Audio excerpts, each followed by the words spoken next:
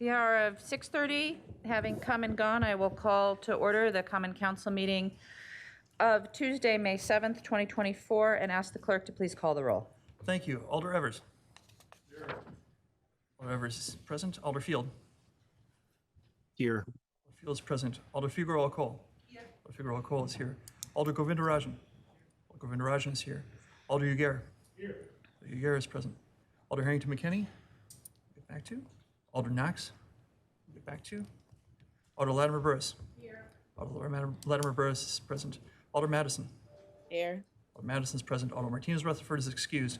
Alder Miadze. Alder Miadze is present. Alder Rummel. Alder Rummel is present. Alder Tischler.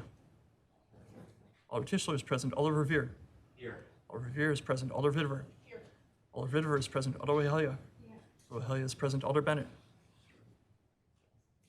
Here. Alder Bennett is present. Alder Conklin. Present. Alder Conklin is present. Alder Curry. Here. Alder Curry is present. Alder Duncan. Here. Alder Duncan is present. Madam Mayor, we have a quorum. Thank you. I'll begin this meeting, as I do all of our meetings, by reminding us that we are all here to do the business of the people of Madison.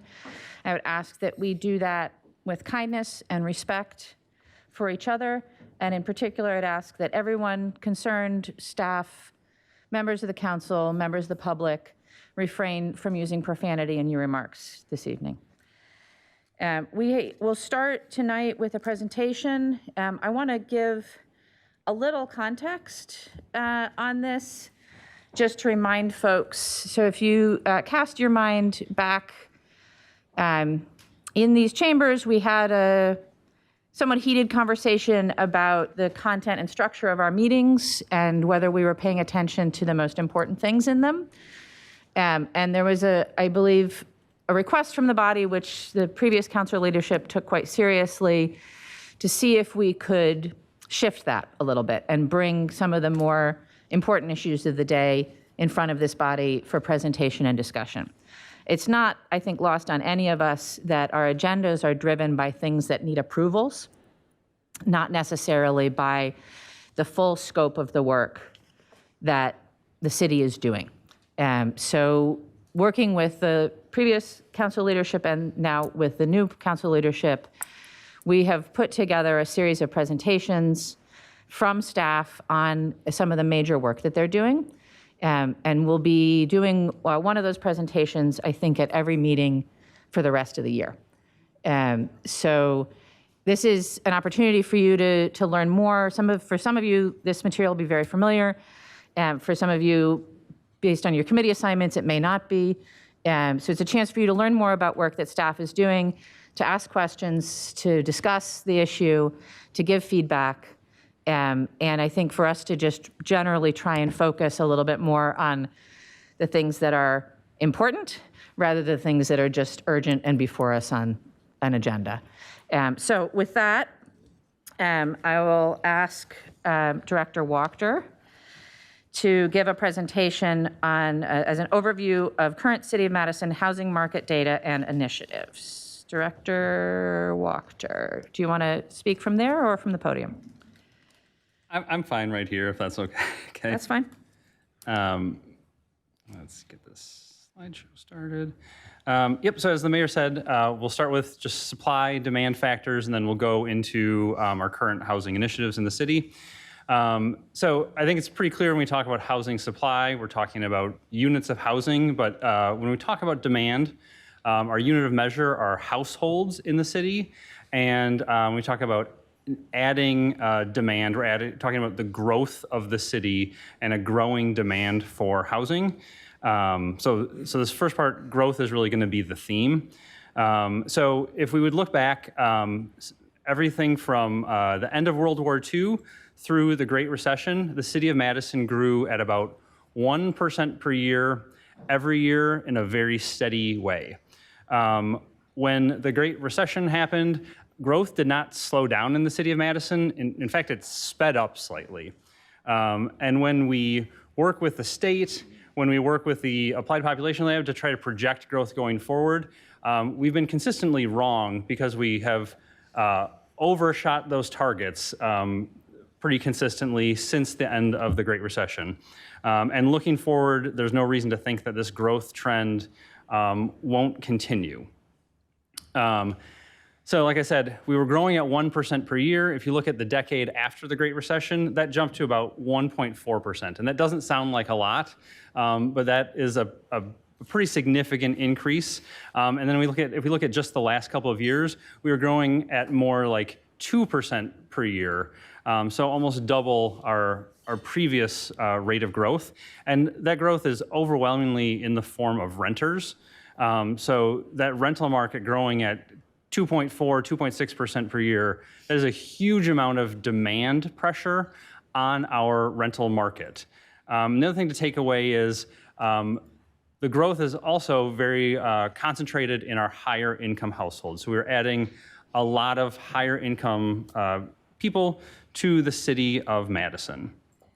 And so let's talk about what's driving that growth.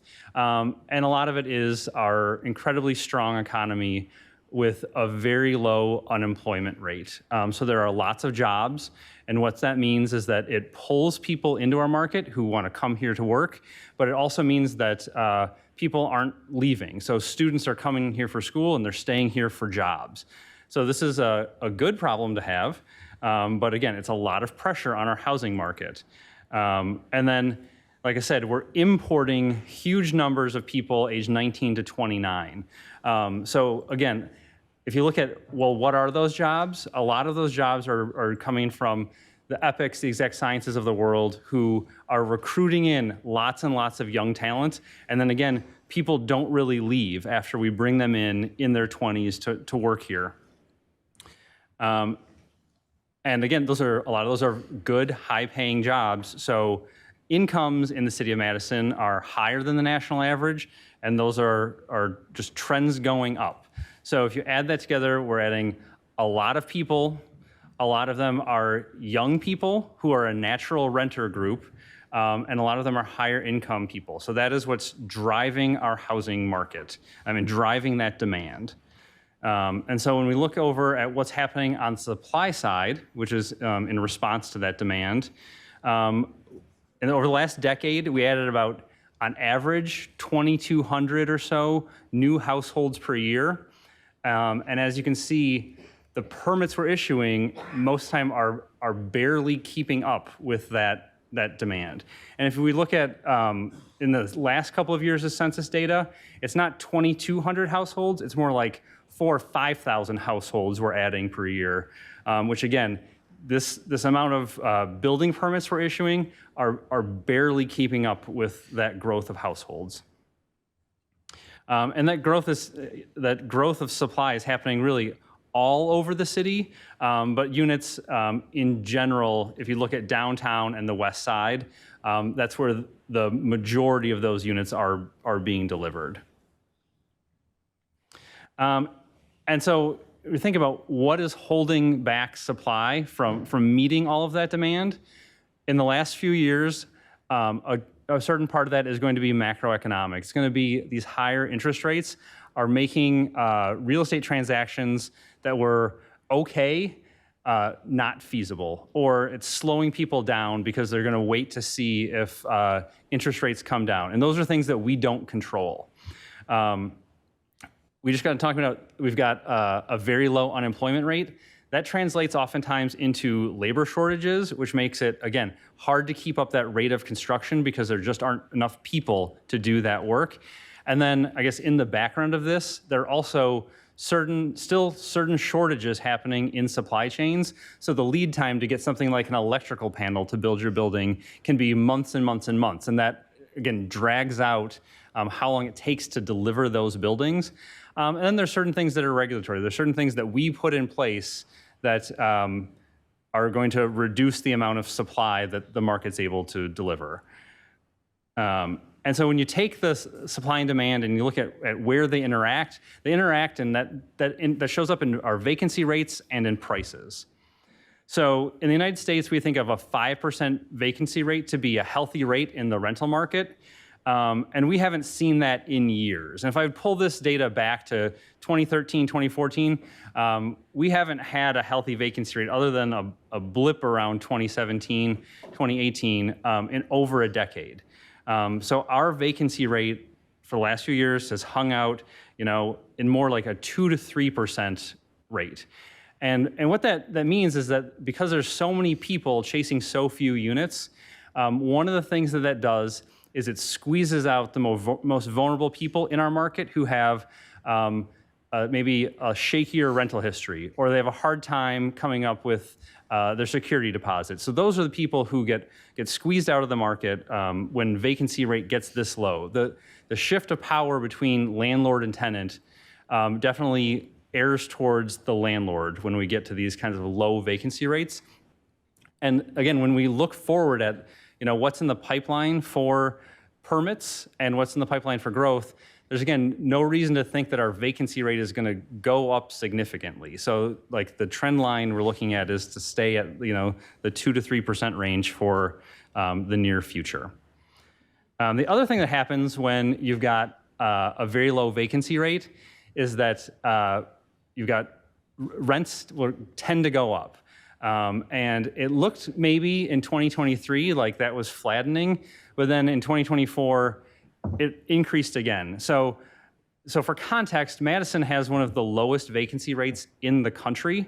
We also have one of the highest annual increases in rents in the country in the last couple of years. And those things, like I said, are very connected. And so when we look over at the ownership side of things, when we look at the number of units that are available for sale, how long things stay on the market, those numbers are both going down. So our available supply is very low for houses in the city of Madison. And so again, that shows up in the sales data where houses are selling for more than they even list for. You also see that in our single-family assessments, where if we go back to 2018, our average single-family home assessment was around $300,000. Jump ahead to today, and that's more like $450,000. So a 50% jump over the course of about 8 years. And again, that's because there's a lot of people chasing very few homes. So to drill into the affordable side of things, just so we're all on the same page, affordability is really just a measure of household income to housing costs. So no matter how much money you make, there is a level where housing would no longer be affordable to you. So if you're making $25,000 a year, that's going to translate to about $625 that you can pay for in rent. But if you're making, say, $125,000, you could afford $3,125. So there's still a limit to you, no matter where you are on this. But for the most part, when we talk about affordability, we're not talking about people making hundreds of thousands of dollars per year. What we're really talking about are people on this lower third of the income spectrum. So in general, you can kind of think of that as households making $50,000 per year or less are the households that we focus in on that have lower incomes when we talk about affordability. And what do those jobs look like? A lot of our service-based economy, administrative assistants through lab technicians, these are sort of the average incomes for these jobs. And these are jobs you find literally in every neighborhood across the city. So when we draw the line for our programs, it's going to be where we would say that 60% of area median income is our cutoff between low income or not. So like I said, in general, if a household is making $50,000 or less, they're going to fall into there. But if you have a larger number of people in the household, that scales up and down.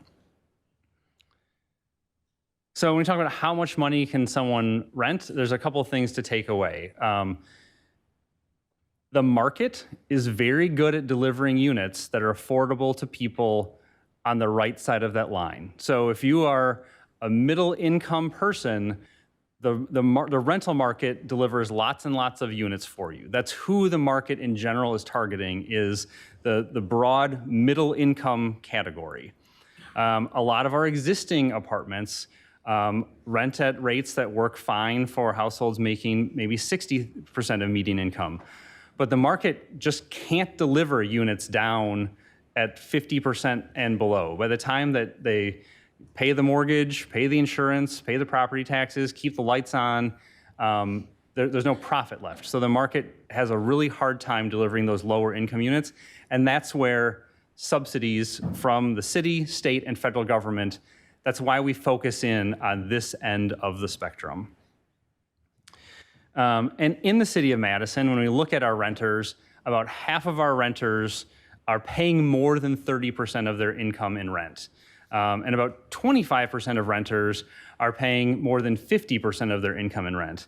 I just want to put a caveat out there that students are included in this data, and they make things seem a little bit misleading, because a student is going to show up as 0% income, even if they have financial assistance, even if rent is being paid for by their parents.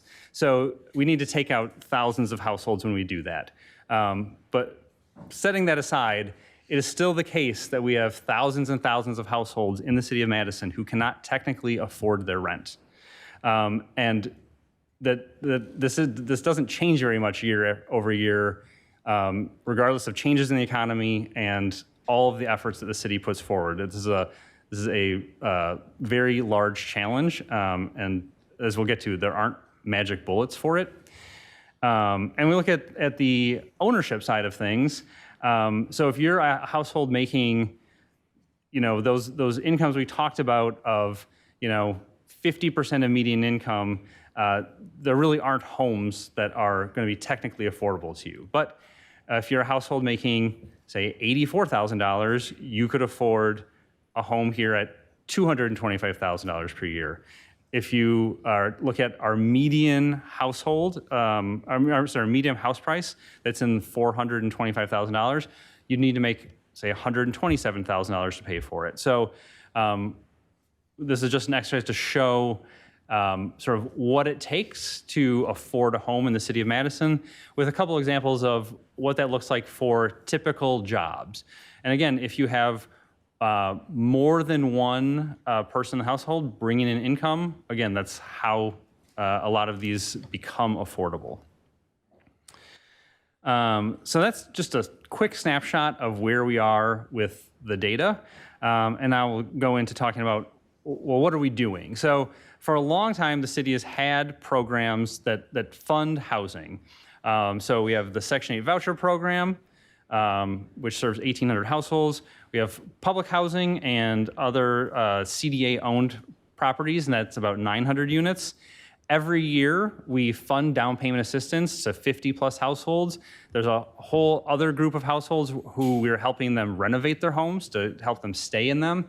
And then for a long time, we funded the creation of new affordable housing, typically in smaller developments and through nonprofits. So these we've been doing for decades in many cases. But about 5 years ago, the mayor asked us to look at all of the various housing reports that we had written, which made up thousands and thousands of pages. If any of you were part of Housing Strategy Committee, you helped write a lot of these reports. And what we did is we went through them and tried to distill down those recommendations into 5 main categories and focus in on the recommendations that were both actionable and impactful. And so for the last 5 years, that's what's driven a lot of our work plans as staff.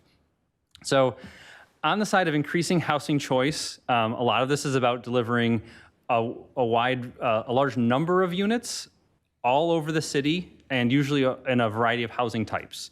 So we went through and made a bunch of technical adjustments to the zoning code, where we would say, if by right you could build, say, 16 units in a certain designation, but we found that 90% of the time people were actually asking to build 24 units, we maybe adjusted those limits up. We made a bunch of those technical adjustments to tweak the code to match the reality on the ground and allow more housing to be built by right. We have gone through and made a bunch of changes to how we handle accessory dwelling units to allow them to be built really all over the city. Again, with less approval, more speed, more flexibility. Not that long ago, you approved the transit-oriented development overlay that in our major transit corridors allowed for more housing development with oftentimes less parking. And then we instituted our planning framework to sort of standardize how we go around the city and do our neighborhood plans so that every area gets planned and they get planned on a more regular basis. Again, so we can make adjustments to allow for changes to what's happening in our housing market. On the affordable housing side, a decade ago, we created the Affordable Housing Fund. In recent years, you've upped the amount of money in that fund to about $20 million, but along the way, we also extended the length of affordability that was required, and we put an extra emphasis on adding those units to places that have great access to transit. We created a land banking fund so that we can go out and acquire land to secure it for oftentimes the creation of affordable housing. And then we run a request for proposal oftentimes to get a developer or a partner on board to make that development happen. So that's something new for us to do it on a kind of a standardized basis. In the downtown, we've worked to create a height bonus in the cases of developments that are going to have affordable housing. And where we've really seen this take off is in the market for affordable student housing, where you've approved a number of developments. And then for this year, one of our big projects is to make some surgical updates to our TIF policy to make it work better in the case of housing, particularly affordable housing. And the results of that Affordable Housing Fund have been that you've funded the creation of over 2,000 new units of affordable rental housing in the last decade. And I'll be the first to say that that's not enough, but for context, it took us about 30 years to build our 900 units of CDA-owned housing before that. So this is comparably very rapid, but it's also a pipeline of housing where we're adding to the market every single year. And as you can see, these developments are happening all over the city, again, with a concentration on where we have good transit access, though. And then the other thing that's changed in recent years is us taking a more aggressive stance towards the city and the CDA making development happen and playing the role of developer. So probably the most visible case of this is going to be the Triangle, which will have the replacement of our existing public housing, but adding 800 mixed income housing units, again, on a transit-oriented site, close to the university, close to downtown, close to a lot of jobs, and really pushing the envelope when it comes to environmental sustainability, and really how we can work with our private sector partners to make these projects happen. So it's a very exciting project. Another example is going in and doing missing middle home housing. So this is a CDA development on the southwest side to replace aging public housing with townhome development, and then also doing a case study to see, well, how did this work? Where is maybe the private sector having difficulty, so we can create new programs to help encourage this sort of housing development on the private side. Our land banking, we've been primarily active in South Madison, land banking a variety of sites, and part of this is because there were opportunities. We had the South Madison Plan guiding us. We had the town of Madison going away, so there were, again, more opportunities than might otherwise be available.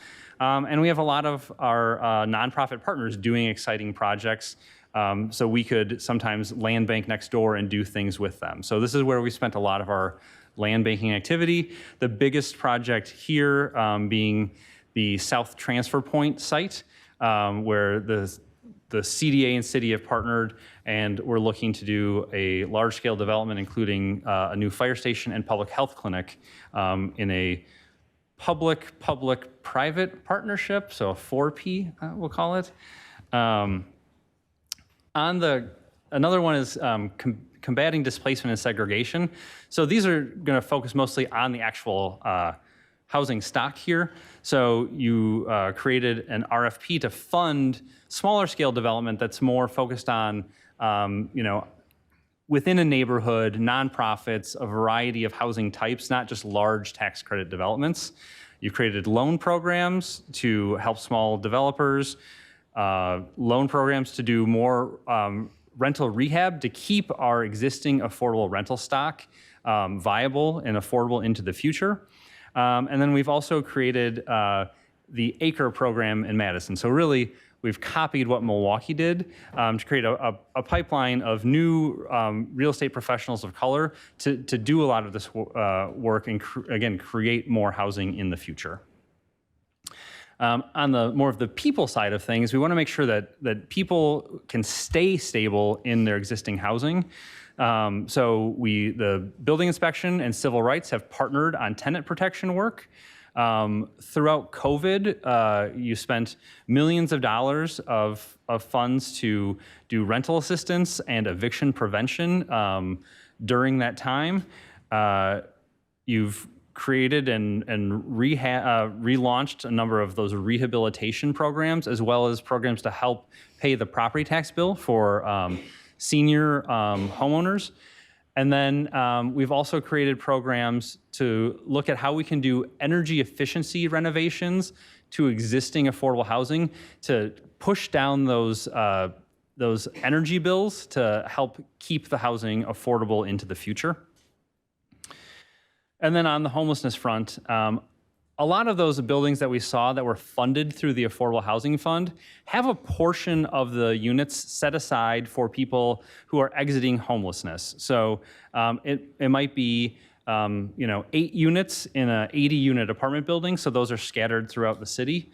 The city and county have partnered to create our new permanent men's shelter. We're working with the Salvation Army to help fund their new shelter project on East Washington by us acquiring their Darbo site, and then they can use those sales proceeds to build the building. Building inspection got very creative on how we can support the creation of tiny homes in a variety of configurations in the city. And then we have the alternate to shelter at Dairy Drive, where again we have the pallet homes as a new type of structure, a new service model to serve people who congregate shelter was maybe not working for. So just for perspective, this is about 10 years of work since the city created its Housing Strategy Committee, created its Affordable Housing Fund, and then in the last 5 years, that's where we've seen a lot of those changes to the zoning code and an increase in funding for a lot of those programs. So I think if you would look at what happened in 2023, that's really a banner year for affordable housing production. So between TIF and the Affordable Housing Fund, you funded over 1,000 units in a single year of new affordable housing, which is, I'm not going to commit to doing that again this year. That was maybe a once in a lifetime thing, but just the scale of that would not have been, it wouldn't have been imaginable even 10 years ago. So this is a lot of progress, a lot of change, and I just want to emphasize that no one thing that we did is going to solve this issue. It really takes us coming at it from all angles to try to move the needle to create more housing and specifically more affordable housing. So we have here the heads of most of the departments of PCED, and we're all here to answer questions if you have any. Thank you, Matt. Appreciate that comprehensive presentation. Are there questions for Matt or any of the other directors that are here this evening from any of the council members? Alder Miante. Just wanted to thank thank him for that presentation, but any plans for the north transfer point? So I think right now we're still in the process of doing some decommissioning of the north transfer point. We still have some equipment in there, and I believe it has a temporary use for. I think we have temporary staging happening there for something else, but it is in the future work plan to do planning around all of the other transfer points as to what's going to happen. But there's no concrete plan as of today. Thank you. Thank you, Alder. Alder Figueroa Cole? Thank you, Mayor. Thank you, Matt, for that presentation. So some of the things that really caught my attention is, again, first of all, how even though we are talking about how many years in the making this is, many of the things that highlighted here are things that are very familiar to many of us that we have worked on, like the increasing, the by right increase of the zoning and the ADU, the transit overlay, the area plans changes. So my question to you is, what else should we be doing to continue this trend of providing this healthy amount of units per year? What's your wish list? Well, I'm going to start with some of that work is being done at Housing Strategy to really look to evaluate what's happening now and do some forward-looking work. And Jim, I think we're looking at a late summer to come back with the body of that work. Does anyone want to talk about other projects or changes that are maybe on the horizon? Well, on that note, with the project with the report that they're going to bring back, last week we were invited to a housing strategy meeting from Dane County, and there were people there from all over, all over the Dane County area. So they all had their own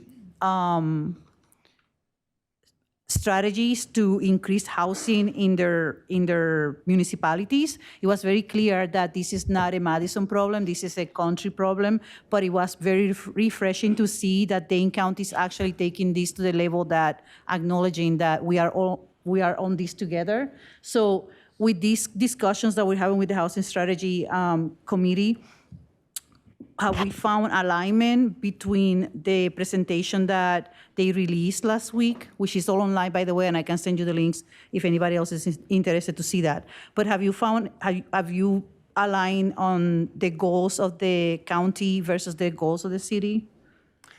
So we've been partners with the county for most of these 10 years as they've been doing their data work. We've been doing it in tandem. I think we're very much aligned with what those challenges are. I mean, I think we have, in some cases, overlapping funding programs that could probably use a little more alignment. But I'd say in general, those goals match ours. Jim, I don't know if you have anything else you want to add. I don't have a lot to add, but I think until more recently, most of the work that's been done in developing new affordable housing has occurred within the city. So county's working, and it sounds like municipalities are engaging in efforts to extend that outside of the city and including the county. So we're looking to scale up, but we can only do so much in this city, and I think the point of the county conversations is acknowledging that it is a regional challenge and trying to engage more municipalities in the county in doing the kind of work that we've been doing in this city for a while. Yeah, it was very refreshing to see that we finally, what's this messaging of we are on this together, not just the city of Madison versus the rest of the county. And then the last question I have here, last week also we went to the opening of the Triangle, and when you say that the CDA, the city and development is playing a development role, can you help me understand what does that mean? Because of course I think everyone that went to that opening, we want more of that everywhere on the city. So how do we accomplish to get more Triangle, vision or infrastructure around the city of Madison? Sure. So a lot of the work we do, like with the Affordable Housing Fund, is we tell the market what we want to fund. We say we want it to be on transit, we want more 3 bedrooms, we want those things. But a lot of it is then the developer has to, get the land, come up with the idea, and then we sort of negotiate over the details later on. I think this model that we're talking about for the CDA side of the triangle is that the city and the CDA step forward and say, well, we've got some work from this neighborhood plan that gives us an idea, but then we directly engage the community. We pull together all of those resources and make something happen. The truth is that takes a lot of time, effort, and staff to get it done. And one of these deals, 3 years is like the minimum it would take. I would say at the Triangle, we started with the neighborhood plan 8 years ago. COVID happened in the middle, so that slowed us down a little bit. And when it's us, sometimes we have to go through, changes with public housing and all these sort of things. Sometimes it's harder for us, but we can do these bigger things. So I'd say there's a limit to how much of that we can do. Right now, the big ones are going to be the Triangle, which is 5 phases. So we have 8 years ahead of us to build it all out. Park Badger will take a little bit of time. But after that, I think we would look at where are we land banking, where are we going to start lining up those pieces, doing assemblage. And I think there's a question of when is it right for the city to be the developer, and when is it right for us to be a funder and a partner that way. And I think where we've been landing is it has to make sense for us to have an ownership interest in the long term. So if there's going to be a public health clinic and a fire station in the building, it's a lot easier for CDA to argue with engineering about how to pay the water bill than if it's a third-party partner. But if it's just a straight affordable housing deal, maybe the best thing for us to do is just be a funder and then move on to the next deal so we can keep moving. But that's definitely a policy discussion and I guess a resources discussion that needs to be had. Thank you again for the presentation. That's all I got, Mayor. Thank you, Alder. Alder Bennett. Thank you for the presentation. In one of the recent reports about, the states of housing that Housing Strategy released, it was shown that new housing created right now, like there's a surplus in housing for people that are 50 to 80% AMI. And so like either people are below 50% AMI and are renting up, or people are renting down. So I'm wondering how within the approaches that you showed, are like we right sizing these approaches to meet people at the income levels that are in deficits of housing? Sure. I mean, that's definitely the case that some people don't. I'd say no one wants to spend 30% of their income in rent. So lots of people are, if they have the means, they are renting down. They might make 120% and they might rent a 80% unit or something like that. Mm-hmm. And we can't stop them unless we're subsidizing it and then we put an income restriction on it. I think to not directly answer your question, because I don't have a good answer for it, where we put a lot of our emphasis and our dollars is to make sure that we get a lot of units at 30, 50, and 60, and we push those deals to add more 30% AMI units than, say, the state would say. So we're pushing on that to make sure, because those are the hardest to deliver. Mm-hmm. And then for the most part, I'd say if you're over 80%, we're oftentimes trusting the market and supply to shake that out. But it's not perfect, and it's not going to be, I don't think we're ever going to hit a perfect match of incomes and rents for it to shuffle out. And some of these things, right, they take time to work out. That's not a very satisfying answer, I'm sure. No, it's okay. I understand. I get it. It's something that's recently came out. So also, I was wondering, I don't know if this was mentioned, and I don't think it was, about approaches to like preservation and rehabilitation. So I'm wondering in like the Madison Affordable Housing Fund or in other or like do we have other programs that prioritize or at least help provide funding for preservation and rehabilitation activities? Do you want to cover it? Alder, those types of developments or projects are currently eligible under the Affordable Housing Fund.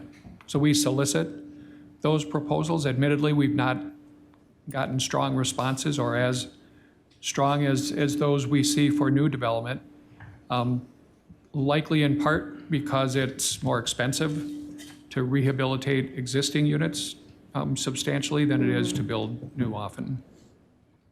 Okay, thank you. Also, I just also should probably say a disclosure that I should have said before I started talking is that I do work at the Wisconsin Housing Economic Development Authority, or WHEDA. I do not represent the company here, and I'm not influenced by that position thereof. Thank you, Alder. Alder Harrington McKinney? First question is that your presentation was excellent. Is that going to be made available to alders with the slides? Will that be on your website, or where we access that? Yes, I will admit I was editing it until 5 minutes before the council meeting, so that's why it's not up yet, but it will be. Okay, good. And my second question is that it really is around access, and access means how are you getting the information out to the public? I mean, like if there are special benefits for the elderly, how are you interacting with the community, informing them of possible access to these resources, these programs, these opportunities? Alder, I can speak to those development projects that that we're involved in financially. We ask a lot of things of developers in return for financial assistance, and one of those that we pay a good amount of attention to is affirmative marketing plans. So we want to make sure that that developers and property managers are reaching out to populations that we're trying to serve. Question is that if that marketing plan is in place and the developer knows that this is what the city desires, is there any follow-up or feedback that they are actually I mean, what is the feedback? How do you know that this is happening? And I ask the question because when you're in the community, many people don't know that these programs are available. And so I'm really interested in how that method of communication is happening. So in a couple of ways, I think developers are obligated to market again to populations that we're trying to reach, trying to serve. They're not allowed to fill units for a certain period of time until or unless they've made those marketing efforts and have not been able to fill their units. We respond to complaints, though we don't get a lot of them, about access issues. I think those are the two primary ways. Thank you, Alder. Alder Knox? Alder, you're muted. You can hear me now. Yes. Okay, thank you. My question was, I just want to know, are there other current opportunities available for land banking? And if, maybe you can briefly share what the strategy is to identify these sites citywide, so that you can spread the wealth of affordable housing, across the city, preferably in mixed income neighborhoods. And my second part of that question is, or is that a function of maybe TIF, the market, available funds in our housing fund? Maybe you can share a little bit about that.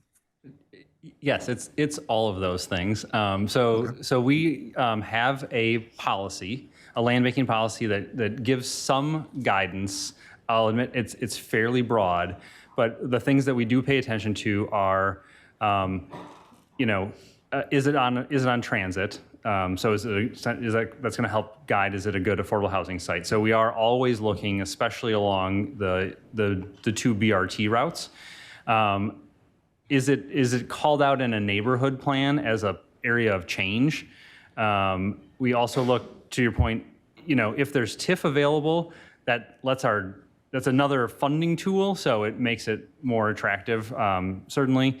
But then we're also looking oftentimes, is it in a neighborhood that displacement has already happened? So there is a lack of affordable housing, and we need to create the opportunity. Then we also look, is this an area of the city where there's a high risk of displacement, and we need to get in to ensure that there's an affordable housing opportunity before all of them go away? So those are two things that we keep an eye out to. But then how do we actually go about the hunt? We have people in real estate who literally start their day every day by looking at commercial real estate listings to see if something new popped up. That sometimes finds things. We have engaged some brokers and consultants to help us look at, well, maybe what's not on the market, but is underutilized, maybe soon to be available site. And that helps guide the search as well. And then we have a broader team where people from all across planning, community economic development, give some input on, a site that we should maybe pay some extra attention to. And I'll say, we don't have a 100% success rate. So there's often times where we'll go down the road of, getting an appraisal or working with a potential seller, and we just can't come to terms. I think you see a lot of the activity in South Madison just because the time was right for a number of those to happen. It wasn't necessarily intentional that we would do 3 or 4 acquisitions in a row in South Madison. So I will say right now, we do have a lot of extra attention on the east-west BRT line to find opportunities along it. Okay, thank you. Thank you, Alder. Alder Revere? Thank you, Mayor. Thank you, Director Wachter, for the presentation, and thanks to all of your colleagues for being with us tonight. I just have one question, and that is, as you know, we continue to receive great deal of interest from student housing developers looking for sites to develop in the campus area. And in your presentation tonight, you had mentioned as one of our accomplishments the fact that we created a height bonus in the downtown area for affordable housing developments. As you know, for the student housing developer and the type of leases per bed arrangement that many of them use, that ordinance isn't workable for them on the face, and we have to do these one-off resolutions, we would call them, I guess. Could you give us an update, please, on where this is in the staff work plans to try to continue to look at refining our ordinance that's only a little over a year old now, to make it more user-friendly for student housing developments to utilize without having to go through more of a negotiation and separate resolutions? Sure, I can take that, Alder Revere. Thanks for the question. Thank you, Heather. Yeah, no problem. So we are still actively engaged with UW-Madison folks in the Office of Financial Aid and also the housing office there to talk through this and figure out what enhancements to our recently changed ordinance will work best from their standpoint. I think that we have a shared understanding that folks at UW-Madison or other institutions in the city would need to be engaged in order to make sure that the right students are accessing opportunities for the below market rate beds or units. And so they understand that, and I think we're trying to work out the details, and best estimate is that we'd have something probably in the next few months to bring back to the council and make an enhancement to that ordinance change so that it most clearly applies to student housing as well. That sounds great. Thanks very much for the update, Heather. Appreciate it. Thank you, Mayor. Thank you, Alder. Alder Rommel? Thank you, Mayor. I'm wondering if, well, again, thank you for the presentation. I thought it was a very good overview. And I just, you know, what we might have all noticed on the agenda tonight is a resolution to, I'm not quite sure if I'm going to phrase it right, but accept Sinair as a new manager for the Tree Lane and Ruthke projects. And it made me think about our success with the Housing First model, and I don't really see it in the PowerPoint, and I'm wondering what lessons we've learned and approaches about density of very low income housing that are takeaways that we might be doing going forward.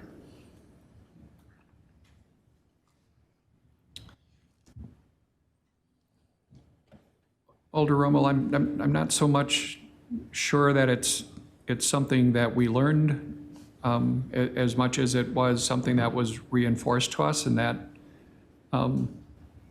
that lesson was the risk of ineffective property management and financial management of property. So, you know, we focus most of our time and attention often on bringing developments to bear when we recognize that it's every bit as important, perhaps more so, what happens after.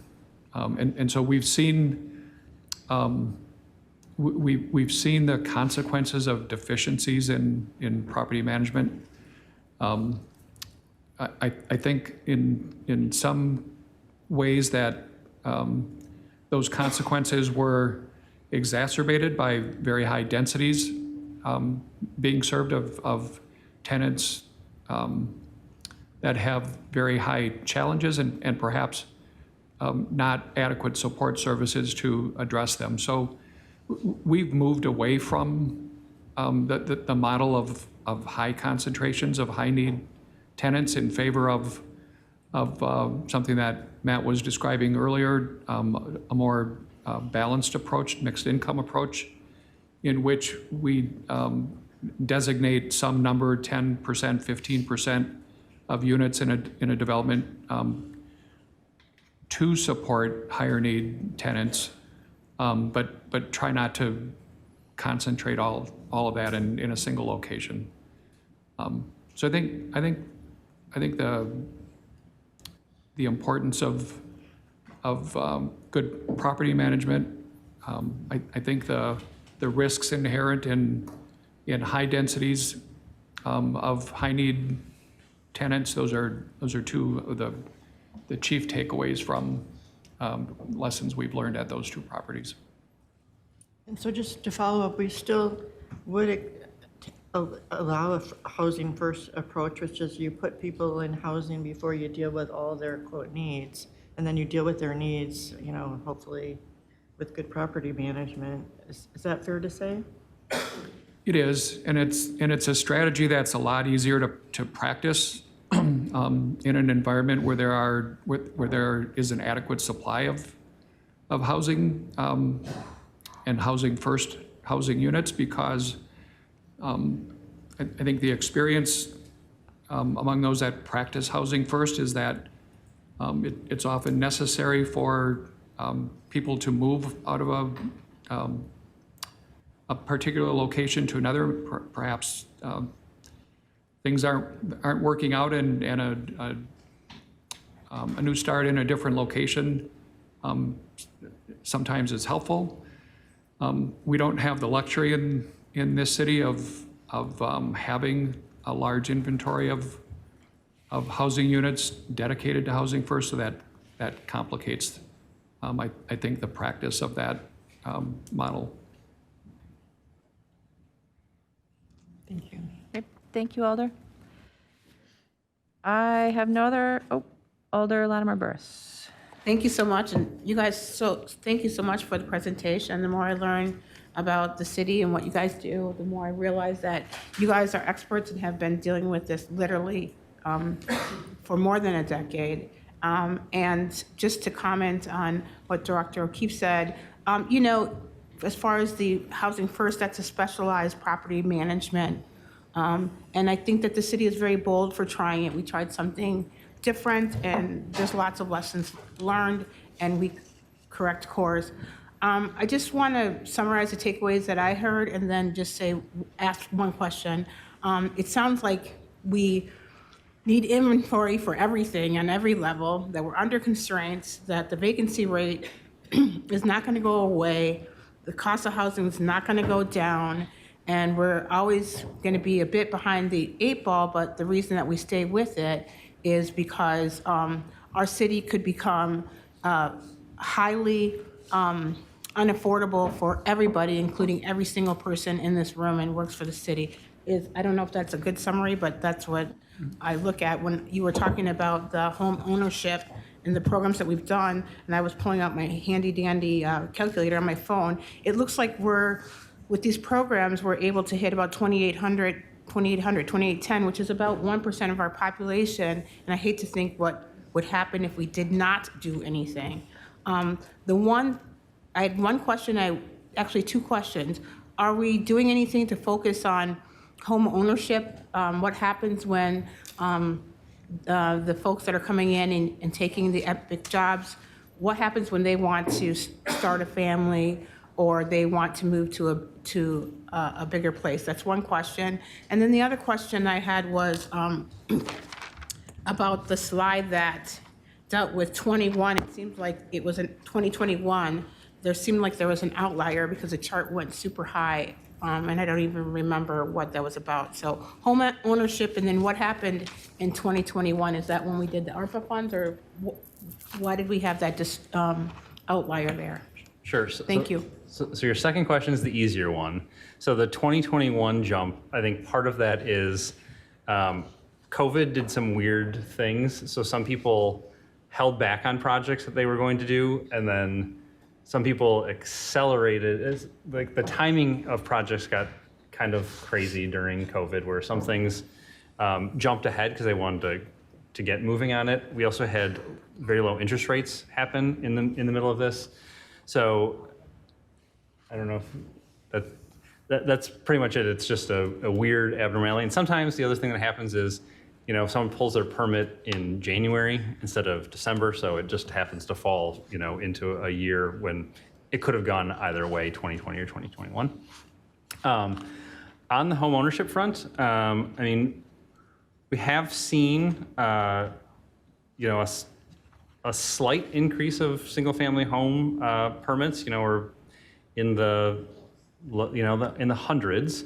It's not for a lack of newly platted residential sites. I think we have thousands of those. I don't know, Heather, Matt, if you have insight into what's happening in new single-family home construction. Sure, I don't have detailed numbers, but we do have some capacity, especially on the edges of the city now. But I would say that our longer-term capacity, we can count a few more decades of growth capacity at certain densities, at those low densities on the far east and far west sides of the city. We are hearing from some of the more common, more frequent developers of single-family housing that it's a struggle now to find large available tracts of land. And so we're seeing a few examples of smaller plats, I'll call them, smaller single-family neighborhoods coming into play. So I think we are seeing a little bit of a restriction on the supply of land for single-family homes. But Matt's right. We still have plenty of approved plats that are just slowly building out, as most plats do, phased in over time, being absorbed really quickly. I don't think anyone's having trouble selling lots or selling homes once they're under construction. So much. You guys are doing such a great job, and you have such a hard thing to try to balance out that it seems so minuscule, but like you said, it's the big difference between 900 and 30 years. You did it in one is pretty amazing. So thank you.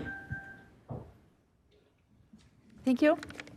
I have no other others in the queue with questions. So let's thank staff again. Director Wachter and your colleagues, appreciate you all being here. Appreciate the presentation, and we will make the slides available to the council, and we can attach them to the Legistar file, but also, Matt, if you'd just send them out to the alders, that'd be appreciated. All right. So that will take us to honoring resolutions. Item 2 on our agenda is Legistar 83169, proclaiming May 10th, 2024 as Provider Appreciation Day in the city of Madison. We do not have anyone here to receive the resolution, so we'll dispense with reading it. But Alder Vitever, would you like to make the motion? Move to approve. Is there a second? Moved and seconded to approve the honoring resolution. Questions, discussion? Seeing none, is there any objection to recording unanimous vote in favor of item 2? Seeing no objection, we'll record a unanimous vote in favor of item 2. That will bring us to disclosures and recusals. Are there any disclosures or recusals for items on the agenda tonight? Alder Field. Thank you, Mayor. So on item number 38, UW-Madison is my day job employer, so I'm recusing from the vote on that resolution or any of its alternates or substitutes under the Common Council's Ethics Code. Thank you, Alder. Alder Tischler. Yes, also on item number 38, I'd like to disclose that UW-Madison is both my day job and oftentimes night job as well. So Alder, are you similarly recusing? Yes, I'm recusing just like, yeah, sorry about that, just like my colleague Derek. Thank you, Alder. Alder Evers? Thank you, Mayor. I believe it's item number 79 regarding Bree Stevens Field. I am not employed by Big Top, but I have done concerts there in the past and may do concerts there in the future, but that would not impact my vote and want to disclose that relationship. Thank you, Alder. Alder Madison? Also on the Bree Stevens, I don't work there, but we are hosting an event there, but any decisions I make wouldn't be affected by us using the Bree Stevens space in the future. Thank you, Alder. Alder Conklin? Is it ready? Thank you. I forgot how to do it. Can I be added to agenda number 90, Legistar number 82900? And can I be added to number 93, Legistar number 83009? And one more, number 124, Legistar number 83137. Thank you so much. Thank you, Alder. The clerk will add you as a sponsor on those items. Are there any other disclosures or recusals on today's agenda? Seeing none, we'll move on to the presentation of the consent agenda. President Figueroa Cole? Thank you, Mayor. A consent agenda is moved with the recommended action listed for each item on the agenda, including public hearings, except 1, items which have registrants wishing to speak, 2, items which alders have separated out for discussion for debate purposes. This document lists supermajority items, agenda items with recommendations different from the agenda, items for exclusion, items introduced from the floor, and agenda items with corrections. There are a number of supermajority items, but they're repeated in the following section, so I will not read them here, but we'll call them out as I get to them.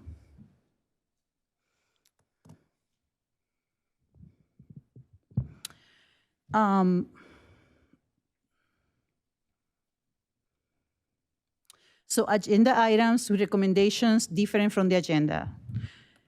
File number 82802, appeal of the Plan Commission action on the demolition permit for 428 to 444 State Street. The recommendation from Alder Bennett is to refer to the Common Council of May 21st, 2024. Agenda item 82745, submitting the appointment of Tana Elias for confirmation of a 5-year term as a Madison Public Library Director, return to lead for the the Madison Public Library recommended action is returned to lead with the recommendation for approval.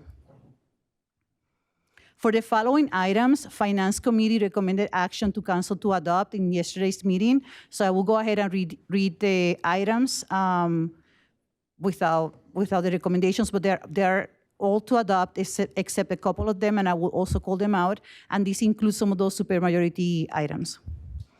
So agenda item 82501, authorizing the Director of Information Technology to transfer certain city-owned conduits, fiber, and related infrastructure to MUFN-C or its members when it no longer serves the city needs. Agenda item 82584, approving the Madison Arts Commission's selection of Jennifer Bastian as the next Thunberg Park Artist in Residence, and approving Lisa Lang and Carolina Romanowska as alternates.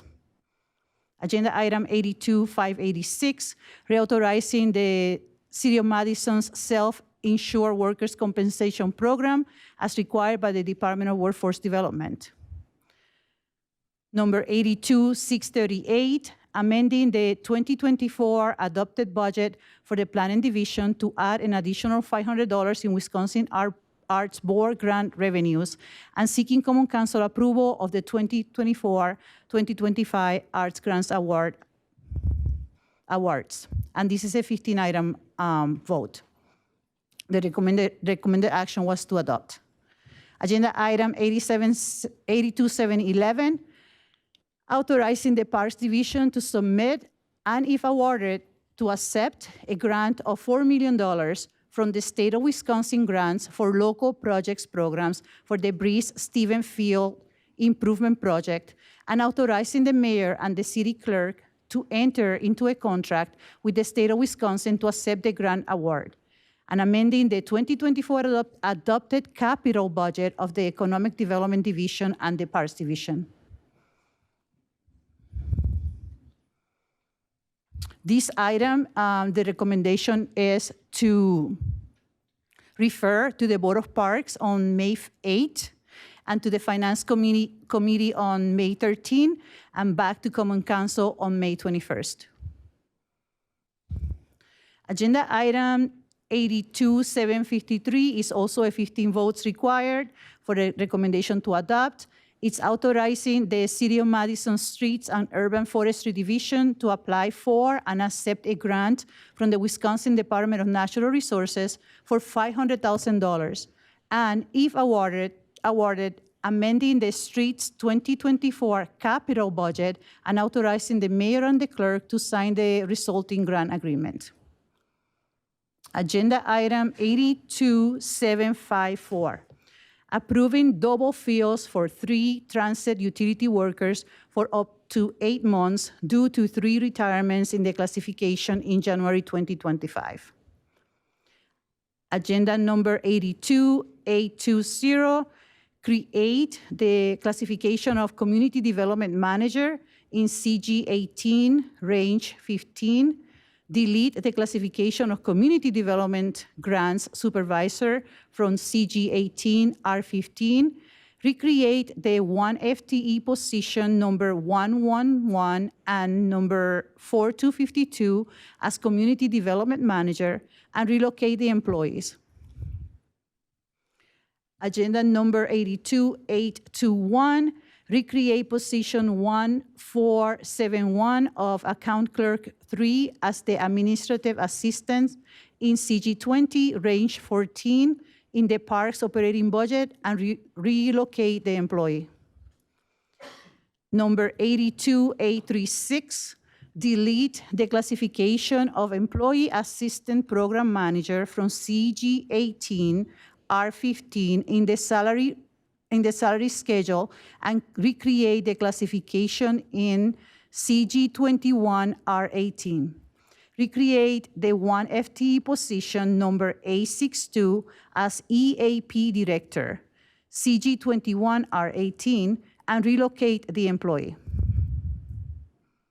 Item 82847, authorizing a loan to Atwood Music Hall LLC or its assigns in the amount of $125,000 for real estate improvements to the commercial property at 1925 Winnebago Street through the TID 54 Small Cap TIF loan program using TID number 54, incremental revenue, as authorized in the amendment to the TID 54 project plan, adopted by the Common Council on July 25th, 2023. Agenda number 82849, authorizing the execution of 3 separate license agreements with the Madison Gas and Electric Company for premises at the Larkin Communications Tower located at 126 Greenway Street, the Spanning, I'm sorry, I don't know the word, Spanning Water Tower located at 4724 Spanning Avenue, and the Lakeview Water Tower located at 1202 Northport Drive. Agenda item number 82A51, authorizing $62,225 contract with Madison Central Business Improvement District and or its fiscal sponsor to fund the continuation of the Downtown Activities Program focused on existing plazas around the Capitol Square and State Street. Agenda item 82884, authorizing the sale and issuance of $3,365,000 subordinated water utility revenue bonds, Series 2024A, and providing for other details and covenants with respect thereto. This is another 15-vote item, agenda number 82890, amending the Economic Development Division capital budget to authorize an additional $1 million in general fund supported goal borrowing for tenant improvements for the lease of Unit 2 of the 1402 Park Condominium as part of the Truman Olson redevelopment, and authorizing an amendment to the lease with the Urban Market as grocery operator, and the execution of documents related to provision of electric service to Unit 2 of the 1402 Park Condominium, construction of grocery and tenant improvements, the execution of condominium documents for the project, and appointing the Economic Development Division Director. And like I said, that was a 15-vote item. Agenda item 82900, authorizing a sole source service contract with the Foundation for Black Women's Wellness for services to support the Dane County Health Council's project Saving Our Babies. Agenda item 82907, authorizing a loan of $170,000 for the Community Facilities Loan Program to Literacy Network to support facility improvements at 701 Dane Street, and authorizing the mayor and city clerk to enter into an agreement for that purpose. Agenda item 82922, authorizing the mayor and city clerk to execute a 2024 YHDP contract amendment with the Center for Community Stewardship to support the Madison-Dane County Continuum of Care's Youth Action Board member compensation. Agenda item number 83009, supporting the effective dissemination of funds provided through the Violence Prevention Services for at-risk apartment buildings amendments. Agenda item 82639, creating a new historic market program and installing up to 6 new markers in 2024. The Landmarks Commission recommendation is to adopt.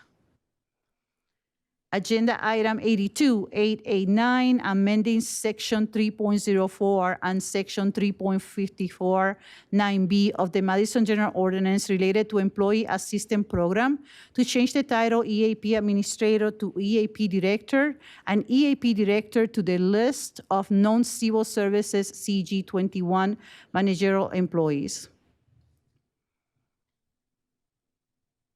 I'm sorry, Mayor. That item 97, I'm confused about the recommendation. It's to adopt. is to return to the, returns with the recommendation of approval. Got it, thank you. Agenda item 82973, repealing and recreating section 33.24 of the Madison General Ordinance related to the Urban Design Commission to implement phase 1 of planned multi-phase revisions of the UDC ordinance. The recommendation from Alder Romo is to change the referral days from the Plan Commission to go back to Plan Commission on June 24, to the Urban Design on June 12, and back to Common Council on July 2nd. Agenda item 83-174, authorizing a loan to Little Tibet Market and Cafe or its assigns in the amount of $125,000 for real estate improvements to the Capitol commercial property at 113 North Sherman Avenue. Alder Romo recommends action is to withdraw from introduction. There were some issues with the file, so they are withdrawing the file at this moment. Agenda item 83-199 is a public hearing for a new license NPL Corporation investment for Crown Liquor at 3510 East Washington Avenue. The recommendation from Alder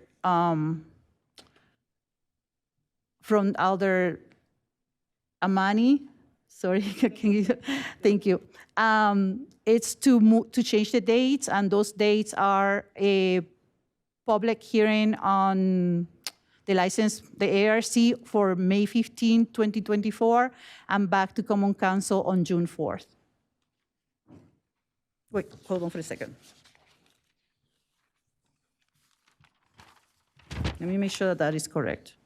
No, we want to change the dates to go to ARC for June 26, 2024, to accommodate the Juneteenth celebrations, and back to Common Council on July 2nd. You guys have that?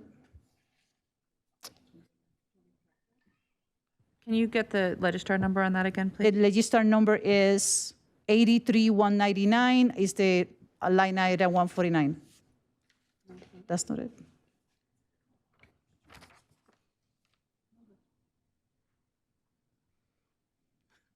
Not already on the agenda on the... Okay, one moment, please. Agenda item 21. So she gave me two, though.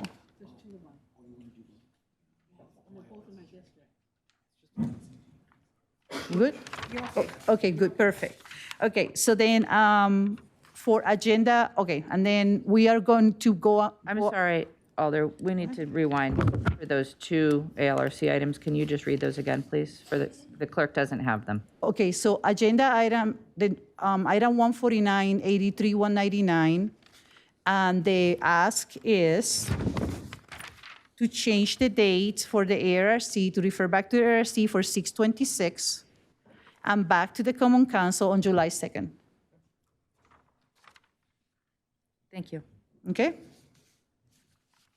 So the following agenda items are excluded either by alders or by speakers registered by noon on May 7.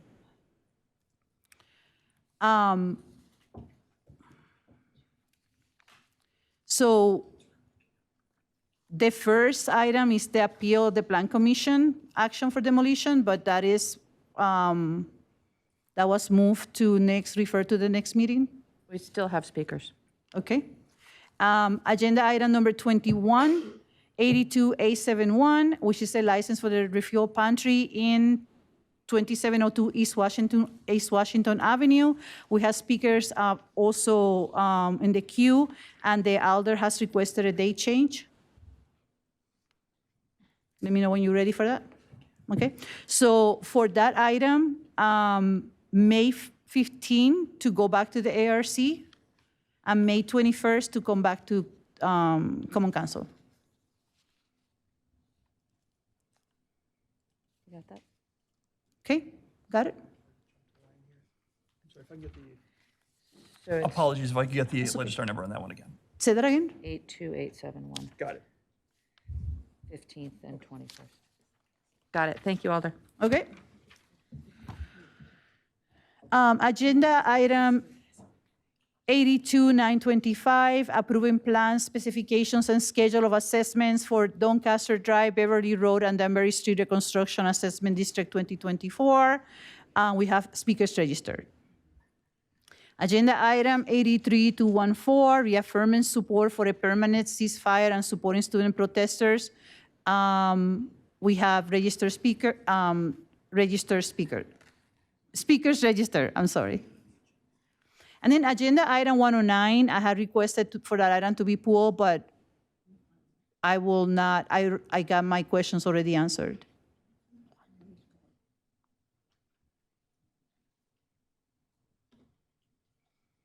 I'm going too fast.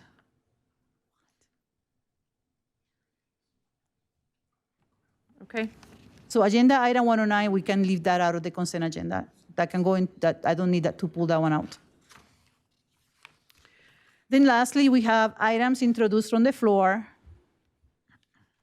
Item number 83-131, a resolution authorizing the non-competitive purchase of $108,074 in goods from Masabi for the purchase of mounting stanchions for Metro new fare box readers, not accounted for in the original contract. That is set up to go to Finance Committee on May 13 and back to the Common Council on May 21st. Agenda item 83-229, authorizing the mayor and city clerk to execute an intergovernmental agreement relating to the transfer of sanitary sewer improvements for the REC sanitary sewer extension from the city of Madison to the Madison Metropolitan Sewers District.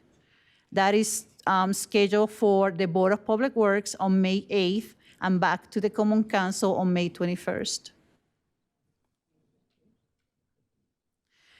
Agenda item file number 83-237 is a public hearing for Nerd Heaven Arcade, and it's expected to go back to the ARC on May 15 and back to Common Council on June 4th. And file number 83-256 is to grant a Class A liquor, Class A beer, Class A cider, Class B beer, and Class B combination liquor and beer, Class C wine, 2024-2025 license renewals with restrictions as previously approved, and to include any change of corporate structure and amended conditions as set forth in the report. And that is scheduled to go back to ARC on May 15 and back to the Common Council on June 4th. Amani, are you good? I'm sorry. Are you good? Okay. And that concludes the reading of the consent agenda. Thank you, President Figueroa Cole.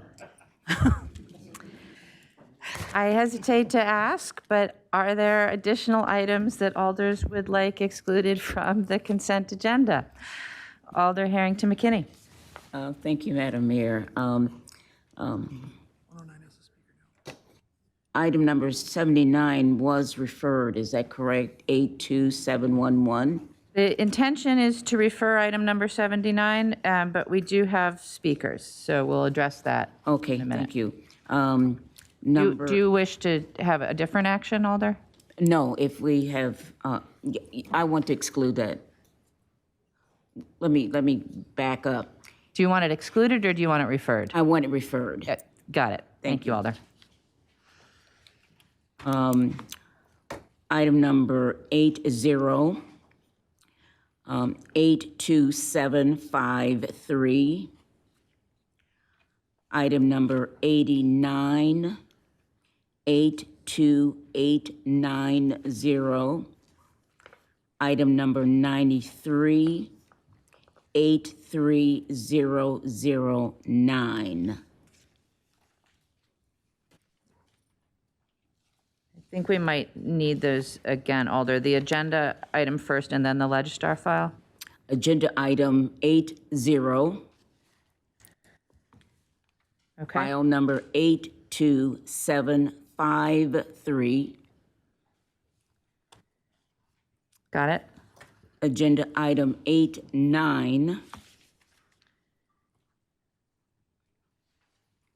8.2.890. Got it? Agenda item 9.3. 8.3009. Thank you, Alder. Thank you, Alder. Are there additional alders that wish to have things excluded from the consent agenda? Seeing none? I think we're going to go over that a couple of times, just to make sure we haven't missed anything. Okay, so the following items are supermajority items. And I'm going to try and do this in real time, folks, so apologies. Let's see. 79 is excluded. 80 is excluded. 89 is excluded. Never mind. So the only item that's not otherwise dealt with is item 78, which is a 15-vote item. Recommendations that are different from the agenda, items 75, 76, 77. Recommendation is to adopt.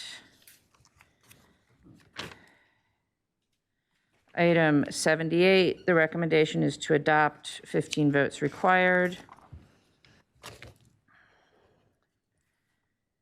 Item 82, 83, 84, 85, and 86. The recommendation is to adopt. Item 88, the recommendation is to adopt, as is items 90, 91, 92,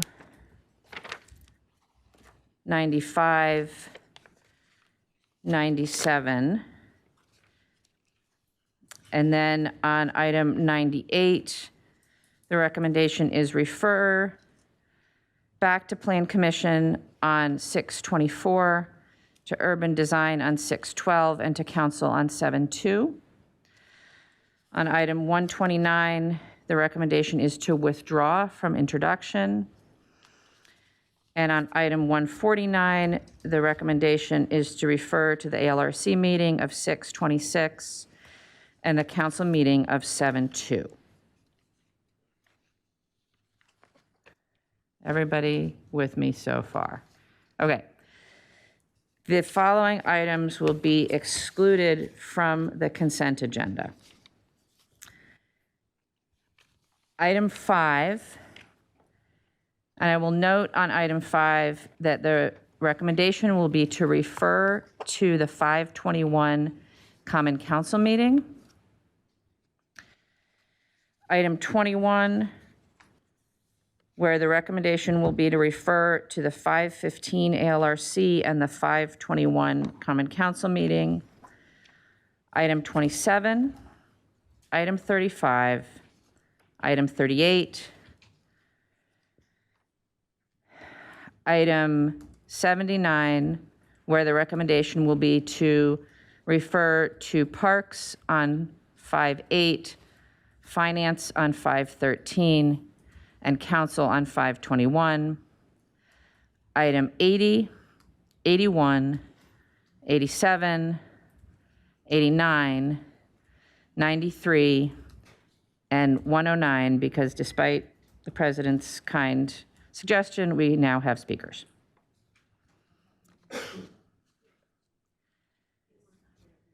So I will go through one more time that list. Items 5, 21, 27, 35, 38, 79, 80, 81, 87, 89, 93, and 109.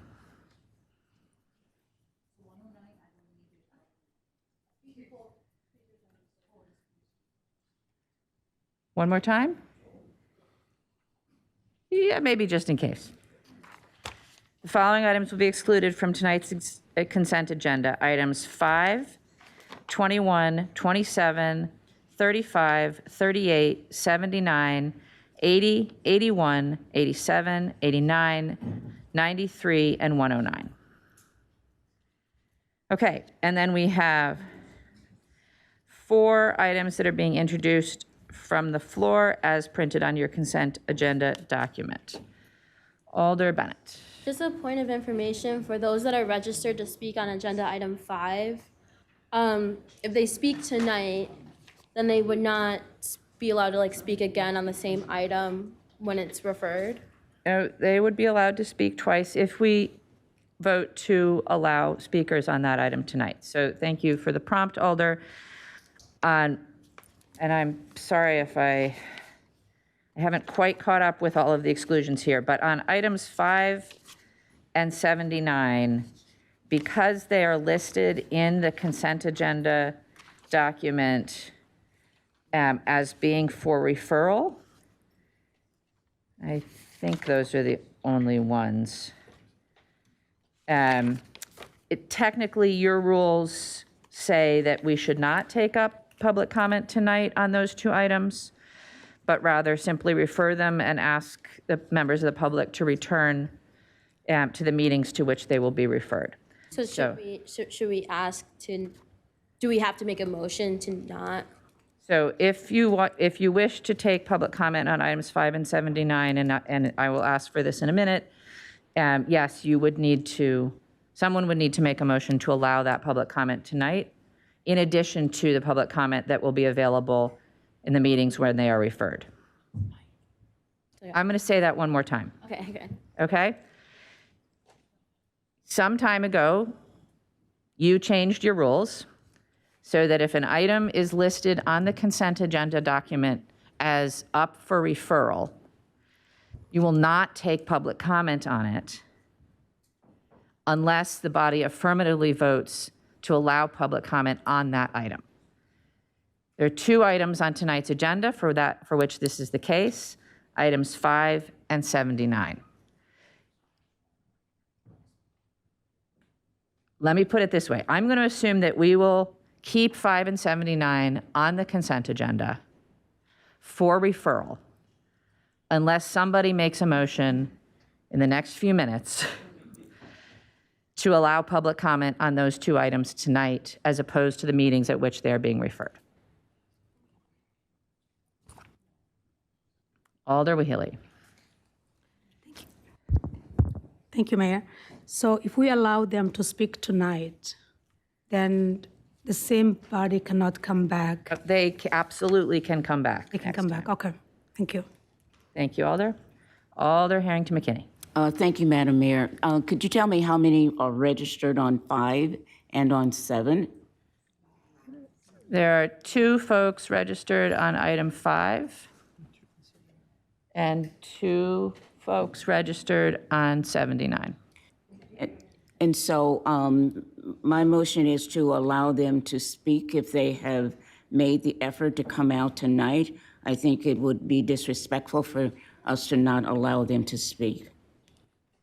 Alder Harrington McKinney will move to allow public comment on items 5 and 79. Is there a second? Alder Wahila, he will second that motion. I'm just letting the clerk catch up, folks. There's a lot going on here. On the question of allowing public comment on items 5 and 79, Alder Harrington McKinney, do you wish to speak to it? All right, thank you, Alder. Alder Bennett, do you wish to speak to it? Yes, the agenda item 5 is the item that I sent to you previously about that I moved referral. And the reason why I'm moving referral is because critical information regarding this discussion is being produced. For this particular demolition permit, they're finishing up a structural engineering report. And so, as I understand, the folks that are registered on this item are now aware that it is being re-referred, and I would rather us not take up this item at this time because I want to be able to give the opportunity for everyone to speak with all the information presented that will be given at the meeting of the 21st. Thank you, Alder. Alder Latimer Burris on the question.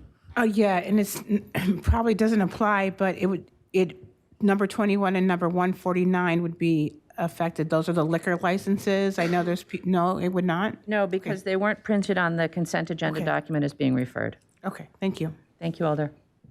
It's a very specific circumstance. The question before us is whether to allow public comment on items 5 and 79 this evening versus the next meetings where they will be referred to. I have no other alders in the queue wishing to speak.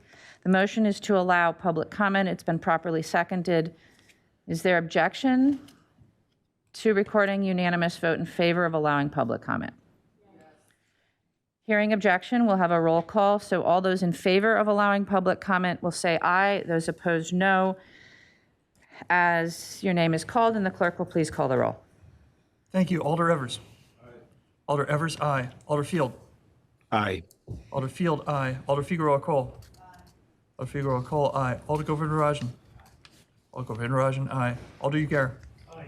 Alder Ugar, aye. Alder Harrington McKinney. Aye. Alder Harrington McKinney, aye. Alder Knox. No. Alder Knox, no. Alder Latimer Burris. Aye. Alder Latimer Burris, aye. Alder Madison. Aye. Alder Madison, aye. Alder Martinez Rutherford is excused. Alder Miadze. Alder Miadze, aye. Alder Rummel. Aye. Alder Rummel, aye. Alder Tischler. Alder Tischler, no. Alder Revere. Aye. Alder Revere, aye. Alder Vitterer. No. Alder Vitterer, no. Alder Wahelia. Aye. Alder Wahelia, aye. Alder Bennett. No. Alder Bennett, no. Alder Conklin. No. Alder Conklin, no. Alder Curry. Alder Curry, aye. Alder Duncan. Aye. Alder Duncan, aye. 14 ayes, 5 noes. With 14 ayes, the motion passes. We will take comment on items 5 and 79 tonight. All right. Everybody clear where we are? Just trying to keep us all on the same page here, folks. Alder Rummel. Mayor, I'm not totally clear on items 80, 81, and 87. I guess I didn't hear them getting polled, and I just want to clarify that. They have members of the public registered to speak. What? We have speakers. Oh, thank you. Thank you, Alder. Okay. All right. Then President Figueroa Cole, a motion on the consent agenda, please. Moved and seconded to adopt the consent agenda. Everybody good? Everybody's good. Is there any objection to recording a unanimous vote in favor of the consent agenda? Seeing no objection, we'll record a unanimous vote in favor of the consent agenda. And we will go on then to public comment, but you will please give me just a minute to make sure that all these papers make sense and are in order.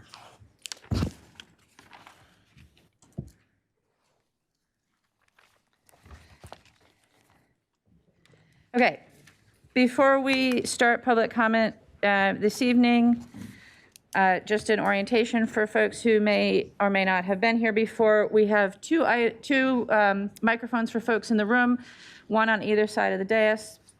Help yourself to either one. I will call 2 or 3 names in advance. Please be ready to come speak, or if you're on Zoom, please be ready to unmute yourself so we can move through our comment period relatively expeditiously. I'd also like to remind all concerned that the only things that we can talk about tonight are items that are on the council's agenda. So please, and this goes for the council just as much as it goes for the public, please confine your comments to items that are on tonight's agenda. All right, our first item for public comment is item 5, appeal of the Plan Commission action on the demolition permit for 428 through 444 State Street. On item 5, we have 2 registrants wishing to speak. Our first registrant is Josh Olson of District 20, to be followed by Linda Lenhertz. Oh, Alder Tischler? Is it possible to take a 10-minute recess? Can we do item 5 first? Okay. I'll come right back to you, Alder. Just because I already called them. So on item 5, do we have Josh Olson? Is there a Josh Olson in the Zoom room? Mayor, I do not see anyone by the name of Thank Josh you. Olson. Is there a Josh Olden in the room? Seeing none. Our second registrant wishing to speak is Linda Lennertz of District 6. Do we have Linda present in the chambers or on the Zoom? Mayor, there is no Linda in attendance. Thank you. That will dispense then with item 5. Alder Tischler. Oh, it's like a motion to take a 10-minute recess. Is there a second? The motion is to take a 10-minute recess. Is there a second? Going once. Alder Knox, are you seconding? Oh, Alder Harrington McKinney will Yes, second. I am seconding. All right, we now have a surplus of seconds. Thank you, Alder. So it's been moved and seconded to take a 10-minute recess. Is there any objection to recording unanimous vote in favor of a 10-minute recess? Seeing no objection, we will take a 10-minute recess. It is now 8:21. We will be back at 8:31.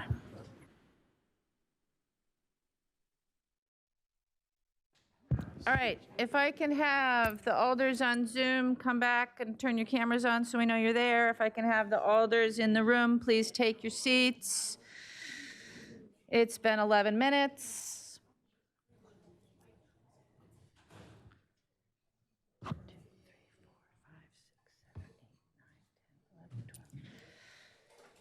We lack 1 alder for quorum, folks.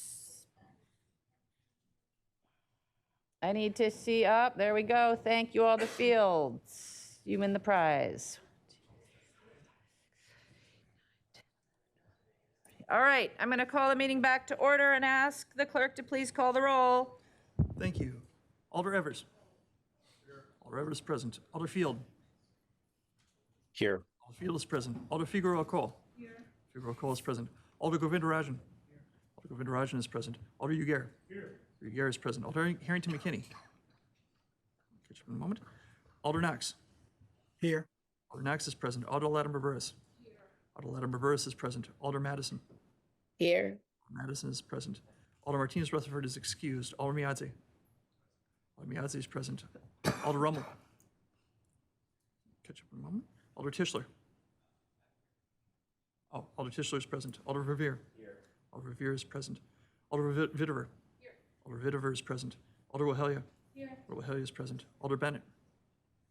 Catch Alder Bennett. Alder Conklin. Alder Conklin is present. Alder Curry. Here. Alder Curry is present. Alder Duncan. Here. Alder Duncan is present. Madam Mayor, we have quorum. Thank you. All right, just to remind us all where we are in public comment. The next item that we have public comment on is item 21. Item 21 is a new license to refuel pantry. As a reminder, the recommendation on item 21 is going to be re-referral to the ALRC of 515 and the Common Council of 521. On item 21, we have 3 registrants wishing to speak. Our first registrant is Elliot LeBrun of District 12, to be followed by Melissa Meyer, to be followed by Jason Robinson. Do we have Elliot? Either one.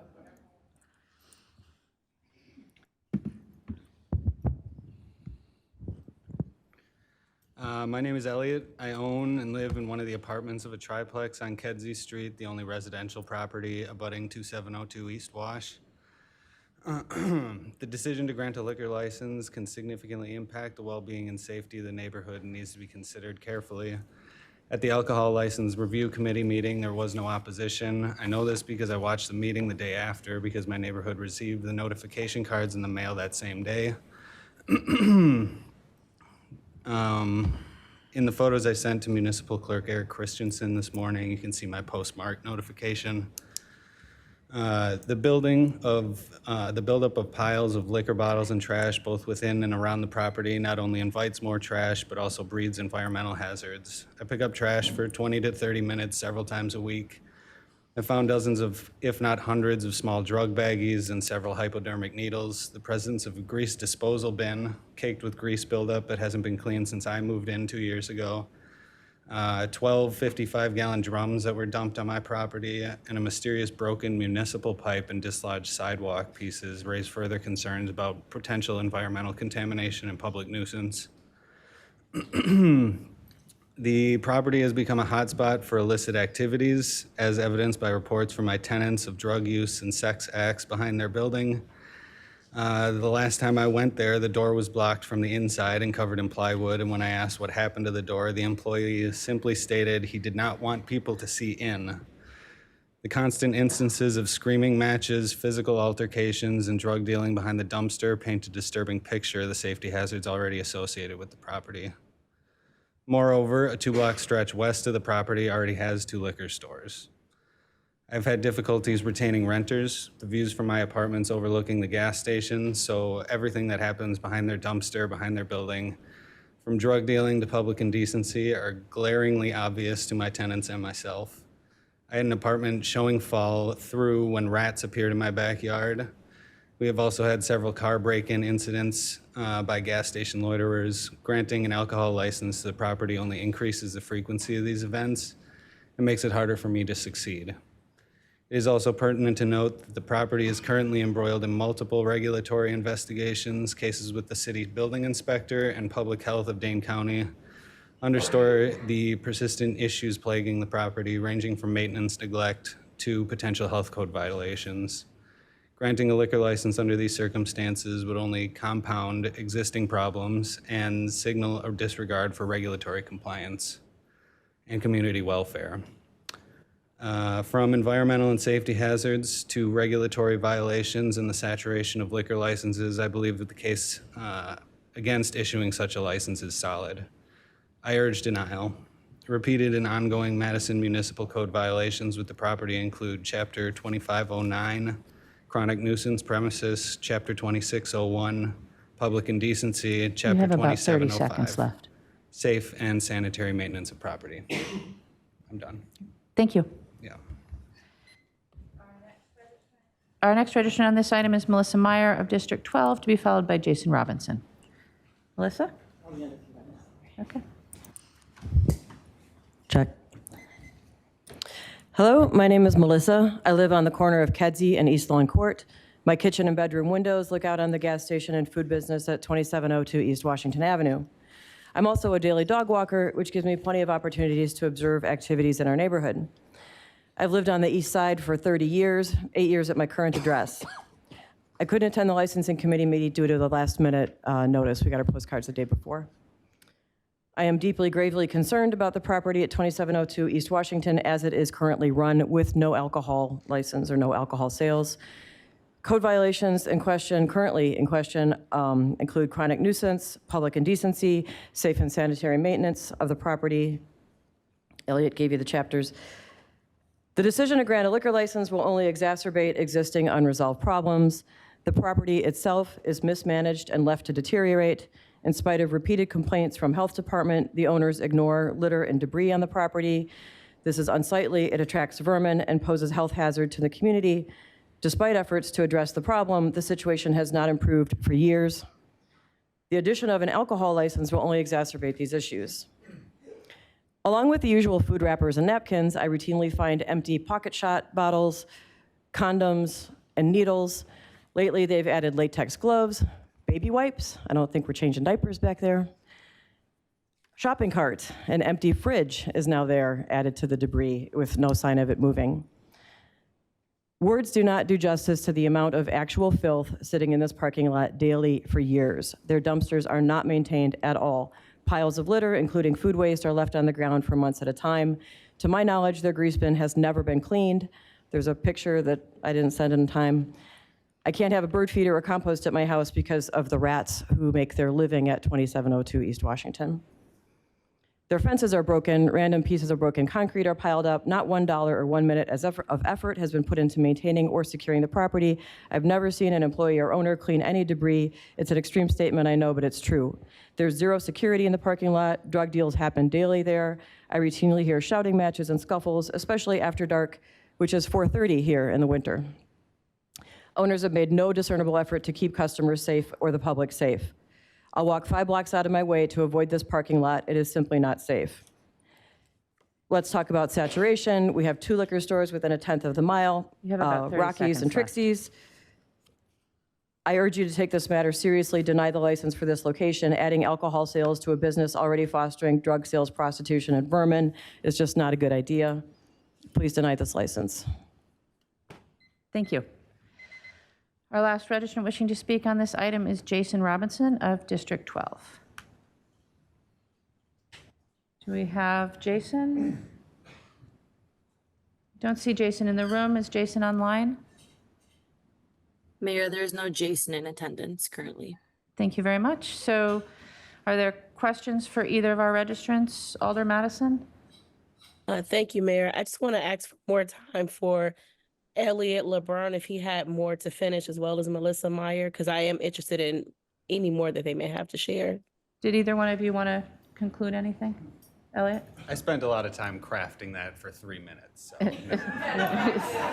Thank you. We appreciate it. Melissa? But you have to come to the microphone, so because she's online, she can only hear you if you're at the microphone. Not at this time, but I'm happy to supply photos or my words to the council or anyone. Is that okay? Yeah, thank you. Yes, I'm sorry. I did want to ask if they can email us. I'm not sure if we got the attachments from the first speaker in email. Thank you, Alder. The clerk has them, so they're now attached to the Legistar file. Thank you. Yep, thank you, Alder. Are there any other questions for the registrants on this item? Seeing none, thank you both. Again, the intent is to refer the item tonight. All right, that will take us to item 27. On item 27, we have one registrant wishing to speak. Item 27 is approving plan specifications and a schedule of assessments for Doncaster Drive, Beverly Road, and Danbury Street Reconstruction Assessment District 2024. On item 27, James P. Kennedy of District 10 wishes to speak. Do we have James? Please. Hello there. As mentioned, I'm Jim Kennedy. I live at 4229 Beverly Road. And I and pretty much everybody in my neighborhood are in favor of resurfacing our street, which has not been done in nearly 70 years. However, like almost everybody else in my neighborhood, at least on my street, are not in favor of adding sidewalks. So let me give you a little bit of context. Our street is 2 blocks long. It dead ends on each side of the road, and it is very commonplace. As I work from home, I can sit in my window and not see a car for 30 to 40 minutes come by. In the evenings, I see families walking with strollers down the road, walking their pets, kids playing tag. I play football with my kids in the yard. The picture I'm trying to paint is that there's just no traffic on our street. I would also comment that there is a street about a block away, Mohawk, that was done not long ago. It has a bus line on it. It has speed bumps, which would indicate a pretty heavily trafficked street. Sidewalks were not added there. And my concern about the sidewalks is that, here's what sidewalks mean to me and mean to my neighbors. It means adding something that frankly the neighborhood does not want or need. It means reducing the size of my already tiny yard and my neighbors' tiny yards and replacing green space with concrete. It also means removing 80-year-old trees in the neighborhood, quite a few of them as a matter of fact. For me, it means shortening my driveway, which now can house 2 cars. So when my kids come to visit, they can both can park in the driveway. That means they'll have to park on the street. We'll be adding street signs, again, to a very, very slow street. So that'll be an eyesore. And I think one of the important things too is it'll require my elderly neighbors, very old neighborhood, elderly neighbors, to be out shoveling sidewalks. I have a neighbor that has lived in their house for 70 years, and now we're going to ask them to go out and shovel sidewalks when they didn't have to before, and it has not posed a problem. Last thing I'll say on this is I asked one of the city engineers or one of the leaders, how many accidents have there been in this affected area? There have been 2 in the last 5 years. They were both fender benders, something that sidewalks would not have prevented. And so there is no clear data to suggest that we need a You have about 30 one-size-fits-all seconds left. a one-size-fits-all approach in my neighborhood. So in short, I'd like to say that I feel like this is a solution looking for a problem, and we don't have a problem in our neighborhood right now as it relates to sidewalks, and I urge this group to vote against the proposal. Thank you. Thank you. We have only one registrant wishing to speak on this item. Are there any questions for the registrant? Seeing none, thank you. Next item for public comment is item 35, submitting the appointment of Tana Elias for confirmation of a 5-year term as the Madison Public Library Director. Wishing to speak is Eve Galanter of District 5. Do we have Eve either in the room or on the Zoom? Eve, you're unmuted on our end. You may have a prompt to unmute yourself.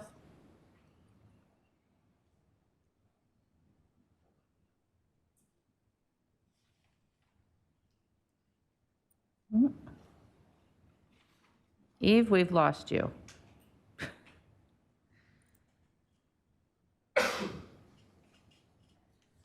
Tech staff, can you confirm that Eve's no longer on the Zoom? Or did she get promoted?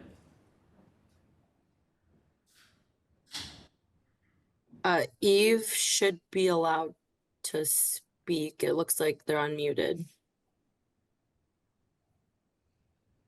Can you try again? There you go.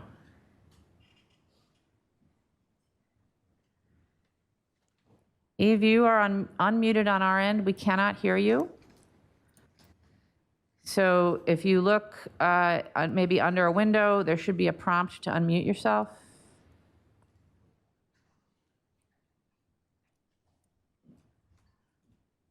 Tech staff, I don't know if you have any advice. She keeps bumping back into being not able to speak. Eve, just make sure that the caret by the audio symbol, you are selected on the correct speaker microphone. If you want to check in your lower left-hand corner.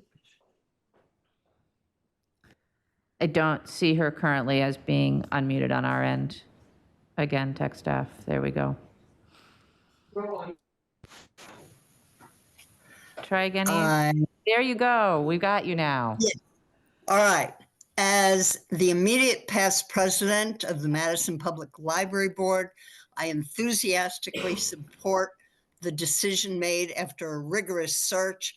And as a former alder, I enthusiastically support fewer long meetings. End of testimony. Thank you. Thank you, Eve. You get a round of applause for that. Are there any questions for the registrant on item 35?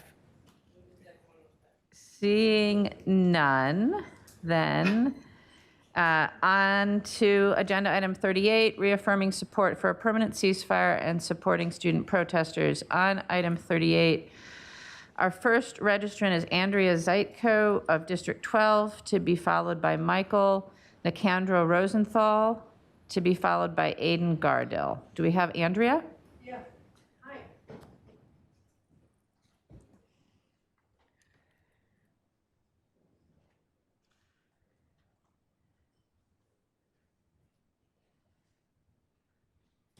I'm going to read off of this so I don't miss anything. Hi, I'd like to thank everyone here for this opportunity to voice concerns regarding the ongoing genocide in Gaza and to offer support for the students, faculty, and concerned citizens who are calling for a permanent ceasefire. I am here to say that the call to end the slaughter that has already taken the lives of tens of thousands is not radical.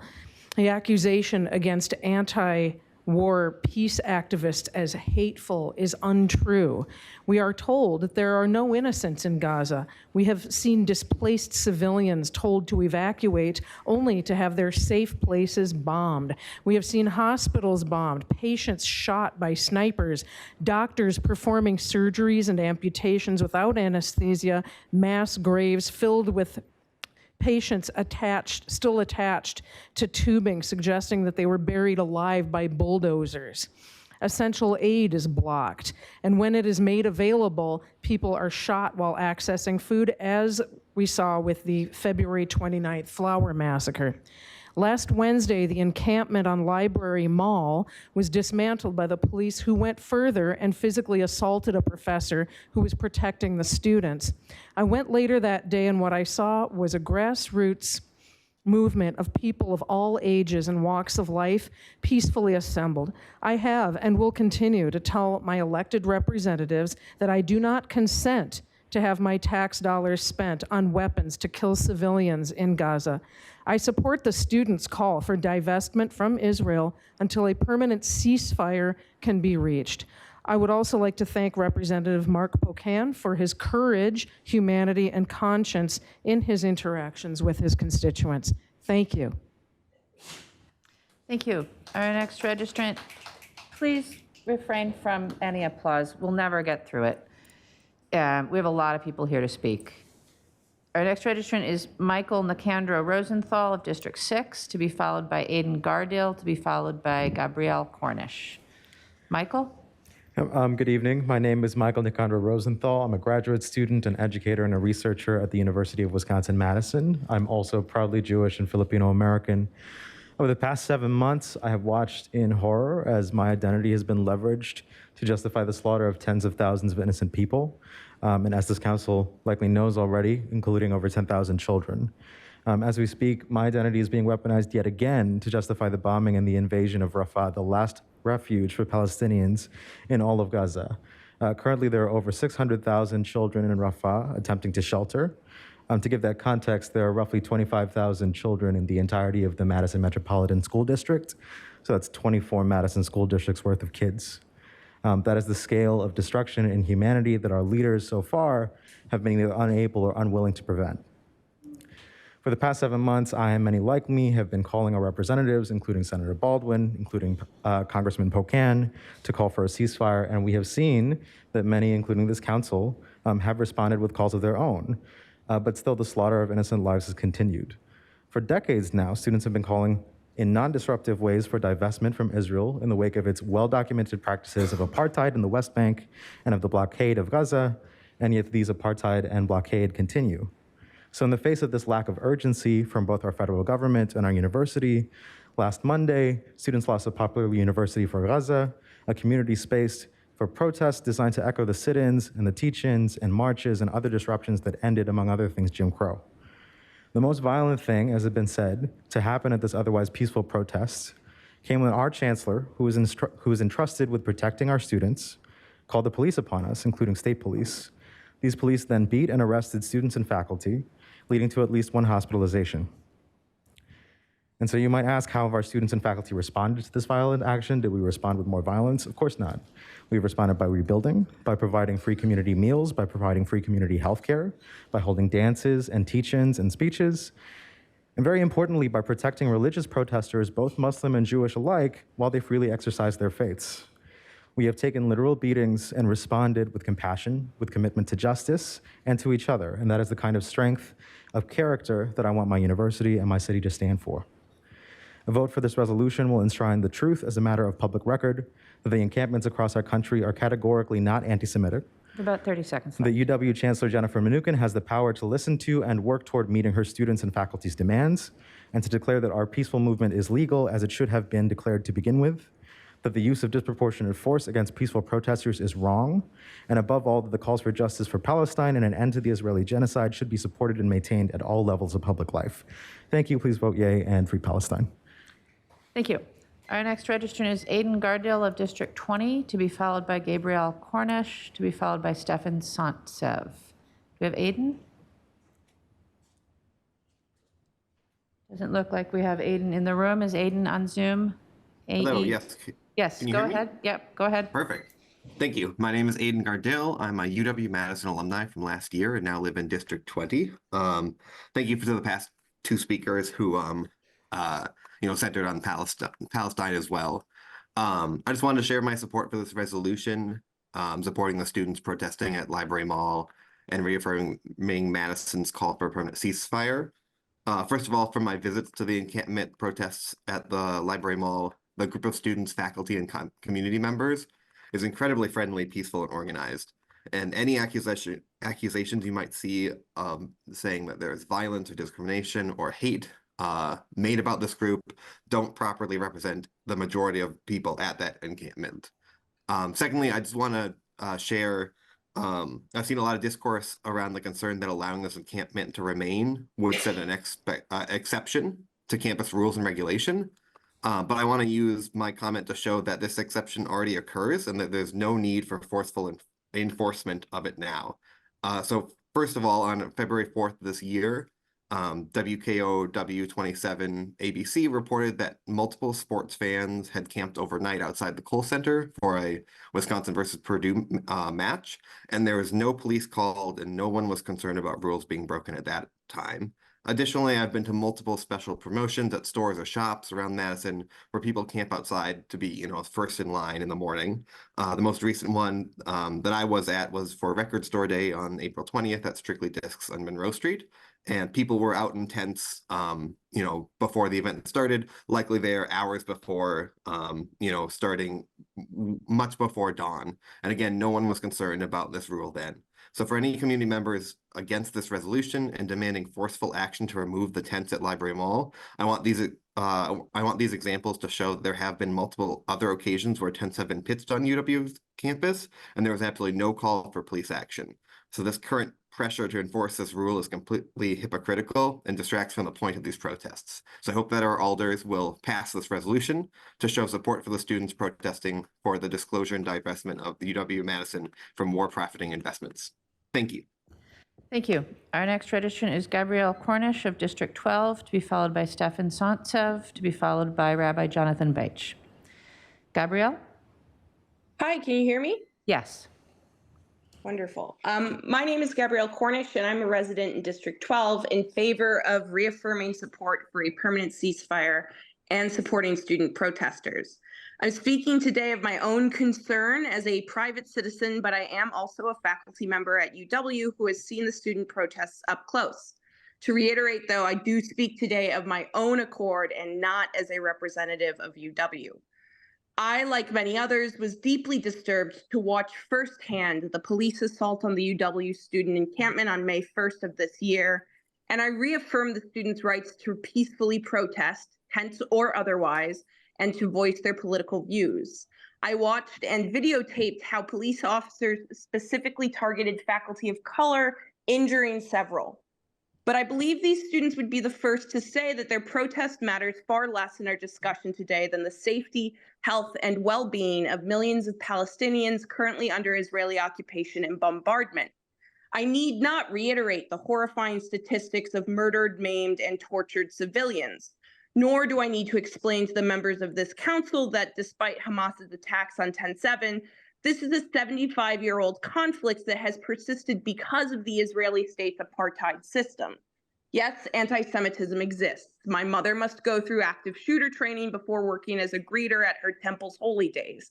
But it is not anti-Semitic to critique and condemn the ethno-nationalist Israeli state or the displacement of and disposition of land for millions of Palestinians since the Nakba in 1948. My training is as a historian, and I can tell you without a shadow of a doubt that it is moments like these, small local moments, that come together to shape the world around us, just as much as major national or international events. This council has the opportunity to enact one of those small yet meaningful changes today. Rarely do we get the opportunity to take a stand without putting our own bodies or pocketbooks on the line, though the students I've seen at Library Mall are doing just that every day. You can debate the terminology, genocide or merely mass murder, settler colonialism or merely illegal land grabs, But the fact remains that according to Oxfam, roughly 250 Palestinians are being killed each day. You have about 30 seconds left. That's about 10 per hour, or 25 since this meeting began. There are some that say that this resolution is simply a symbolic one, but symbols too matter. I see flags symbolizing the US, Wisconsin, and city in the chamber with you today. Symbols have power, and speech is one of the means by which we change the world. And approving this resolution as proposed by Alders Bennett, Rummel, and Waheli is an important symbolic step toward addressing our city's culpability in the ongoing atrocities. The students have realized this, and I urge the council to follow their lead. Thank you. That's your time. Our next registrant is Stefan Sontsev of District 11, to be followed by Rabbi Jonathan Beich, to be followed by Abigail Conway. Stefan? Do we have? Stefan, you should be able to unmute on our side. You may have a pop-up that you need to press to unmute yourself.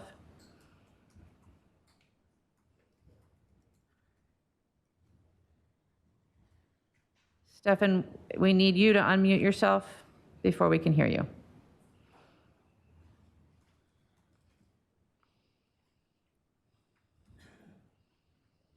You should have a pop-up to unmute yourself. All right, we're going to come back to you, Stefan, if you can figure out the unmuting situation, please, and move on to the rabbi from District 20, to be followed by Abigail Conway, to be followed by Samer Alatout.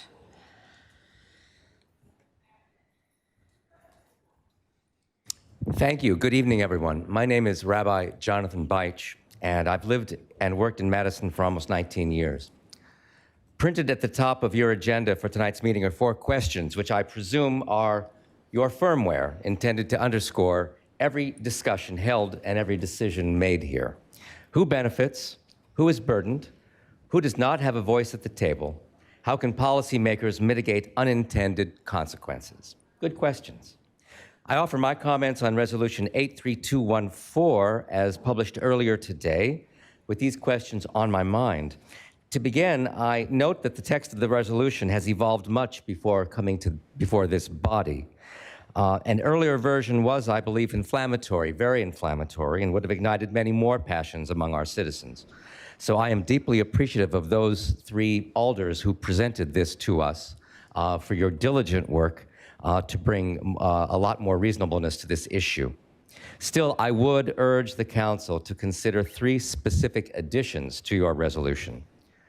First, in the final whereas paragraph, please acknowledge the impact that these 7 months of strife have had on the Israeli population. Having spent time in Israel and Palestine this past March and on other occasions, I've observed that all citizens in that region need emotional and practical support. Say what you want about the current governments of Israel and Palestine, both need to change. But all citizens are hurting, so say it. The hostage issue continues to ache. Be aware that both parties need to conclude their negotiations to bring hostilities to a close and reunite the hostages with their families. So acknowledge it. And finally, a brief vignette. While on the West Bank this past March, I spent time with Palestinian shepherds as they pastured their flocks, offering my presence to help de-escalate tensions between them and those who would prohibit them from making a living. When they discovered that I was a rabbi, not merely Jewish, they offered much gratitude that I came all the way from America to help. They were ready to engage with me. So I urge you to encourage groups in our community. This is over and above your resolution, but I urge you to encourage groups in our community to invest themselves heavily in difficult but necessary conversations, not in public necessarily, but about strengthening intergroup relationships. Some in Madison have given only lip service to bringing diverse groups together. But this needs to happen. Such a step needs to come from the hands You have about 15 as well as the seconds heart. left. So please call upon us citizens to make this come to life. Performative resolutions are important for setting our intentions, and now let our actions flow from the goodness of those intentions. Thank you. Thank you. Our next registrant is Abigail Conway of District 8, to be followed by Samer Altout, to be followed by Max Prestigiacomo. Do we have Abigail?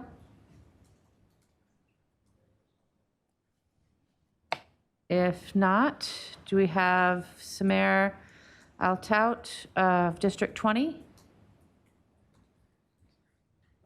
Yes, hi. Go ahead.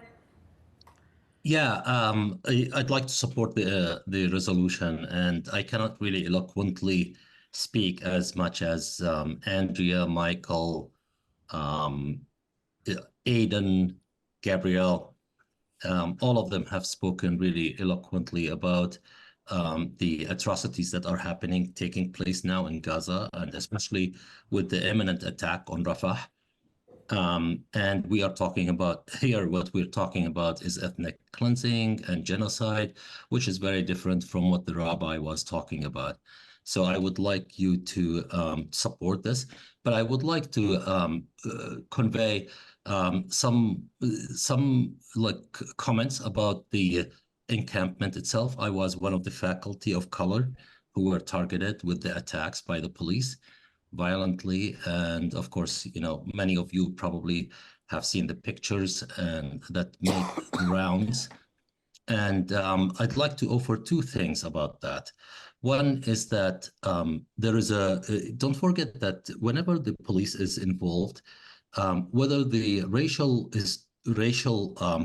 aspect of the arrests and detains, right? Whether that is purposeful or not, it is part of the story. 4 faculty members, not 3 actually, 4 faculty members of color have been attacked by the police and detained, and they are the only faculty who were detained. And because of that, what is this racial component of police attack on the encampment? It has to be studied, it has to be reflected on, and it has to be taken into account. So attacks like that are always, and we often find that they are racially significant. But the other thing that I wanted to say is about the rules about having an encampment or not. One can govern by rules and by laws and by legal structures, but that only establishes relations of power.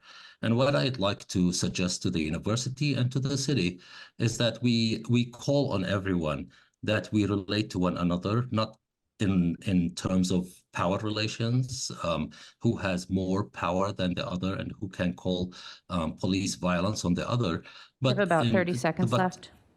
Sure, but to talk about relations and cultivating relations of kinship, of love and peace and connection, which the students have actually been a great role model for all of us. So I'd like the city council to actually affirm the students' approach to these issues and not the universities. Thank you. Our next registrant is Max Prestigiacomo of District 2, to be followed by Emily D., to be followed by Ellen K. Max? Do we have Max on Zoom? Mayor, I do not see Max on Zoom. Thank you. Alder Bennett? I believe it's his phone number on Zoom. Can you unmute the phone number that's called in? Max, if that's you on the phone, can you press *6 and talk, please? All right. Can you hear me all right? Yes. All right. Thank you, Mayor. My name is Max Giacomo. I'm a UW student about to graduate. I'm calling right now from the encampment for my tent where many of us are live streaming this meeting. First, just want to talk about what's happening in Gaza right now and urge you to support this resolution. As I speak, children are dying. The Israeli occupation forces have ordered the remaining women, children, and civilians to evacuate. A lot of them are asking, where will they go? Where will they go? There is nowhere safe to go.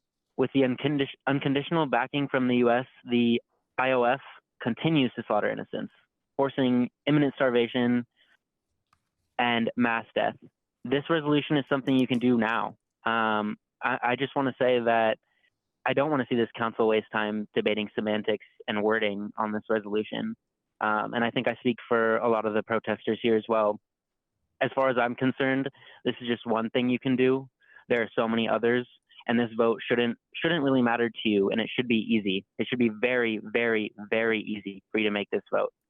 As a student, I wanted to thank the elected officials who've taken time to come out to the encampment, support the cause, helped write this resolution, participate in the community building, and just come and talk to people. We need people like that who don't just vote on legislation. We need people using their platform, using their influence. We need leaders willing to use their network to support the cause. And I urge you, please vote for this resolution. Some of you may know personally people on the UW Foundation board. Some of you may know someone who knows someone. Some of you have working relationships with the chancellor and her staff.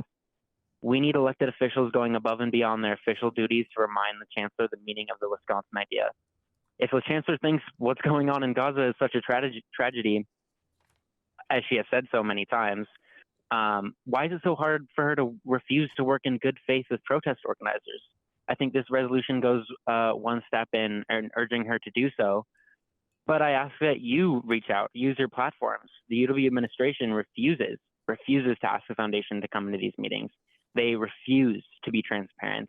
They have refused to work in good faith with these organizers and help them bring a resolution to this.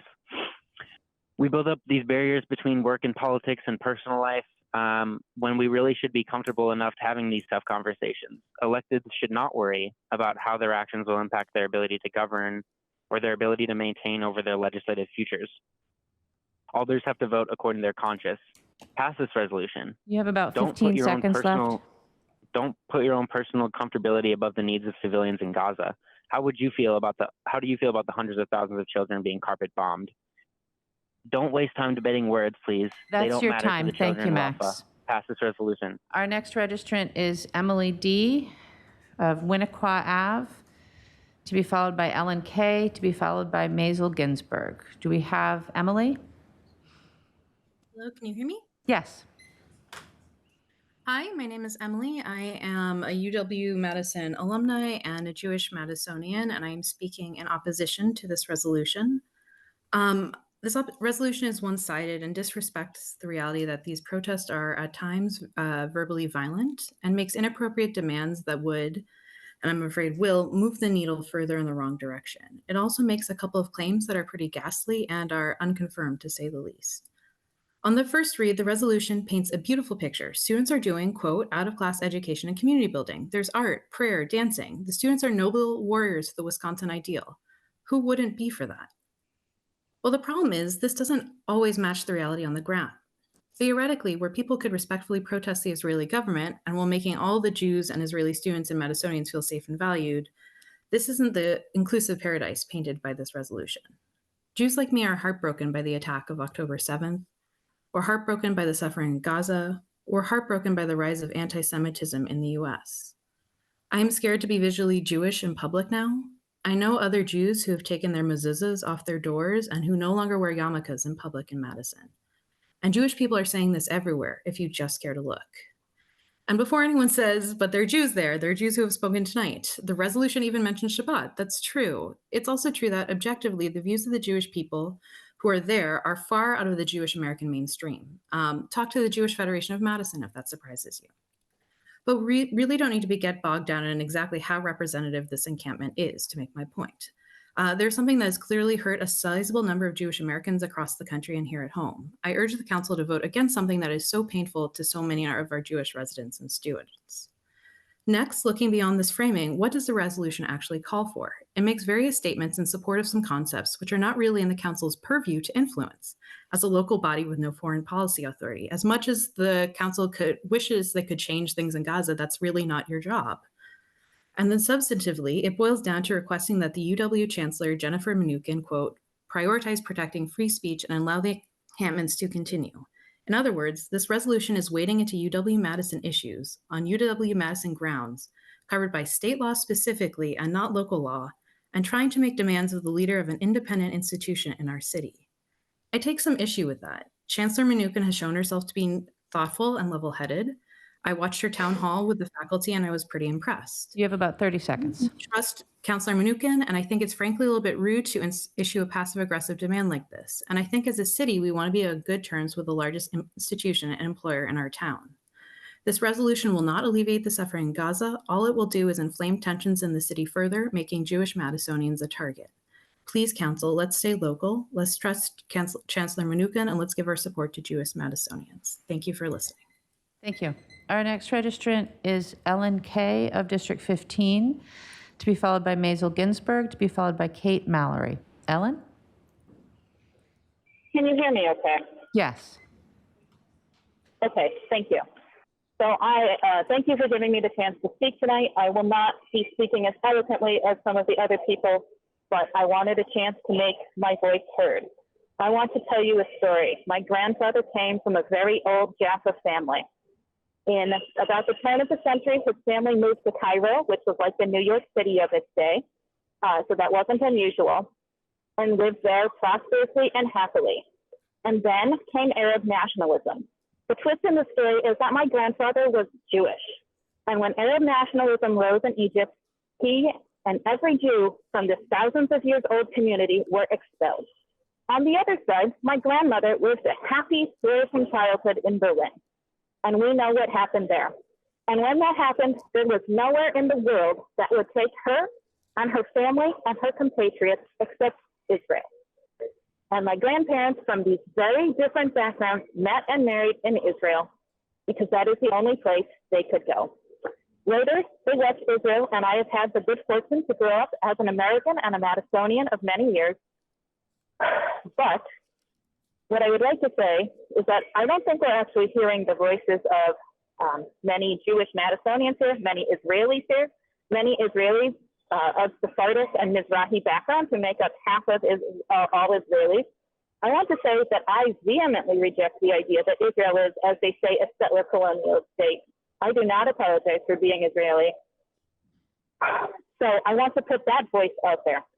And now I want to end with a paragraph from one of my favorite writers. Her name is Dara Horn, and this was recently published in The Atlantic. He wrote, "The problem was not that Jewish students on American university campuses didn't want free speech or that they didn't want to hear criticism of Israel.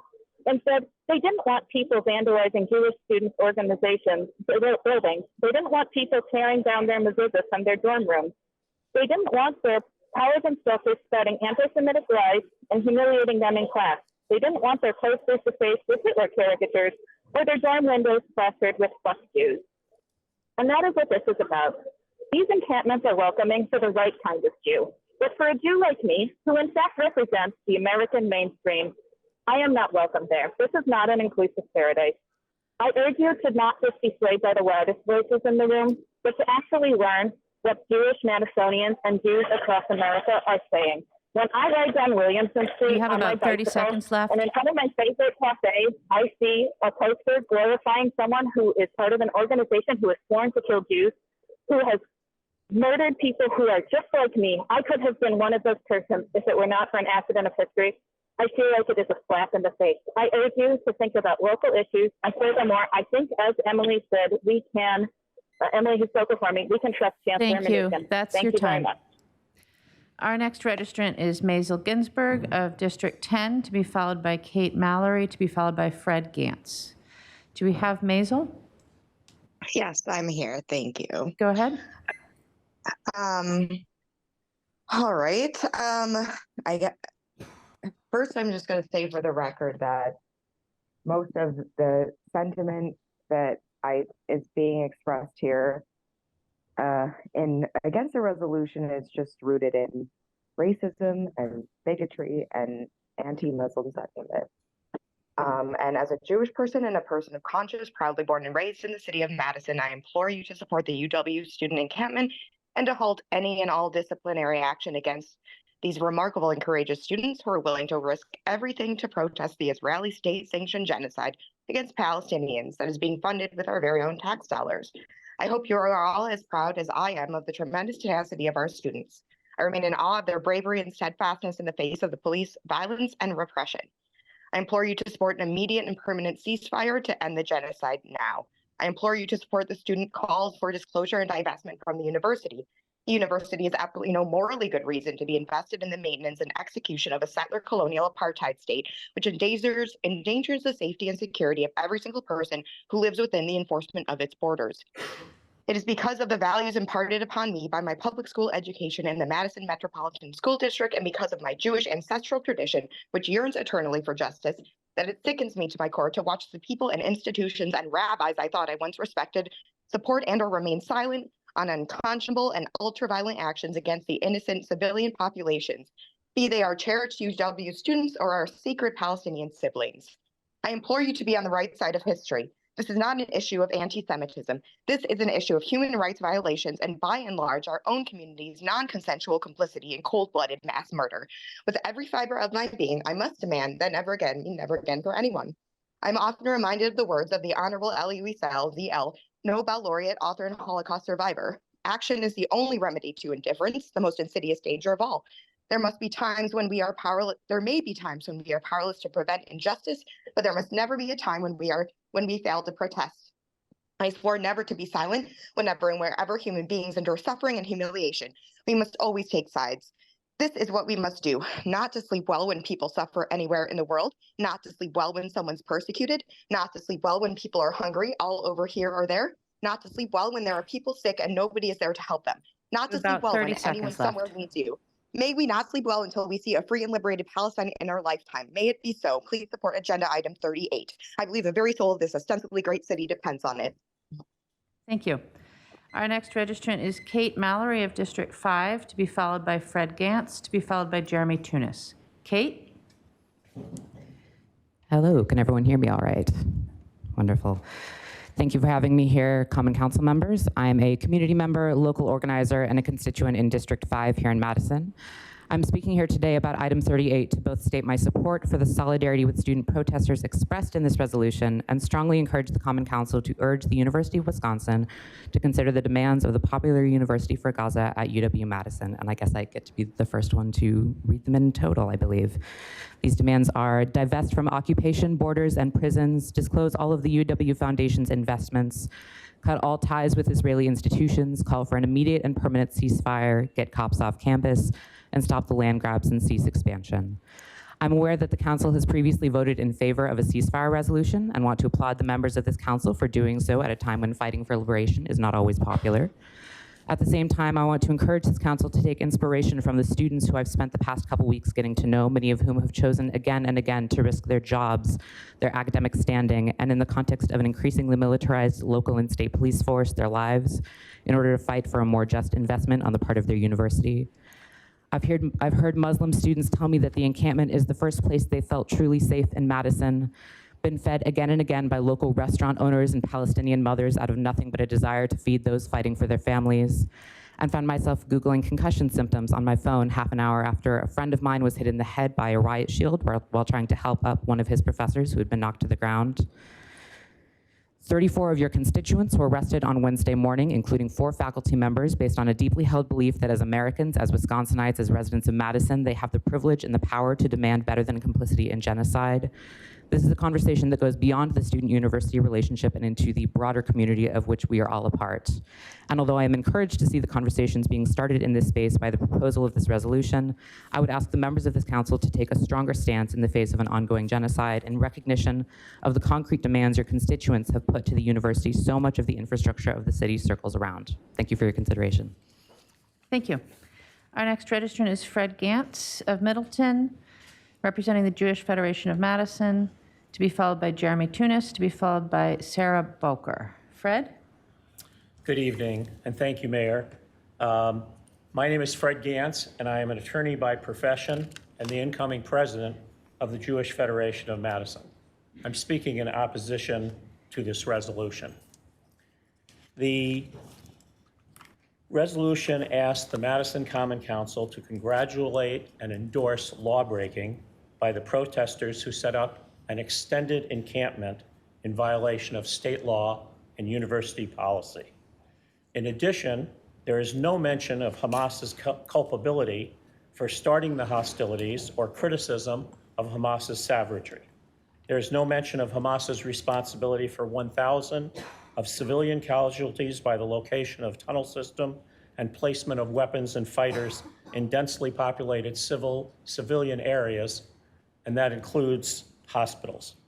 Without a call for the disarmament of Hamas, there will be no peace, whether a permanent ceasefire is agreed to or not. Hamas has already said there will be another October 7th and another after that. Without demilitarizing Hamas, peace is not possible, and the resolution fails to recognize that fact. Now, I've been involved, and many of us have been involved and support freedom of speech, been involved in demonstrations for years. That we should not be supporting the breaking of the law. And we can all agree that hostages need to be returned and that massive humanitarian aid needs to be provided to Gaza. There's also one concept tonight that I think has been not mentioned by a number of the speakers. We've recently commemorated Yom HaShoah, in which during the Holocaust, 6 million Jews were killed. The state of Israel was established after the Holocaust to provide a place for Jewish people to live. Israel has been a democracy supported by our country for many years. In many ways, this is simply an anti-Israel protest. And so I urge you to not support this resolution. It's not needed. The continued discussion of these issues is very important, and I am all in favor of doing that respectfully with everyone who's spoken for or against the resolution tonight. But I do think that this resolution would be a mistake for the council to endorse, and I urge you to vote against it. Thank you. Thank you. Our next registrant is Jeremy Tunis of Columbia Road, representing the Jewish Federation of Madison, to be followed by Sarah Boker, to be followed by Brianna Skirpin. Jeremy? Thank you, Mayor, for the opportunity to speak. I have to say, I do appreciate the members of Common Council's effort to update what originally was a profoundly egregious and completely one-sided resolution that de-emphasized Jewish and Israeli suffering, completely embraced a recantation of Hamas talking points and misapplies terminology such as white settler colonialism, genocide, and similar cynical terms that unfortunately some of our friends and neighbors have used tonight. I think this resolution is certainly an improvement on the original draft, but still is incredibly problematic for a number of reasons that were well articulated by Fred and Rabbi Beitch and others. Namely, again, a de-emphasis of the historical context that Israel is the ancestral home of the Jewish people, that it is not a white settler colonialism. There has been 3,000 years of Jewish presence in the area. There is also a complete or a significant disregard for the context of the post-October 7th massacre, mass sexual attacks on thousands of people, the taking of hostages, and the refusal of Hamas to release those hostages while they barricade themselves in civilian areas. I also think that the current language does not properly align with the council's mission, which does not involve oversight of UW, nor of its law enforcement personnel to determine the application of state law and university policies. I would respectfully ask the council to vote against this currently misguided resolution and to work collaboratively with the Jewish community and all communities to put forth a more balanced and objective piece of legislation. Thank you. Thank you. Our next registrant is Sarah Boker of District 6, to be followed by Brianna Skirpan, to be followed by Maddie Fowle. Sarah? So this thing about Trump. Sarah? Hello. Can you hear me? Yes. All right. Thank you. Yes. I have I'm a community member who has been going to visit the encampment in solidarity for every day. Today was the first day that I hadn't been because of the weather. And it has been a really, really comforting, powerful, energizing experience that I'm really glad I've been able to take a part of. What's going on in Palestine is horrific, and I really support the students. And it is peaceful, it is multi-generational, it is multicultural, and really neat. You have everyone from undergrads to retired community members to young families and little children, and it's just it's brought out a lot of like-minded people in a city with a history of peaceful protests. And I just want to really express my support for the encampment and for the demands that the students are putting forth. And thank you for your time. Thank you. Our next registrant is Brianna Skirpin from Stoughton, to be followed by Maddie Fowle, to be followed by Grace Semin. Brianna? Hello, can you hear me? Go ahead. Hello, thank you, Mayor. I am a Stoughton resident, and I've been in and out of Madison for most of my life. I've taken summer courses at UW and will be continuing my studies at Madison College this fall. I'm here to speak in support of Agenda Item 38. The UW administration has justified their moves to police and criminalize student protesters by honing in on their civil disobedience regarding the use of tents on campus property, claiming that they can't pick and choose when to uphold the law. However, I would argue that UW is doing just that by choosing to police and criminalize student protesters while continuing to invest in companies that are supplying the weapons being used to carry out Israel's highly publicized violations of international law. I see this resolution as supporting Madison's larger commitment to upholding international law, and want to voice my support for this resolution. Thank you for your time. Thank you. Our next registrant is Maddie Fowle of District 2, to be followed by Grace Semin, to be followed by Dia Abbas. Maddie? Hi, everyone. I just want to say thank you for the opportunity to speak today. I'm a Madison resident and a social work grad student at UW-Madison. I've been very active in ensuring the safety of the encampment, and I was there when the police raided the peaceful encampment at Library Mall on Wednesday morning. I can say that I will never forget the disgusting display of power by the UW administration and a militarized police force, but honestly, I'm not surprised. It makes perfect sense that an institution founded on land grabs and settler colonialism would try to silence the students who are speaking out against the settler colonialism and genocide in Palestine. Just like in the US, the creation and maintenance of Israel required the displacement and genocide of indigenous people there. The police violently dismantled the camp and manhandled and injured peaceful protesters, many of which were students and faculty of color. I quite frankly don't care that camping isn't permitted on university grounds because to be honest, neither should investing UW funds in companies which profit off of war and genocide be. As we've seen time and time again in our country, laws don't equal morality. And I find it quite ironic that UW expresses the desire to be neutral on the geopolitical stage when there's nothing neutral about investing UW funds in companies which profit off of war and genocide. So I urge you all to consider what an encampment on a college campus symbolizes for the murdered and displaced people in Palestine, and why it's so important to students that they're willing to literally put their bodies on the line to protect it. I, to be honest, have never witnessed such bravery, love, and compassion in my life than when I was on the encampment and it was met with state violence.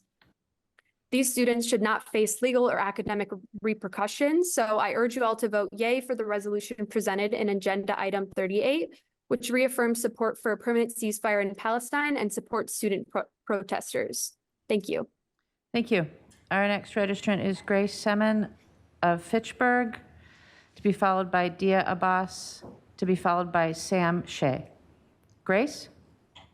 Hello, can you guys hear me? Barely? Okay, I will speak louder. Thank you.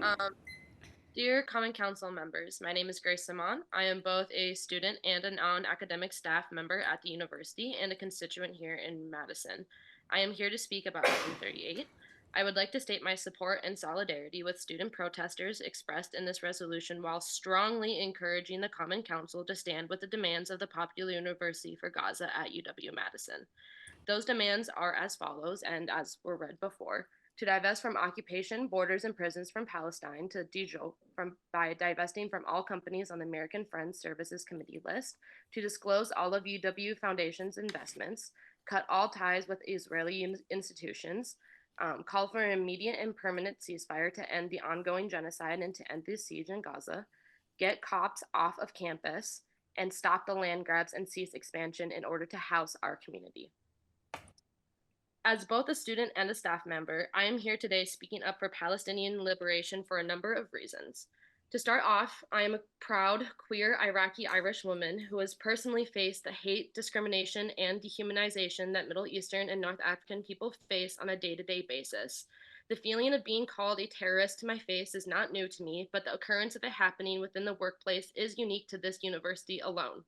The silencing of minoritized voices is not new to this campus or institution, and as a voice among many, I refuse to be silenced.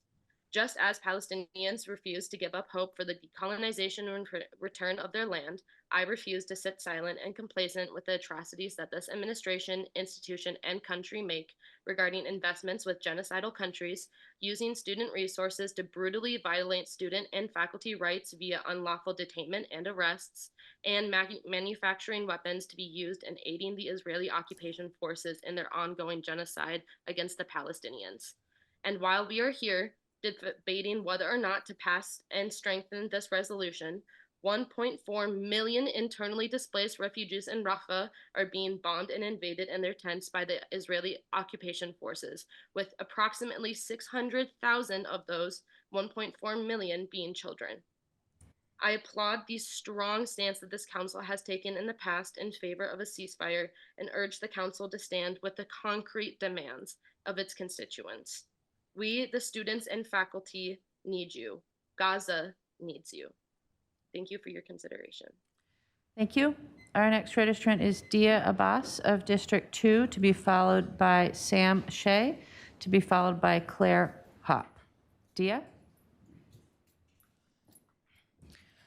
Dear Common Council members, I'm a student organizer and an undergraduate student at UW-Madison, originally from Pakistan. My grandmother is a survivor of the 1947 partition of India, the largest mass migration in human history, in which over 1 million people were killed. To all of us down the line of history, that can seem like a mere number. Often we disregard the humanity of history when it's told to us in percentages and numbers we can't quantify. As we approach 213 days of this genocide, day 9 of the encampment taking place at Library Mall, 40,000 Palestinians dead. As we watch the 1 million displaced Palestinians who have been forced to the city of Rafah, a mere 24.7 square miles, after Hamas has accepted a ceasefire agreement which the Israeli government has rejected. As children and their families collapse under tons of brick and mortar. I urge this room for moral clarity, for just humanity, for a reckoning of your sense of right and wrong. We as students urge our university to bend their hearts and their powerful hands in the right direction of history.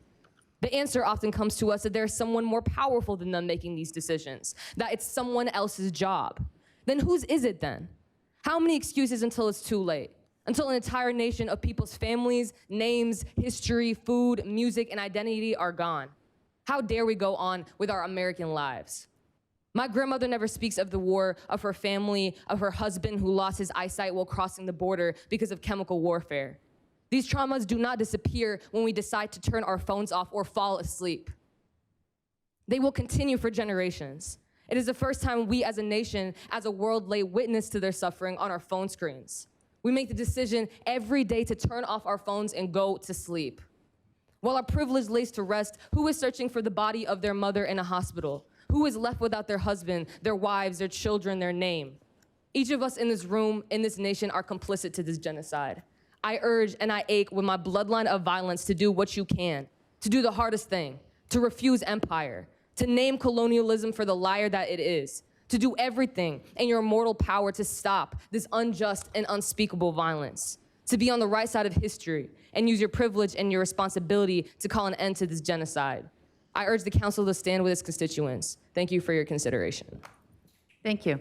Our next registrant is Sam Shea of District 18, to be followed by Claire Hopp, to be followed by Susan Nossel. Sam?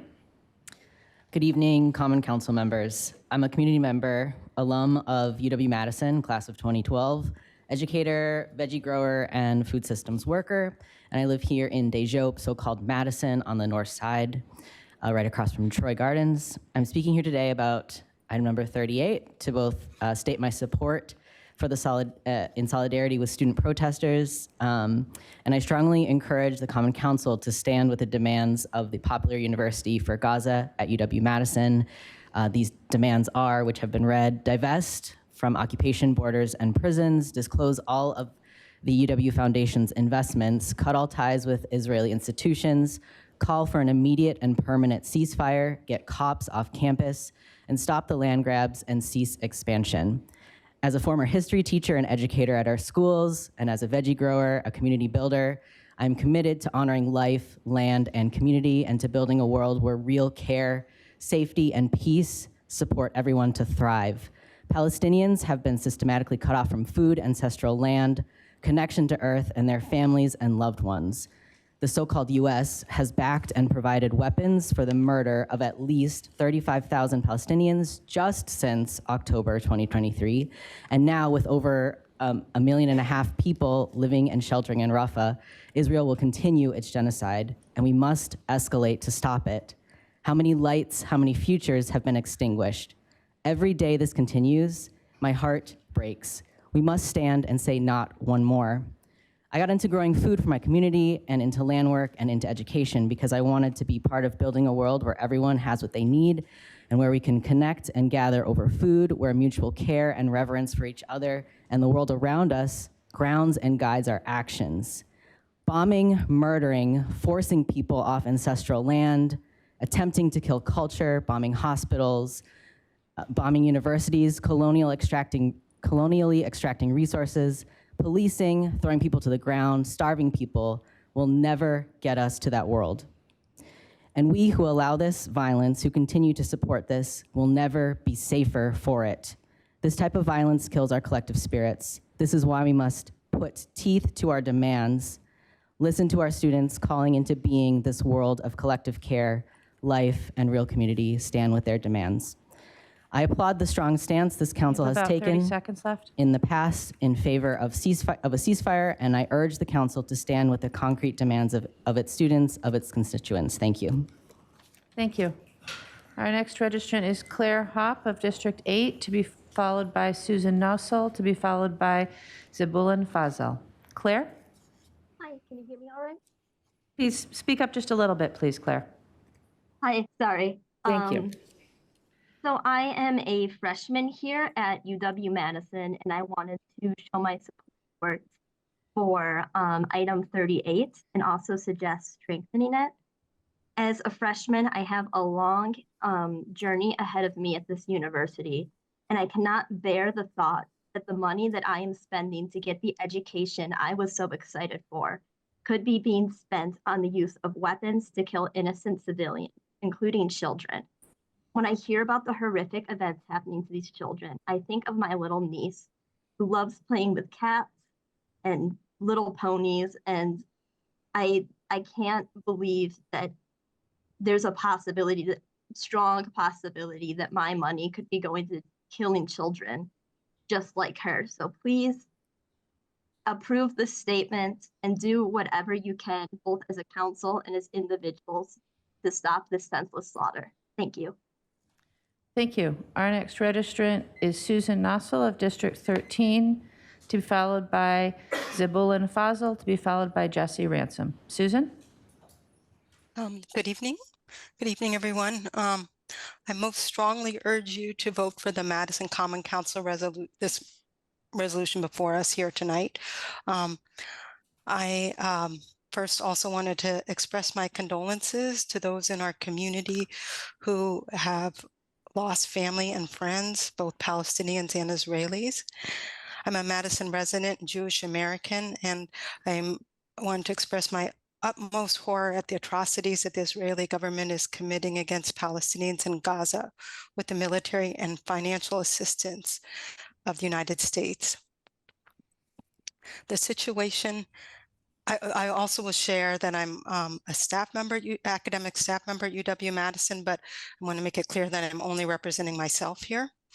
The situation has only gotten more dire since the time of the original ceasefire resolution passed by the Common Council. Today, the Nobel Peace Prize winning organization Doctors Without Borders, Medicina Sans Frontieres, implored, quote, as thousands of Palestinians are forced to flee eastern Rafah following Israel's recent evacuation orders, the International Medical Humanitarian Organization, Doctors Without Borders, is warning that an escalation of the ongoing military operations in the southern Gazan city would be catastrophic. Unquote. This comes on top of the already harrowing situation recently described by Doctors Without Borders, quote, medical staff in Gaza have been enduring the unthinkable over the last nearly 7 months of war, amputating limbs without anesthesia, treating mass crush and burn injuries with extremely limited supplies, and working as Israeli forces have repeatedly besieged hospitals like Nasser and Al-Shifa. MSF reiterates a call for an immediate and sustained ceasefire to prevent more death and destruction of the lives of people of Gaza, unquote. I'm also appalled by the violent the violent arrest last week, especially targeting faculty and staff of color. When I've been at the UW-Madison encampment, I've experienced it to be a very welcoming, kind, and diverse community and an opportunity for learning and sharing as well as advocacy. The student protest movements at UW-Madison and across the U.S. are the conscience of our nation. We should heed their calls. Thank you for your consideration and for passing this resolution. Thank you. Our next registrant is Zabulon Fazil of District 19, to be followed by Jesse Ransom, to be followed by Samantha Bosco. Zabulon? Good evening. I'm Zebulon Faisal. I'm a community member and constituent of Madison. I'm here to express my support for item 38 in solidarity with the student protesters, and to strongly encourage the Common Council to stand with the demands of the Popular University for Gaza at UW-Madison. These demands are: 1. Divest from occupation, borders, and prisons. 2. Disclose the UW Foundation's investments. 3. Cut all ties with Israeli institutions. 4. Call for an immediate and permanent ceasefire. 5. Get cops off campus. And 6. Stop the land grabs and cease expansion. The use of violent police force on the peaceful student and community protesters was shocking to me, and I strongly condemn the UW's authorization of that force. The people's right to protest and right to free speech are extremely important, not only as a vehicle of change, but as a founding idea of this country. I strongly applaud the Common Council's stance taken in the past in favor of the ceasefire and urge the Council to stand with the demands of its constituents. Thank you for your considerations. Free Palestine.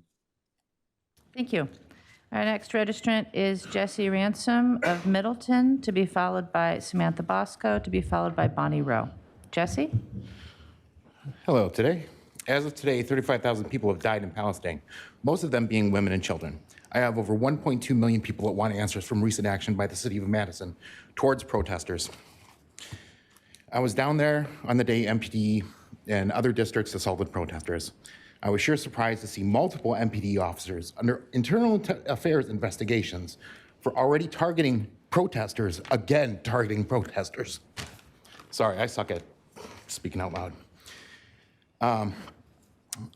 In December 22, the city was informed that there was First Amendment activity down at Tammy Baldwin's office. December 23, MPD decided to take a vehicle because it said ceasefire. And then Mayor Santiago and the chief of police went and spoke to multiple news agencies that calling for a ceasefire is anti-Semitic, hate speech, and vandalism. Literally not factual. You guys should be ashamed of yourself. Keep your officers away from UW students. Thank you. Our next registrant is Samantha Bosco of District 6, to be followed by Bonnie Rowe, to be followed by Lulu Hussein. Samantha? Good evening. Can you all hear me? Yes, go ahead. Thank you very much. Thank you to the Common Council for bringing this resolution number 38 to a vote. And I want to thank everyone who spoke before me for exercising their First Amendment rights. I am a Jewish American and UW staff member and a constituent here in Madison. And I am here to speak in favor and to urge the Common Council to vote in favor for item number 38, to express my support and in solidarity with the student protesters and their demands that are expressed by this resolution. So before I give my story, I'd like to just reiterate the demands of the popular University of Gaza at UW-Madison. The demands are to divest from occupation, borders, and prison, to disclose all of the UW Foundation's investments, to cut ties with Israeli institutions, to call for an immediate and permanent ceasefire, and thank you to the Common Council for doing so earlier this year, to get cops off our campus and to stop the land grabs and cease expansion. As a staff member, I've been on campus a lot in the past week, and I've had the profound pleasure and honor of being able to participate in the student encampment. As a Jewish staff member, I have helped to host and run a Shabbat gathering that drew in over 100 participants, where we were singing Jewish songs, giving Jewish prayers, eating challah. It was an incredible multi-faith solidarity. I also helped to coordinate a teach-in about anti-Semitism at the encampment last night, and against conflating anti-Zionism and criticism of the Israeli government with anti-Semitism, that brought people to tears in a really moving and powerful way. As a Jewish American and Jewish resident, I have felt the most safe and the most seen and the most celebrated inside the encampment. And the encampment is such a beautiful place. These students are literally teaching all of us so much. They are showing us how to be citizens of the world. And I think that the city of Madison should do everything it possibly can in its powers to make sure that they get to have the you have about 30 seconds left. Speech rights. Thank you. Thank you. Our next registrant is Bonnie Rowe of District 11, to be followed by Lulu Hussein, to be followed by Siddharth Kawar. Bonnie? Good evening, Madam Mayor and members of the Common Council. I want to voice my opposition to this resolution. Don't get me wrong, I hope for a ceasefire. I long for peace on both sides and for everyone in Israel and Gaza and all over the world. But I see this resolution as a real overreach on the local level and absolutely one-sided. You passed a resolution on December 5th calling for a permanent ceasefire, and that seems to have fallen off on deaf ears. This one pressures the UW to divest itself of any support for Israel. It pressures the state and university to allow students to break existing laws without consequence. And it makes it seem like our police had no right to act as they did, as they fulfilled their lawful duty in our city. I'm not so sure any of the above would make one bit of difference to the situation it claims to seek to address. Perhaps heading over to help in battle would help more than culturally appropriating an encampment on Library Mall. Freedom of speech is a fundamental right in the US and Israel, and I would defend it to my death. However, the encampment, the refusal to obey a lawful order, and the pushing and shoving into police officers and the shields they held to protect themselves, as evidenced in local news footage, is not protected under the First Amendment. Neither is vandalizing buses.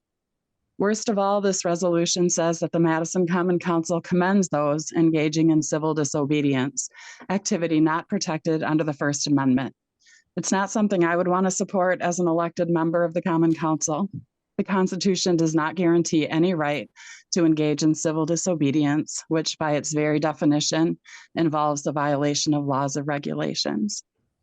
Of course, civil disobedience was a factor resulting in some change for the better in our country and the civil rights movement, and I don't deny or make light of that.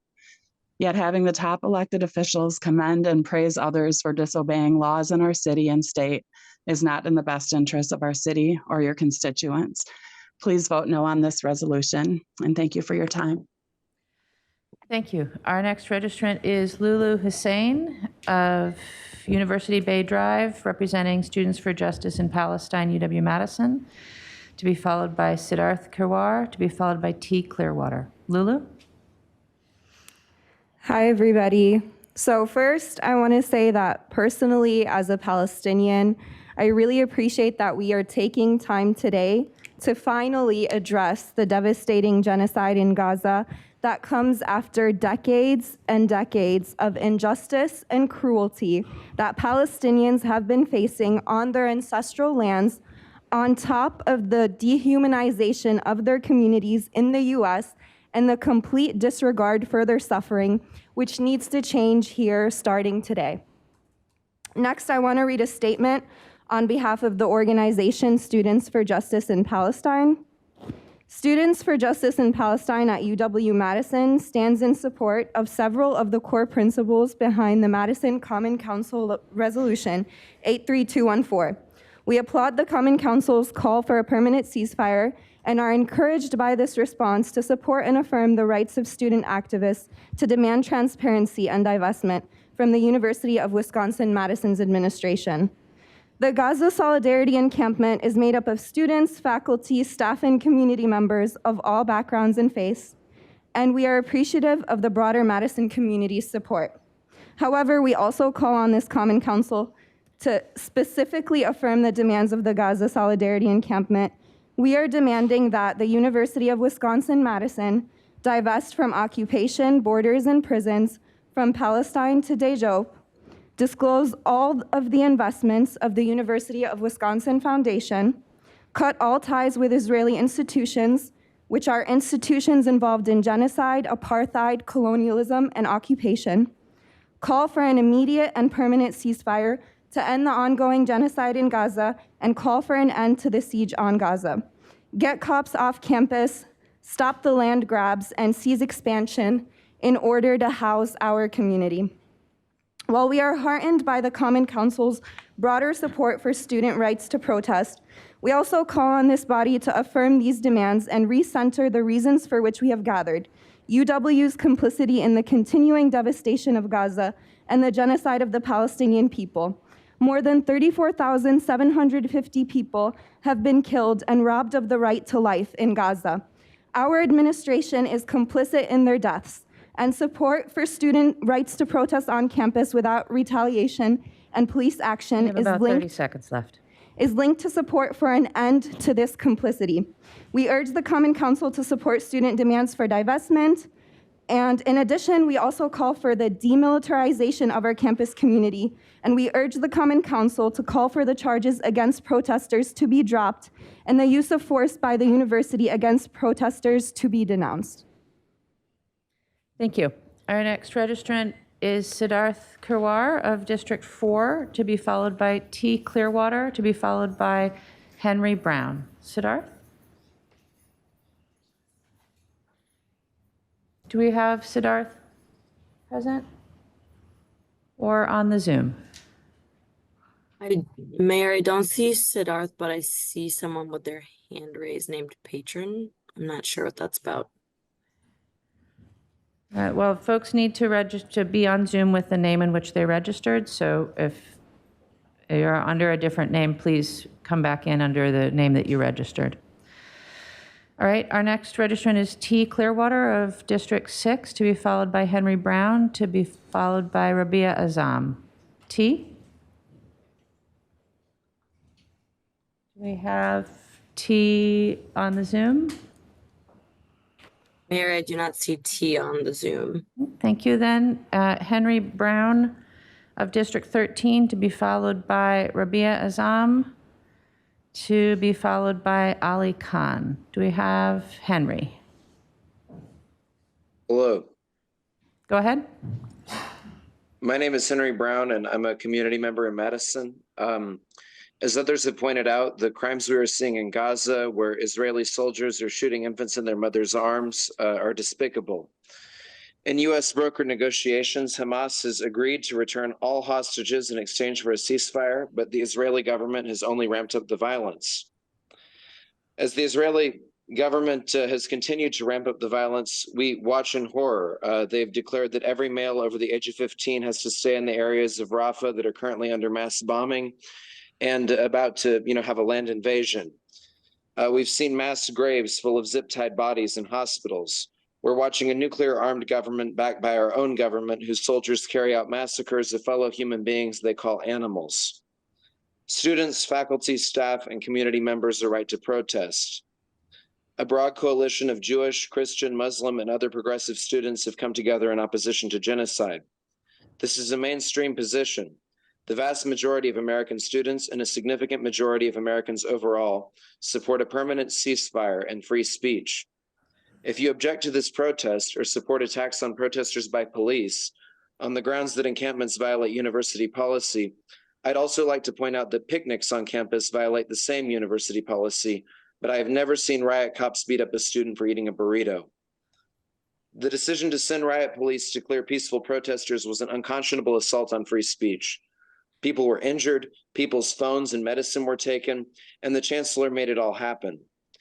I was there and I saw it. Police showed up to a peaceful protest with batons and riot shields, started beating the hell out of anybody they could, and only stopped when enough protesters showed up to stop the police. The council must condemn these attacks in the strongest possible terms, support the right to free speech, and reaffirm our city's commitment to a permanent ceasefire. This resolution is a good start, and I greatly appreciate all the local elected officials who have joined the protest. UW-Madison is a central part of our community, and UW-Madison administration will hear you when you pass this resolution. As the people of Gaza, now rounded up into Rafah, face genocide, our city must condemn this genocide and affirm in the strongest possible terms our community members' right to peaceful protest. Please support this resolution. Please strengthen it further. Please come to the protests and see what they look like for yourself. And thank you all very much for your time. That's all I got. Thank you. Our next registrant is Rabia Azam of District 1, to be followed by Ali Khan. Do we have Rabia? Yes, hello. Can you hear me? Yes, go ahead. So I wanted to speak today to reaffirm my support for a permanent ceasefire in Gaza. The state of Israel has been occupying the country of Palestine since 1948, constantly and continuously displacing and colonizing the citizens who live there. Since October 7th of last year, the violence against the Palestinians has only increased significantly. Over 40,000 men, women, and children have been murdered in a violent genocidal campaign against them. And this is only the amount of people that have been recorded so far. This cannot be allowed to continue if we want to be able to call ourselves peaceful humans wanting to live in a harmonious society that upholds justice and basic human rights. Most recently, the student bodies of several academic institutions across the country have organized to call their universities to disclose their investments to the state of Israel, a foreign state that has been accused and convicted of countless war crimes and crimes against humanity, as well as completely divesting from these financial commitments. Just like the students had encampments and protests during the Iraq and Vietnam wars, they have once again risen against what is so clearly wrong. I've been to the encampments at UW every day, almost every day at this point, and it has been a place of inclusiveness, peace, and so much bravery from the students and people supporting. There are people from every faith and background, all working together for a common goal. They pay no mind to the few counter-protesters that only care about their injured egos, which are rooted in white supremacy and racism. The UW leadership has shown that they don't care about the rights of their students, including the rights of freedom of speech, a basic right that all students should have, and all citizens. The way that they called the police on their own students without any regard of their safety and not bothering to once listen to their concerns shows this. Only now that they know that the students will not back down are they willing to even pretend to negotiate. Please support this resolution and vote in support. Please be on the right side of history. Thank you. Thank you. Our next registrant is Ali Khan of Verona, to be followed by Efrat Koppel, to be followed by Nina Den. Ali? As I speak in front of you right now, Rafah is being bombed. It's the last place in Gaza where over 1.5 million people, including 600,000 children, are seeking refuge. As you heard, on May 1st, Chancellor Mnuchin escalated police action against peaceful student and faculty protesters. Over 50 officers in riot gear destroyed tents, food and supplies, and violently arrested students and faculty, including Professor Samer Al-Tut and Professor Sami Shulk. The chancellor is responsible for escalating this. She turned Memorial Union into a detainment center, which the union directorate came out with a statement condemning the use of their space. Elected officials who tried to speak with MPD were physically pushed away. The chancellor says the role of campus leadership is not to take sides in international debates. Yet she's invested UW funds into the ongoing genocide of the Palestinian people. Over 2,000 Jewish students, staff, and faculty released a statement calling for the University of Wisconsin-Madison to divest from Israel. I do want to address actually something anti-Semitic that I've noticed repeatedly happen this week. It is anti-Semitic to assume that all Jewish students are Zionist. Jewish people are not a monolith. As students enter finals week, we remind ourselves that we are in steadfast solidarity with Gaza. Their act of civil disobedience is essential in the fight for Palestinian liberation. Students are drawing upon the legacy of our ancestors in resistance when we organize. Rain or shine, they stick it out because they know Gazans don't have that privilege of choice. They're not celebrating at the encampment. We're mourning the many, many lives lost and honoring them through our communal joy, through our mutual aid, through our interfaith prayers, through our love for one another, and through a collective drive for liberation. Today, I ask you to support the students and their right to demand transparency and divestment. Thank you. Thank you. Our next registrant is Efrat Koppel of District 6, to be followed by Nina Den, and then we'll circle back to the folks that we missed. Efrat? We have Efrat online. Efrat Koppel. Hello, can you hear me? Yes. Hi there. Thank you for having me. I am an alumna of UW-Madison. I'm also a highly involved Jewish person. I've been involved in Jewish community my whole life. And I came here per request to demonstrate that anti-Zionism is an active, thriving, and healthy part of Jewish expression and has been for all of time. Anti-Zionism has existed as long as Zionism has existed. Anti-Zionism is not anti-Semitism.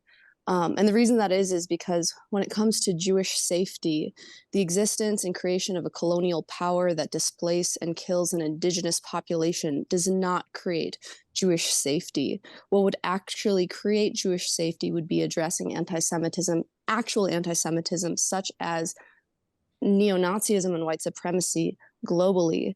I just wanted to come here and express my support for this item because I just wanted to impart that the encampments are not violent, that supporting Jewish safety means protecting Jewish free speech, which involves this encampment, this peaceful encampment. These students are not trespassing. They're paying students for this university.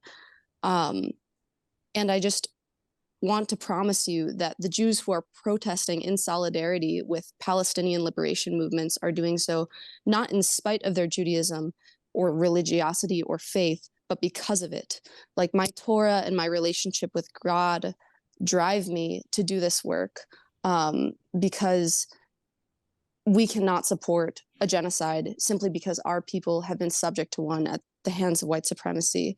I genuinely believe that Zionism and Jewish Zionism are inspired by Jewish fear and Jewish illiteracy of what Israel actually is.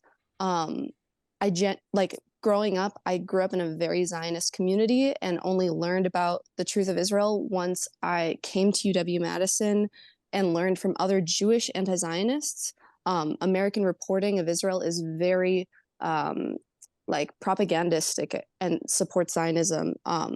All I want to say is that we cannot let our traumas let us enact another genocide. We have to believe that another future is possible.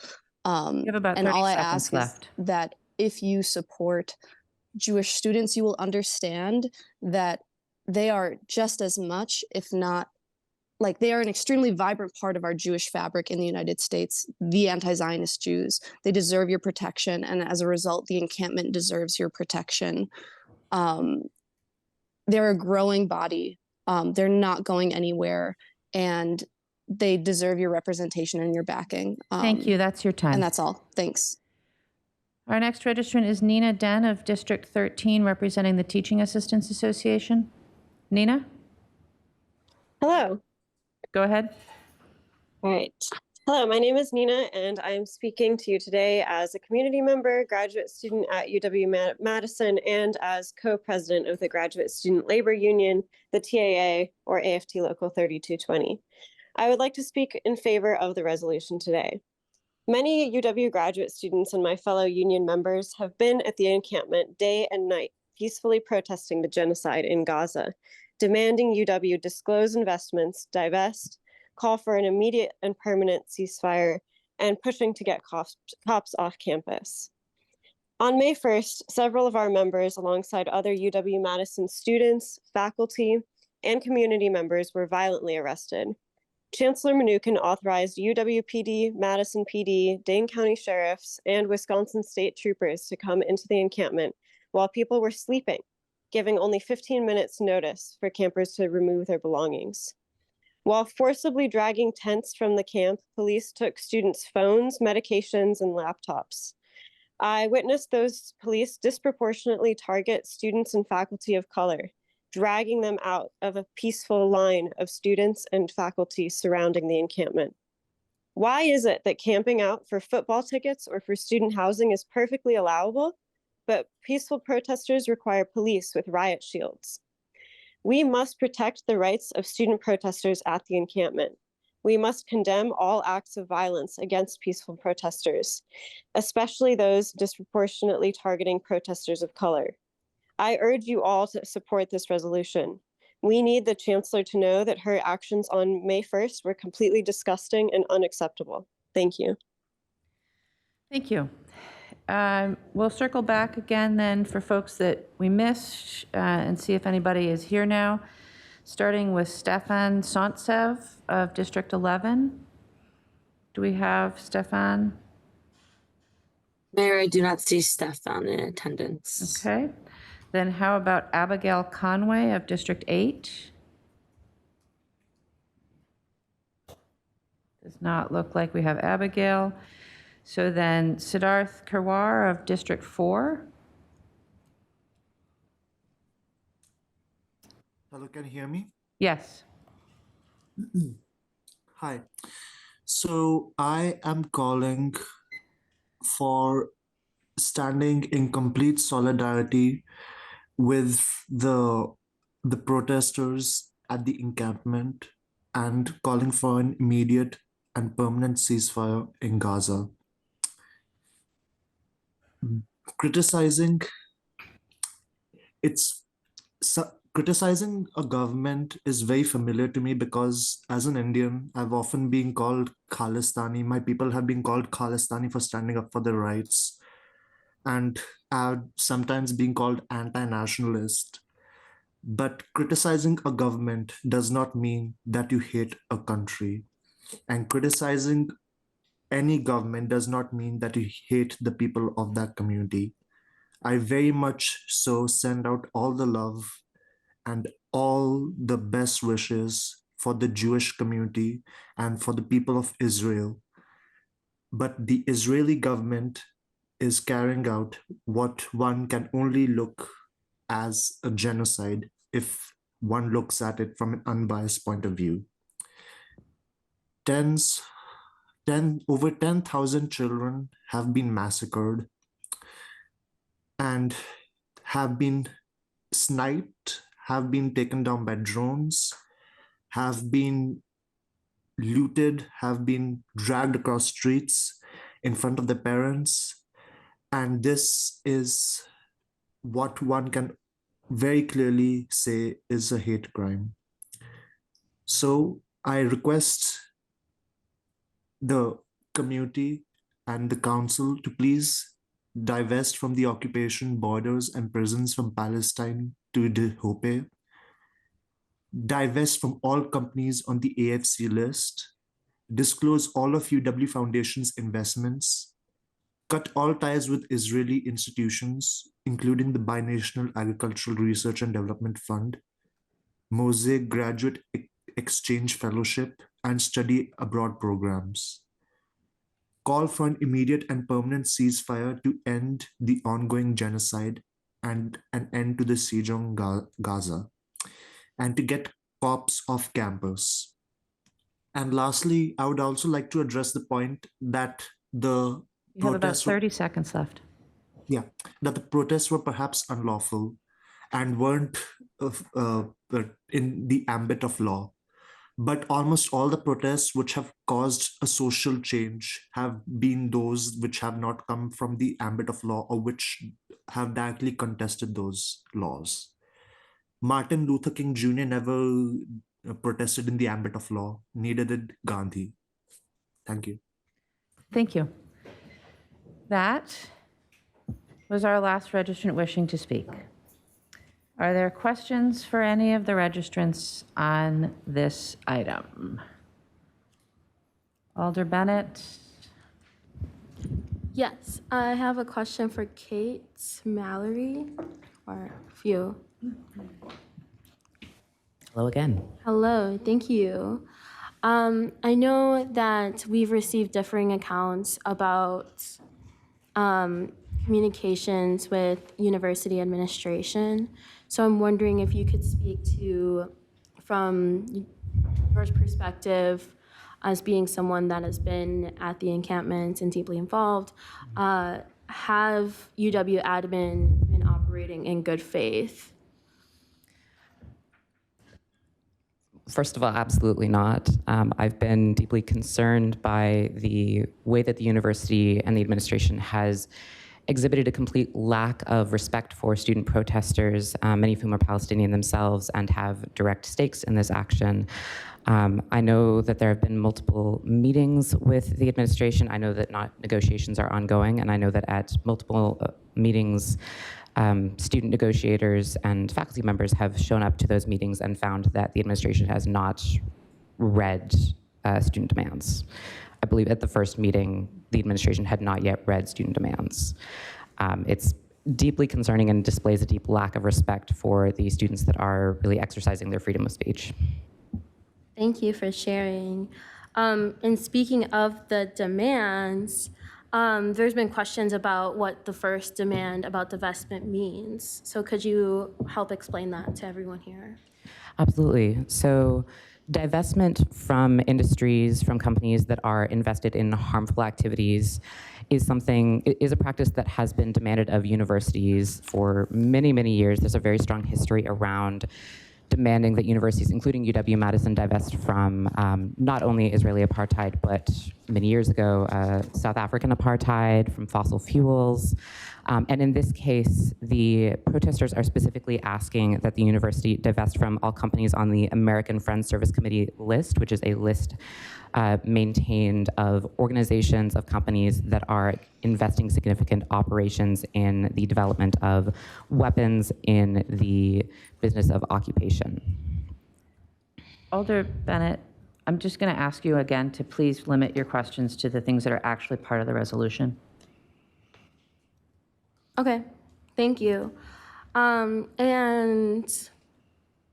I'm curious to know, because there's been concerns about the encampment itself and like how it may raise a additional anti-Semitism and Islamophobia that surrounds it.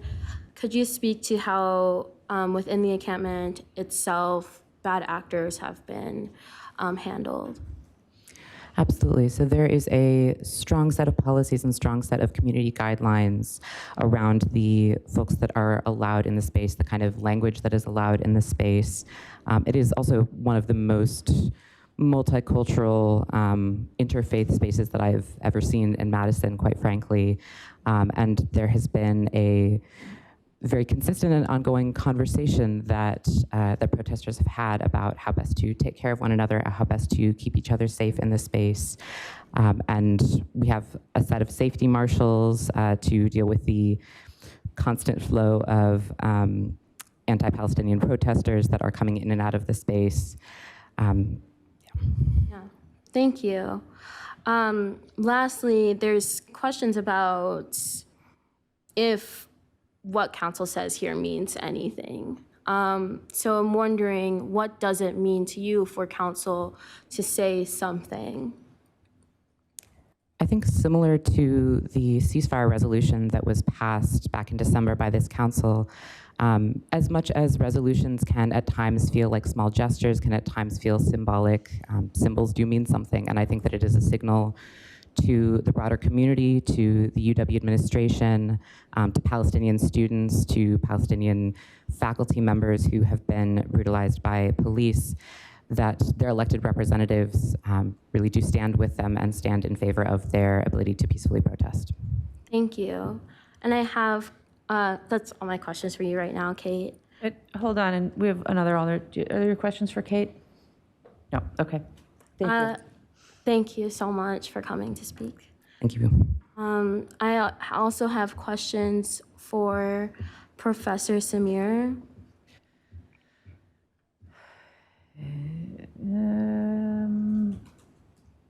Okay, can we have the professor? Yeah, hi. Yes, hi. Hello, Professor. It is good to hear from you, and I'm sorry for all the pain that has been caused. Similar to the questions that I asked Kate, but from the perspective of a faculty member and one of the few faculty members that is of Palestinian descent here, I'm curious to know from you, from what you've seen, has admin been operating in good faith, and what do you think that would look like if they were to act in good faith? Yeah,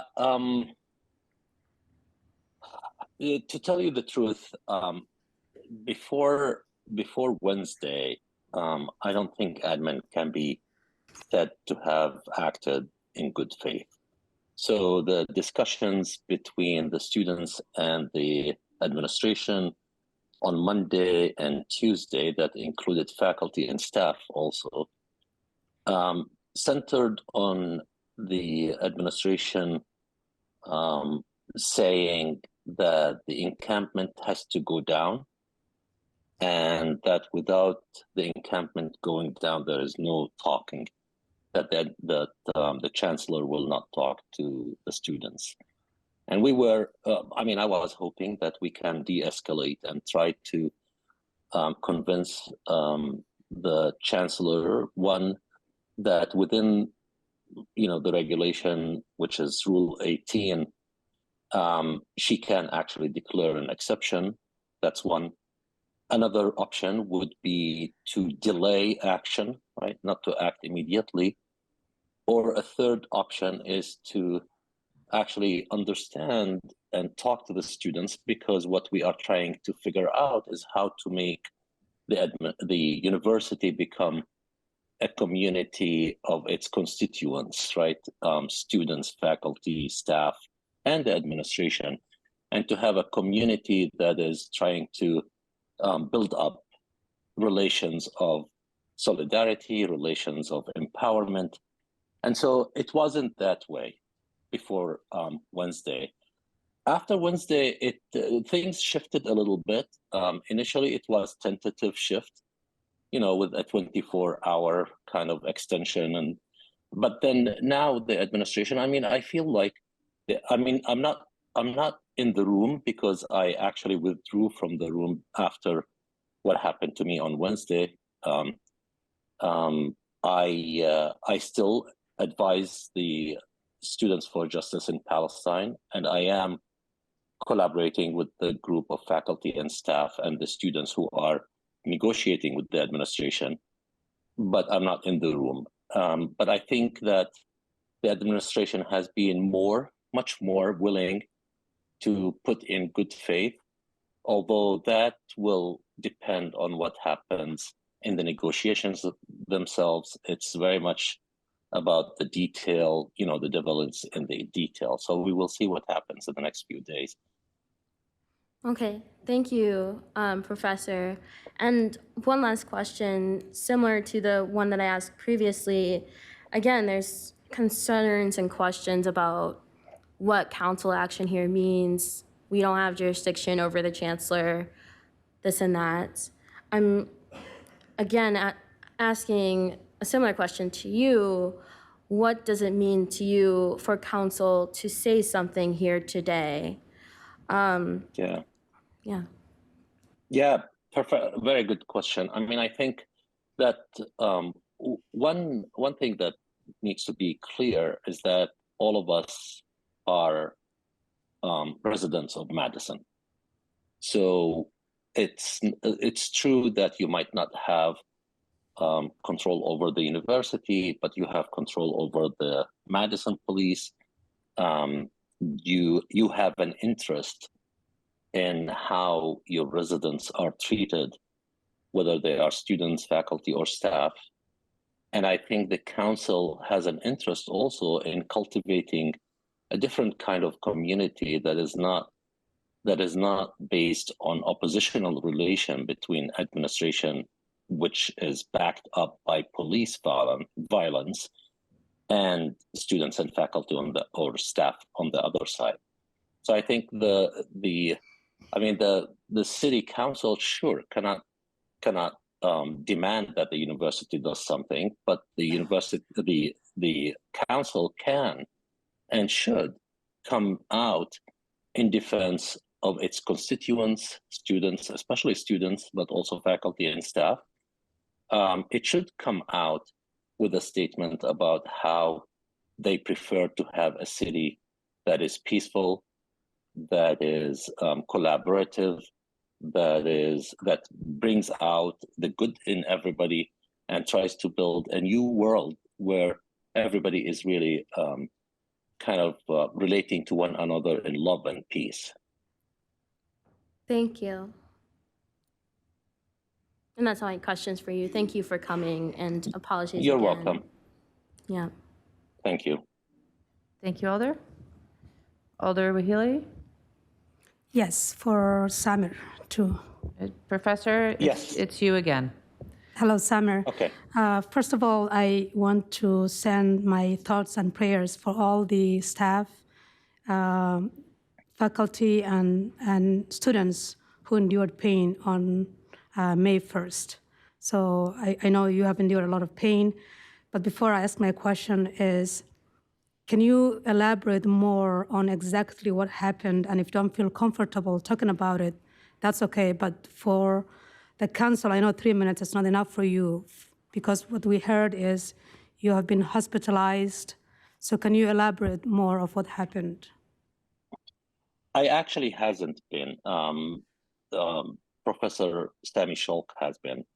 I did get hurt, and of course I bled, and probably many of you saw the pictures and the videos.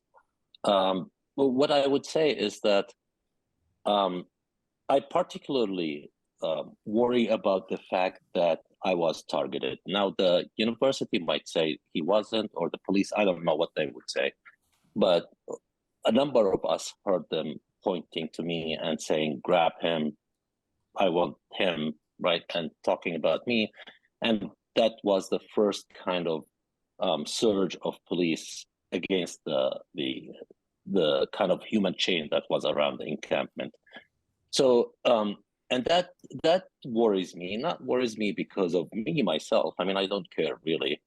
But I do worry about what happened next, which is that the 4 faculty members who were detained and who were physically hurt, right, were all people of color. That gives me a pause. I will not say that this, inherently means that racism plays a part in it, but it is something that gives you pause. You have to wonder. I mean, there were so many staff members and faculty who are who are white, right? And so the question, I mean, it's very appropriate to ask the question: what led to that? Is it about policing, and there is something wrong with policing, whether it's systemic, intentional, or it's not, right? I mean, but we have to safeguard around those issues. And it is a problem, I mean, for the university and for the city, right? Because we always talk about how we need to diversity within our life world, right? That diversity enriches all our lives. But I think events like this make a lot of people of color question whether or not Madison is actually an appropriate place to live, and whether University of Wisconsin is an appropriate academic institution to work or to go to as a student. Those things are really serious, and I think that's what drives my concern, not really what happened to me specifically, although that also is a lot of indignities involved in it. Especially having been displaced from Palestine itself, having been treated that way when I was young, a little boy, then to come here and at this age to be treated with the same type of violence and with the same type of logic. Like someone else talked about how it's settler colonial kind of logic, and really both systems work within the same settler colonial logic. Anyway, I don't want to take too much time, but that's what worries me. It's not really that I was targeted, but that what are the implications of the notion that there are 4 faculty members who were detained and all of them are faculty of color? Thank you. Madam Mayor, can I ask one more question? If you must, Alder. All right, just thank you. So, Professor Samir, we were told that the Madison MPD were not present on May 1st. Can you speak to that and about, you alluded more time, the Madison police on May 1st? I'm sorry, I can't, I don't understand what the question is. No, we were told the Madison police were not present on May 1st. Oh. Can you speak yeah, to I that? I didn't really mean Madison police. I thought that there were some Madison police reported there. I don't know. I mean, I didn't mean to imply that it was Madison City Police, although I heard from, was confirmed by many of the journalists who were around that Madison Police was participating. Thank you. Thank you, Madam Mayor. Thank you, Alder. Thank you, Professor. I believe that's all we need from you. I have no other alders in the queue with questions. We are still on public comment. The next agenda item with registrants potentially wishing to speak is agenda item 79, authorizing the Parks Division to submit and, if awarded, to accept a grant from the state of Wisconsin for Bree Stevens Field Improvement Project, etc. On item 79, wishing to speak, Alex Saludos of District 5, to be followed by Bonnie Rowe. Do we have Alex?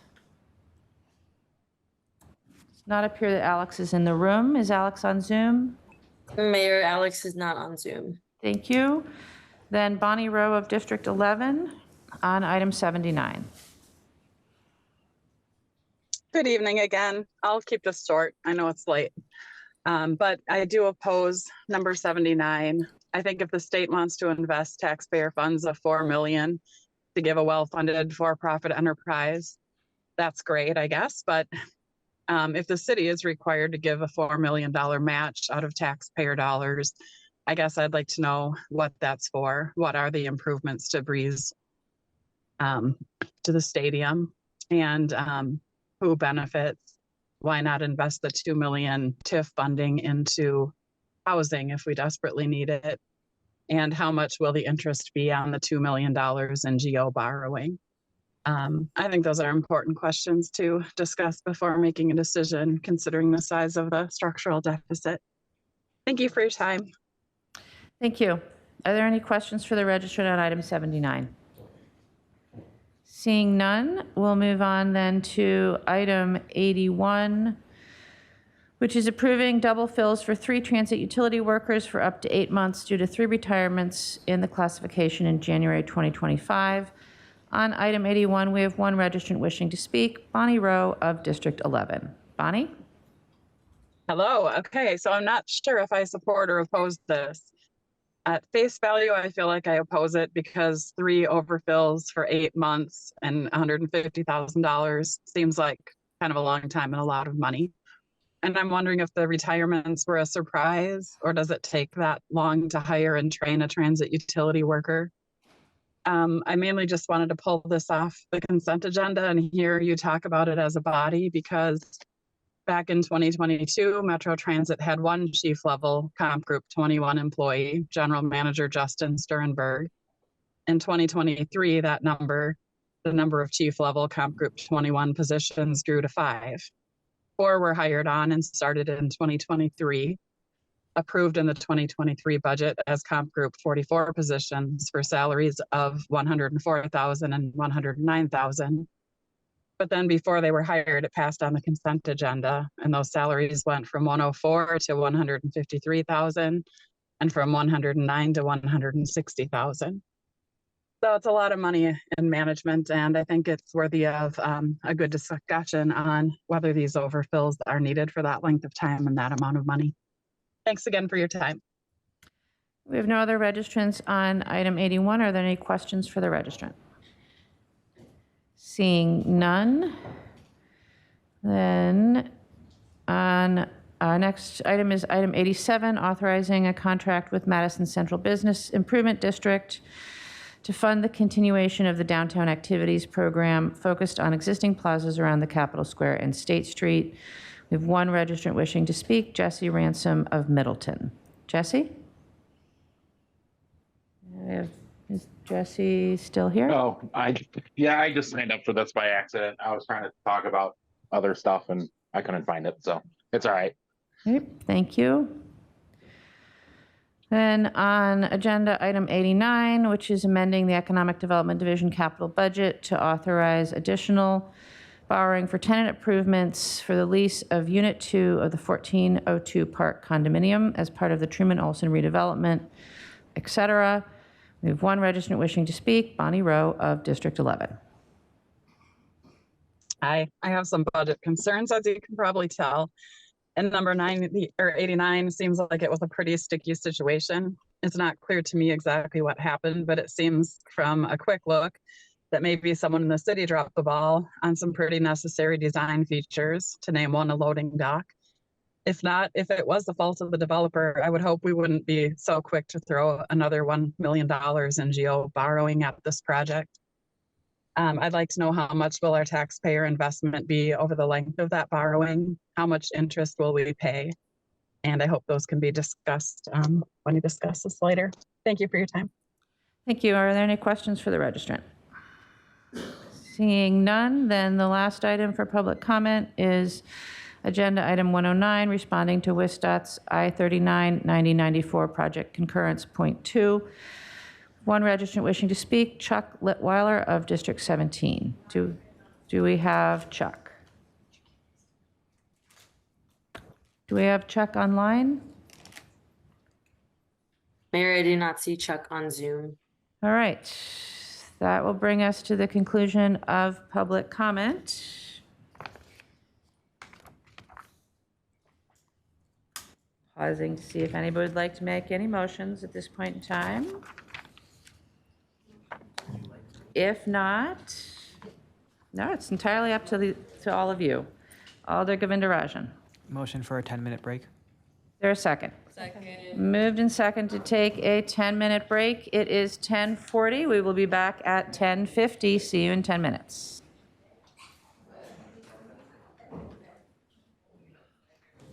In the room, please return to their seats. We lack one person.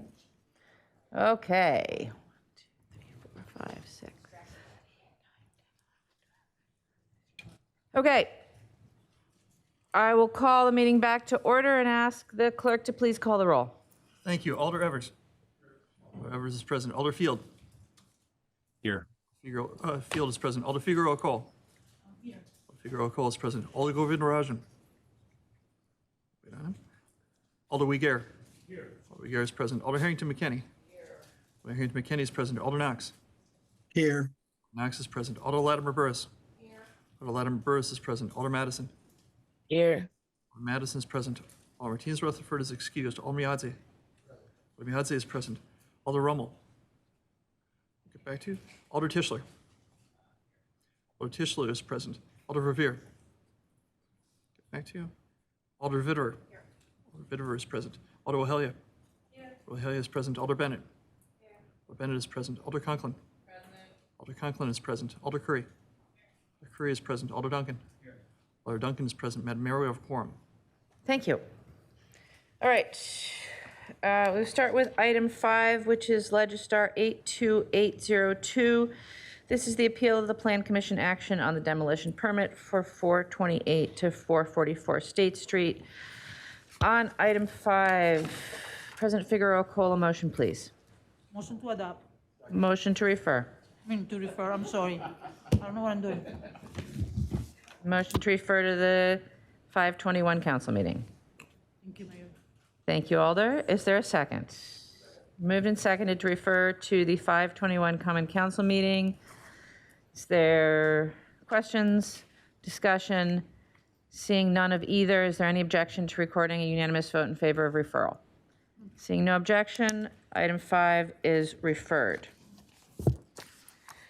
That will take us to item 21. Item 21 is Legistar 82871 regarding a new license for refuel pantry at 2702 East Washington Ave. On item 21, a motion to refer, please. Motion to refer. Moved and seconded to refer to the ALRC of 515 and the Common Council of 521. There are questions? Is there discussion? Seeing none of either, is there any objection to record a unanimous vote in favor of referral? Seeing no objection, we'll record a unanimous vote in favor of referral of item 21. That will take us to item 27. Item 27 is Legistar 82925, approving plans, specifications, and the schedule of assessments for Doncaster Drive, Beverly Road, and Danbury Street Reconstruction Assessment District. In District 10, on item 27, Alder Figueroa Cole, a motion, please. Motion to adopt. Moved and seconded to adopt item 27. Are there questions? Or is there discussion on item 27? Seeing Alder Evers. Yes, Mayor, I wonder if the Alder of the district could speak to this, to the constituent concerns. Thank you, Alder. Certainly, Alders can respond to that if they wish. Are there any additional questions or discussion on item 27? Alder Figueroa Cole. Thank you, Mayor. Just wanted to point out that staff did outreach on this development, on this particular project. It is not a sidewalk project, it's a resurfacing project. As we know, anytime that we do a Mayor Street project like that, we try to accommodate all the aspects of that street, including to ensure that we are under the Safe Street Madison policy. Like the speaker mentioned, I think everyone is agreeing that the street needs to be resurfaced. And there is and I don't have the numbers in front of me, but there was enough community engagement to have a very diverse voices in regard to this particular project. So this particular speaker has a couple outstanding questions that we are getting through staff, but we had positive feedback and people that don't want the sidewalks. So if you go to the city page site for this particular project, you will see the surveys that were sent. People were asked to choose between 3 different choices. The choice that was selected took the least amount of trees, was like maybe 4 trees, I think. And instead, since the street is actually quite, it's not a large, a wide-sized street, it was decided that it was best to put the sidewalk in just one side of it. So yeah, I mean, there were people very excited about it. And if you look at the registry report, you see a lot of people did register in support, but there were a couple of people that were not happy about it. Thank you, Alder. I have no other alders in the queue. The motion is to adopt. Is there any objection to recording a unanimous vote in favor? Seeing no objection, we'll record a unanimous vote in favor of item 27. That will take us to item 35. Item 35 is Legistar 82745, submitting the appointment of Tana Elias for confirmation of a 5-year term as the Madison Public Library Director. On item 35, motion please, Alder Figueroa Cole. Motion to adopt. Moved and seconded to confirm. Are there any questions? I will note that Tana is here in person. Oh, is she? Oh, there you go. Welcome. Tana, do you want to come up and say a few words? I mean, you're here already, so. Having sat here for this long. Yeah. We'll make it incredibly short. I have been at Madison Public Library for 30 years in a variety of different positions, most recently the Digital Services and Marketing Manager, and I look forward to working with all of you in this new role. Thank you.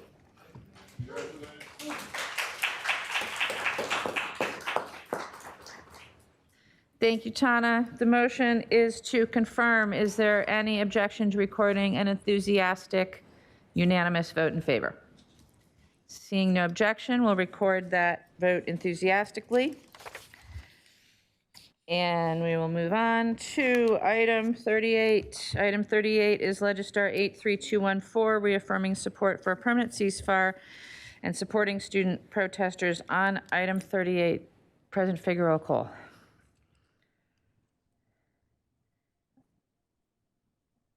So for this one, we have a suspension of the rules there, just adopt?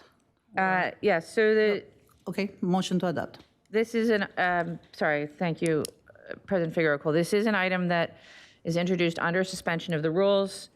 The council has an option.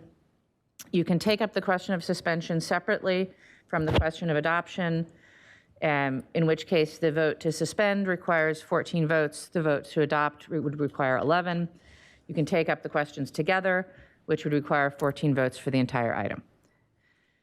If the motion to suspend the rules were to fail, you could still introduce not under suspension. It would have to be referred to a future meeting. Alder Latimer Burris? I forgot what my question was, sorry. Okay, it's Alder. So I need a motion. The motion is to adopt. Is there a second? All right, the motion is to adopt under suspension. That will require 14 votes. Alder Evers. Move the alternate. Alder Evers moves alternate. Is there a second? Moved and seconded the Evers alternate. Alder, would you like to speak to it? Thank you, Mayor. I want to acknowledge the deeply troubling moment we are in. Hamas's horrific rampage on October 7th, the killing of 1,200 people and the taking of 250 hostages, followed by Israel's grossly disproportionate response resulted in nearly 35,000 people killed, the majority women and children. Now we are anticipating the imminent incursion into Rafah, one of Madison's sister cities. I was not here for our resolution on December 5th, but had I been here, I would have urged it to be stronger. That resolution did not condemn Hamas for the October 7th attacks, nor did it specifically call out the Netanyahu administration's various criminal actions, including the expansion of illegal settlements in the West Bank and its refusal to pursue a path for a just and lasting peace. Now we are at a difficult moment dealing with the aftermath of the May 1st events. While I agree the substitute improves significantly upon the original, I find I still cannot vote in favor of it. This alternate I am putting forth calls upon the administration and the encampment to negotiate in good faith. It also recognizes the difficult position the administration is in with respect to constitutional law regarding free speech. Allow me, please, to read from Chancellor Mnuchin's remarks she made about the encampment during a meeting of the Faculty Senate yesterday. I believe you all already recognize that encampments are prohibited on campus lands under state law, UW Board of Regents Administrative Code, Chapter 18. Many schools do not have nearly our degree of clarity on this point. In addition, many schools, especially private institutions, can close off critical central parts of their outdoor campus to non-affiliates. That is not so here. Chapter 18's restrictions on encampments were communicated to our community multiple times.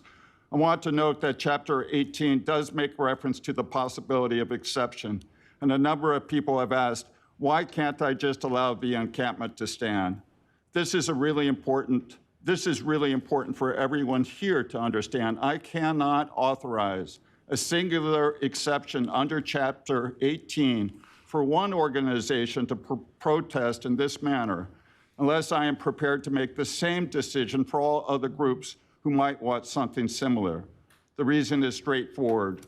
We are a public institution, which means that we must, according to the First Amendment of the U.S. Constitution, remain content neutral when it comes to making decisions about what is allowed to take place on our campus. If I grant an exception to permit this encampment, I would need to grant an exception for any group that wished to set up such an encampment, regardless of the cause. How would we respond to a neo-Nazi group, such as the one we had here in Madison in November, if they wished to make similar use of campus lands? This need not be entirely hypothetical. Let me share with you a voicemail we received last week, and I wasn't there to hear what the voicemail was, but from what I understand, it was an extremist group looking to put up some kind of encampment speaking out against Black Lives Matter or some such thing. Those of you who think that I should simply let this encampment stay, I ask you, imagine that the protesters were there for a cause you did not share or one which you were deeply and profoundly opposed. Would you think and want the same? If not, you are proposing that we violate the First Amendment. Settled case law makes it clear that time, manner, and place restrictions on free speech are constitutional, and these regulations, such as a law prohibiting camping on campus lands, must be applied in a content-neutral fashion without discriminating against a given viewpoint. Regarding Mnuchin's concerns about neo-Nazis, whether we like it or not, hate speech is protected under the Constitution. District 13 constituents complained in November that we allowed this, but marching on sidewalks chanting hate speech is not illegal. Had they marched down the middle of the street, on the other hand, without a permit, they could have been arrested, even if they were doing so peacefully. Had they blocked traffic, they could have been arrested, even if they were doing it peacefully, but not for walking on the sidewalks, regardless of how odious and disgusting the speech. You may say that this concern is overstated, that neo-Nazi groups are not going to put up tents on Bascom Hill or on the Library Mall. but consider this hypothetical. College Republicans putting up tents protesting trans rights, specifically protesting trans women competing in women's sports. Or conservative Christian groups putting up tents protesting gay marriage, protesting gay rights, protesting abortion rights with garish posters of aborted fetuses declaring abortion is murder. Or a very conservative Jewish group, one that held to the myth of Greater Israel, the belief that God promised the land of Judea to the Jewish people and that all non-Jews should be forced to leave. What if this group put up tents? Lastly, in my alternate, I removed any finger pointing as to who broke the peace on May 1st. Civil disobedience is a time-honored tradition on the UW campus, starting in 1960 here on the Capitol Square in solidarity with the sit-in protests at drugstores and Woolworths. Protesters sat in at drugstores here, and when the police came to arrest them, they went limp.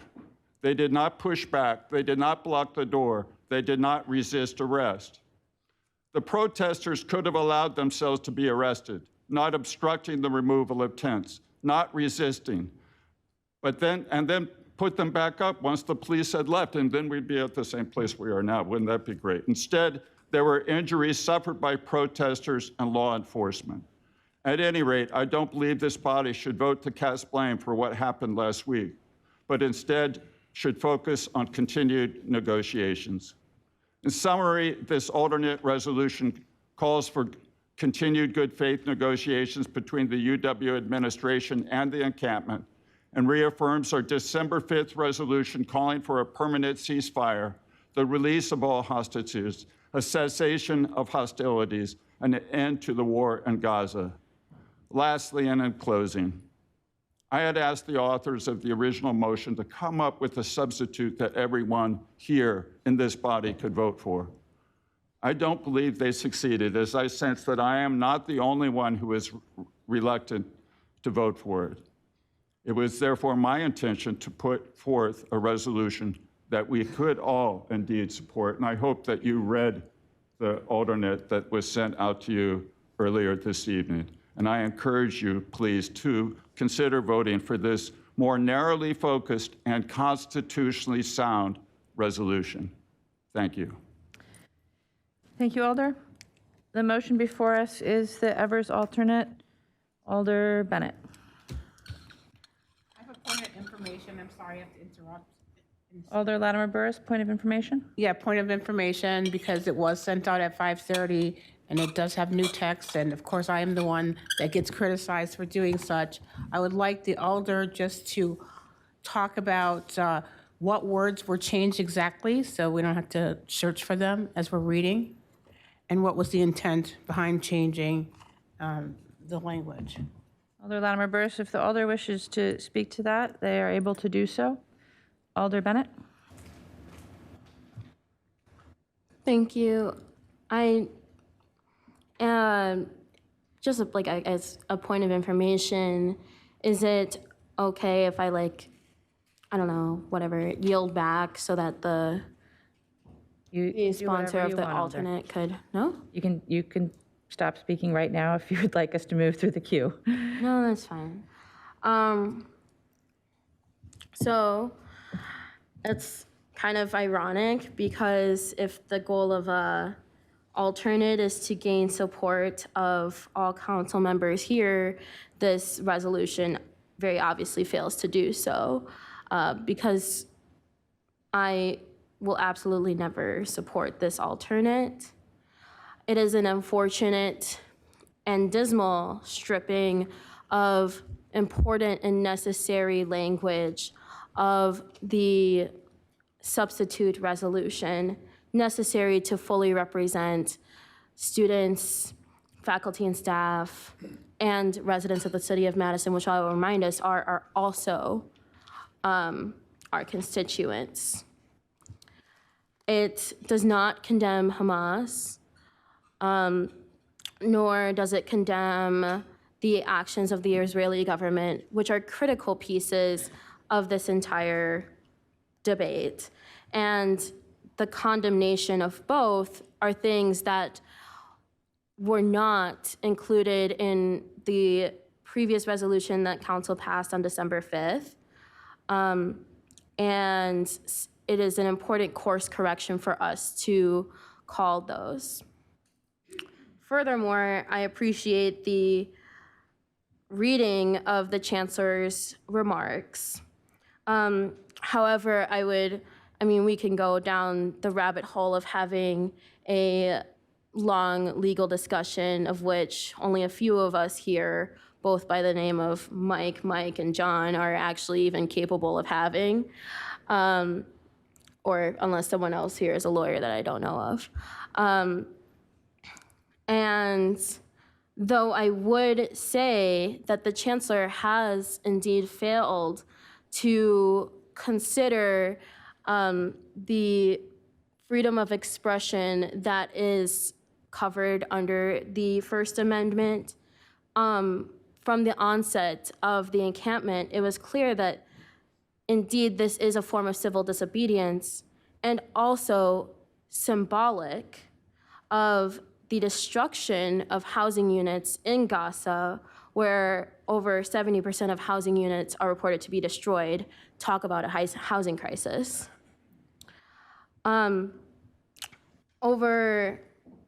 So with that being said, I believe that there are things that the chancellor has not considered that should be. Furthermore, over 50 student organizations stand in solidarity with the encampment,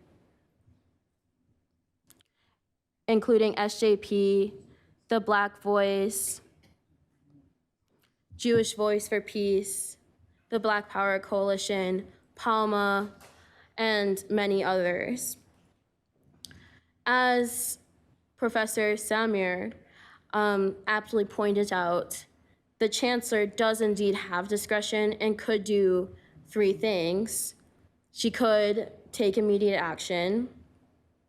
She could exercise forbearance and seek to find a peaceful resolution. And she could also permit it. I would argue that it is important to find a peaceful resolution, as that is like the entire thing that literally everyone here is calling for. Peace. So acting in good faith in that manner is important. And I'm sure that there are differing degrees to which people feel as though UW administration is representing or not representing their voices. So that's enough about the alternate. I'm sad that I even had to read it. As for the substitute, the goal from the onset. The substitute isn't before us. If and when it is, you'll absolutely be able to speak to it, but what's before us is the alternate. Okay. So speaking on the alternate, I think I would urge us to all come to terms with the things that we should all be able to agree on. We should all be able to agree that anti-Semitism and Islamophobia are never acceptable. We should all be able to agree that the actions Hamas did on October 7th were deplorable. We should all be able to agree that the Israeli government's indiscriminate war crimes in Gaza are also deplorable. We should all agree that all hostages should be released, and all prisoners that are not convicted of any crime, especially minors, should be released. We should always prioritize and protect free speech. We should also acknowledge that, at the very least, UW administration's and UWPD's actions leading up to May 1st were ill-advised, did not lead to de-escalation, and most importantly, a peaceful resolution. I hear dissent that led to this alternate resolution. Some of the dissent, questioning why we have to, quote unquote, sit here and listen. Is it not our job to do that? Is it not our job to have these discussions that are of deep importance to community members? I've heard discussion and debate, which I know were taken out of the alternate resolution, about how statements regarding law enforcement action, particularly the one jurisdiction that we have jurisdiction over, NPD, would inflame more division between police and civilians. I would argue that inflaming division is a two-way street. And if we cannot talk about policing issues publicly and pertaining to specific events, then we are sorely doing something wrong. And we should indeed help folks that want to file a complaints to do so. So I wish that this was something that folks were not concerned or with talking about, especially after we've seen time and time again police violence and brutality come to light.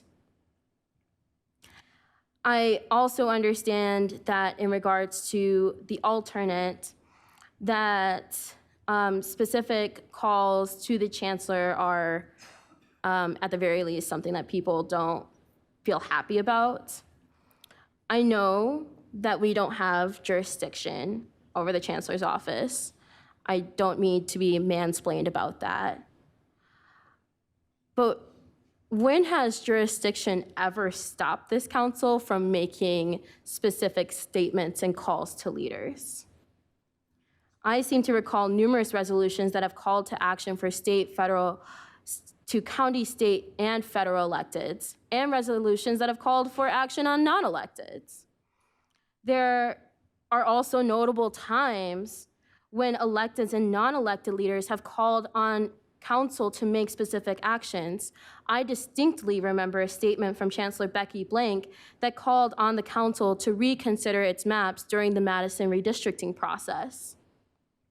These are common and healthy dialogues that happen between leaders, and simply because we don't have jurisdiction is not a sufficient argument to speak out against the actions of leaders within our community that are doing things that we don't agree with.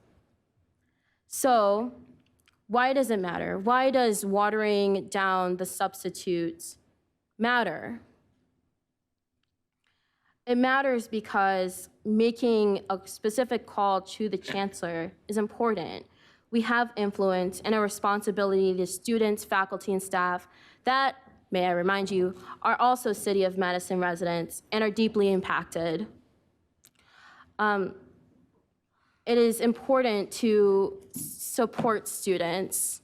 Time and time again, over the course of my time on this council, I've heard about how students are only here for a blip of time and they're no longer here, or they leave after 4 years. As many of us here are UW alum, did you leave? And many of the folks that spoke today are UW alum and those deeply committed to this campus and this Madison community. So that doesn't seem like a great argument for me. And then hearkening back to peace, everyone here is just calling for peace. Damn it. Can we not support that?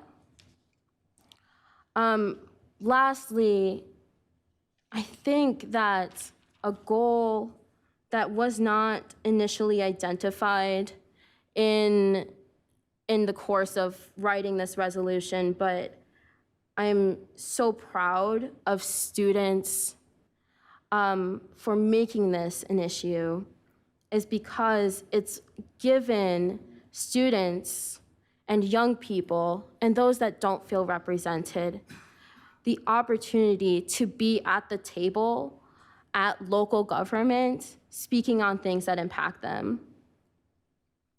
These are people that are here that would not have been invited to engage in government, so welcome. We talk about housing and liquor licenses and sidewalks and all other crap. And we also talk about pertinent issues and debates about community and nationwide issues. This is government. During a time when students and young people are feeling jaded, disillusioned, and hopeless with government in general, we have a duty to let them know that there are people here in these positions that are here and do listen. And I also invite you that if you don't feel properly represented here or anywhere within government, and you want systematic change, keep doing what you're doing. Run for office, join a committee, speak. We need people like you. We need people with a deep-seated sense of moral justice to remind us why we all ran for office in the first place. What you are doing matters. What you are doing is making a difference. And you deserve to be represented. That being said, I will obviously not be supporting the alternate, and I hope that instead you support the substitute. Thank you, Alder. Is it the will of the body that I start timers? I will do so. Alder Wahilahi. Thank you, Madam Mayor, and thank you, Alder Bennett, for this remarkable statement that you just made. First of all, I want to thank everyone who came tonight to speak about the resolution, whether you are in support or whether you are in opposition. Your voice matters, and we're here to hear, and we're here to listen. I will not be supporting the alternate, and the reason why I'm not supporting is it does not meet the objectives. And the objectives for the resolution is as follows. Supporting the students, faculty, organizers for exercising their First Amendment rights. Acknowledging the excessive force used by the law enforcement towards the students, faculty, and staff. Third is urging Chancellor Mnuchin to prioritize protecting free speech and to allow the students, faculty to continue with negotiations.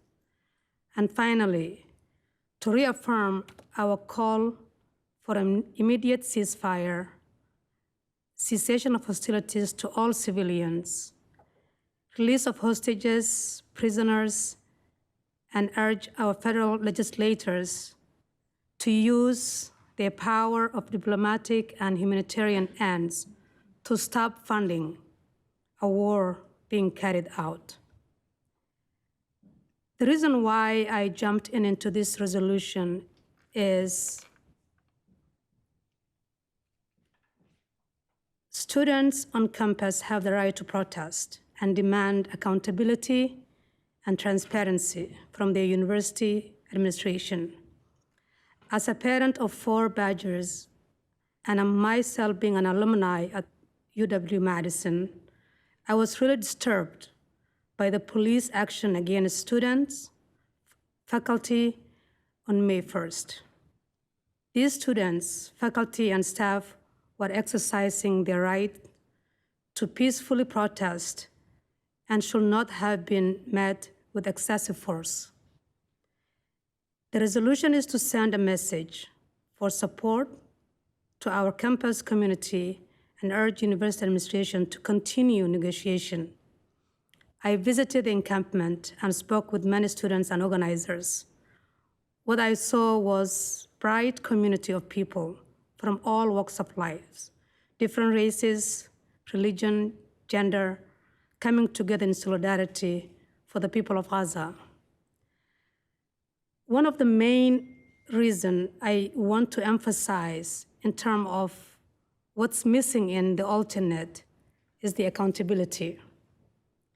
Since my tenure at the Madison Common Council as Alder, I've always supported our law enforcement, whether supporting new initiatives like the pilot program of body-worn camera or allocating funds for the department.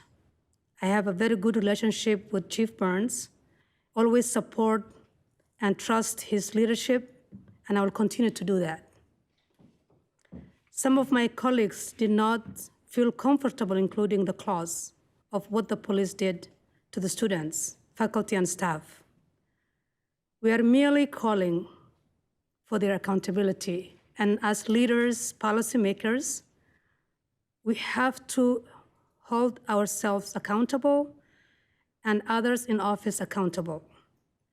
It seems like we are not able to say what has been done to those students, faculty, and staff. The same way our government is not holding Netanyahu accountable for waging one of his century's most destructive wars, killing tens of thousands and plunging at least half of population into famine-like conditions. Empathy and humanity. Our December 5th ceasefire resolution at the Madison Common Council, which passed unanimously, stated violence claimed the lives of over 11,000 Palestinians, of which at least 4,000 were children, and over 1,400 Israelis, including children, and wounded thousands more. Today, that number increased tremendously. The Gaza Ministry of Health reports that armed violence and claimed the lives of over 34,000 people, including more than 15,000 children. 5 minutes, Alder. As well as 1,400 Israelis. Just imagine 50% of Gaza's children are gone from this face of the earth. And those who are living, most of them are amputated. So my question is, how many more lives are we willing to lose in Gaza? Where is our empathy, humanity? This conflict is perpetuating a dangerous and costly lack of access to basic human needs in Gaza, such as food, water, medical supplies, and more, which are indispensable for the survival of the civilian populations. This death sentence to people in Gaza who have been displaced numerous times already and facing death and bombing, starvation, disease, and other dire conditions due to Israel's blockade of food aid. I felt it's important to reconsider the reason why we are calling for a ceasefire and supporting the protest, students, faculty, and on campus. Just yesterday, the Israeli government closed the Rafah border, which is our sister city, and is driving out over 100,000 to flee ahead of ground invasion. The United Nations Humanitarian Aid Agency says hundreds of thousands of people will be at imminent risk of death if Israel carries out military assault in the southern Gaza, the city of Rafah. The border city is a critical entry point for humanitarian aid and is filled with displaced Palestinians, many in densely packed tent camps. Rafah is the only exit point for over red line. Older. It's important the city council reaffirms the worldwide call for an immediate and permanent ceasefire.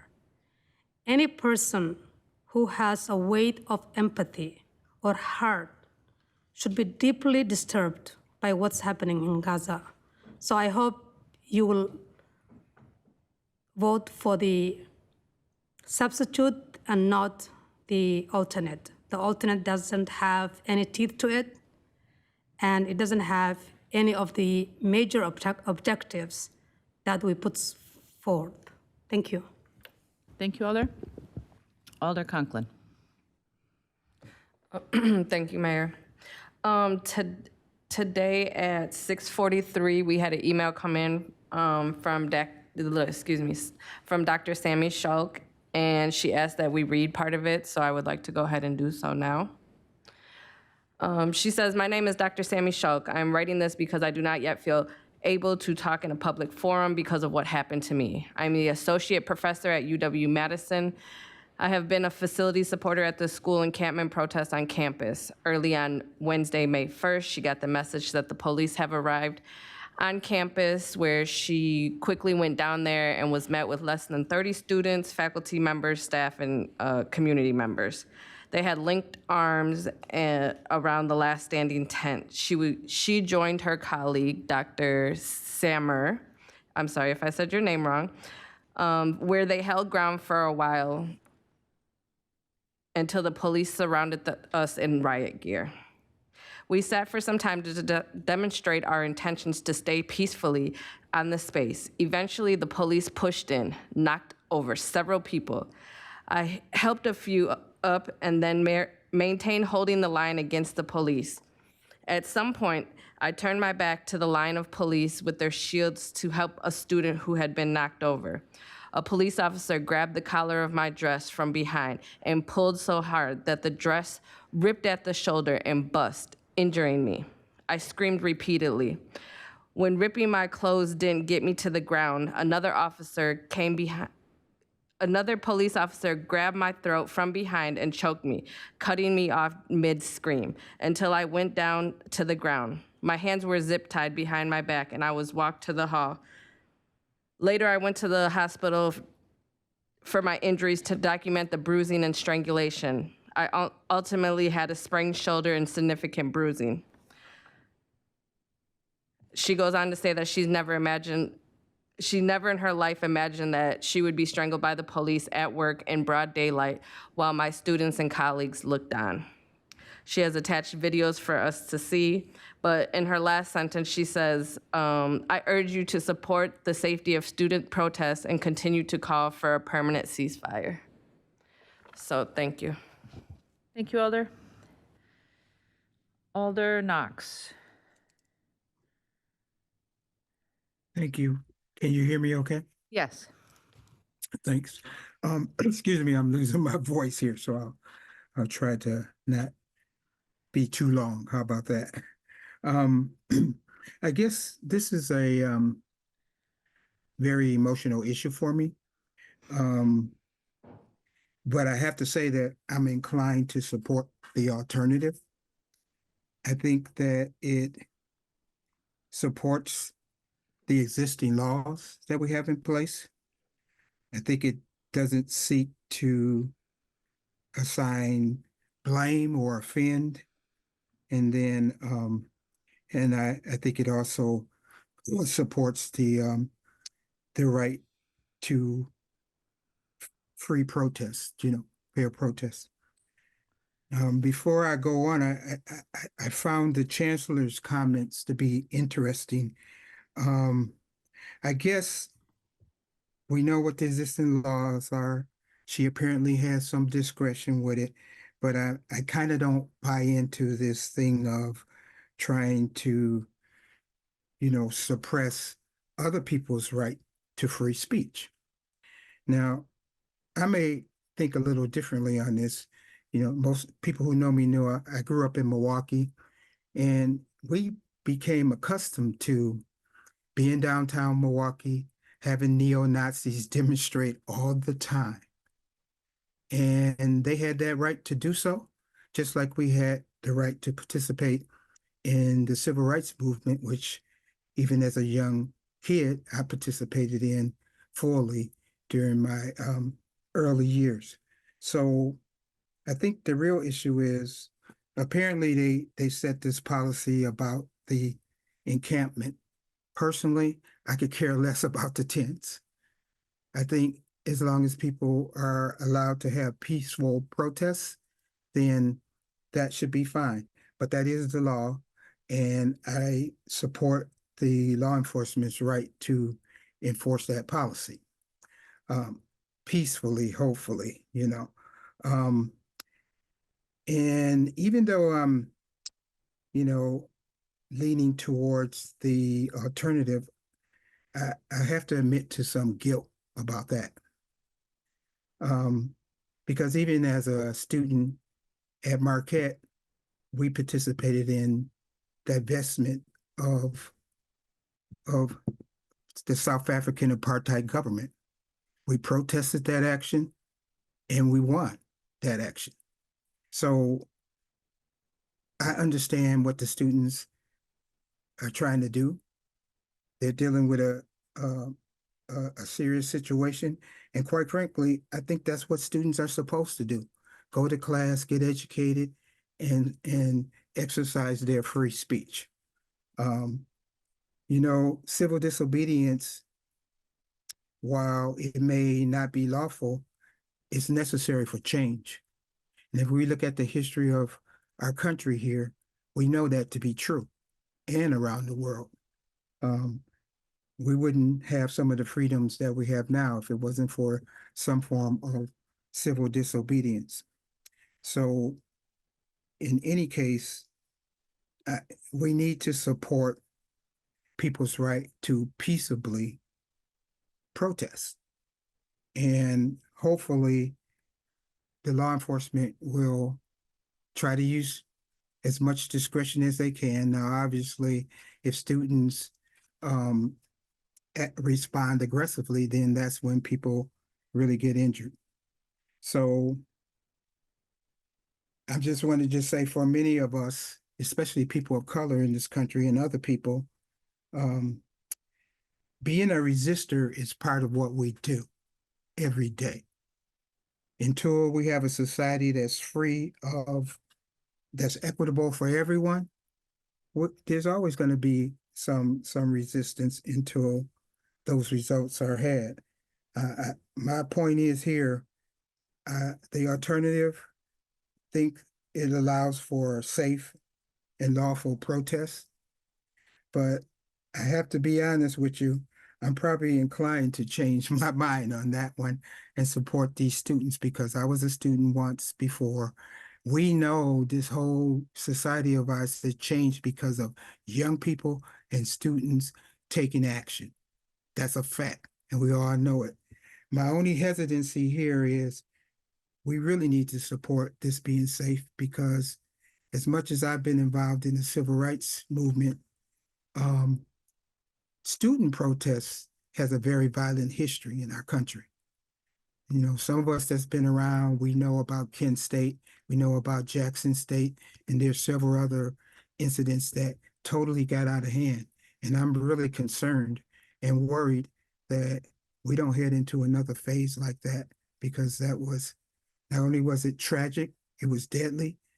And that's not the way that we want to move towards change. So I'm still on the fence, you guys. I'm just gonna tell you that, but I appreciate the alders who worked on Alder Tag, who really worked on finding a really strong alternative, and I understand and appreciate the passion that the substitute motion has. So I just think we all need to try to find an opportunity to express ourselves and not blame each other regardless of how we choose to vote on this issue. Thank you, Alder. Alder Evers for the second time. Thank you, Mayor. To answer Alderman Latimer Burris's question, I submitted the alternate around 5 or 5:30 after, and to get it into Legistar.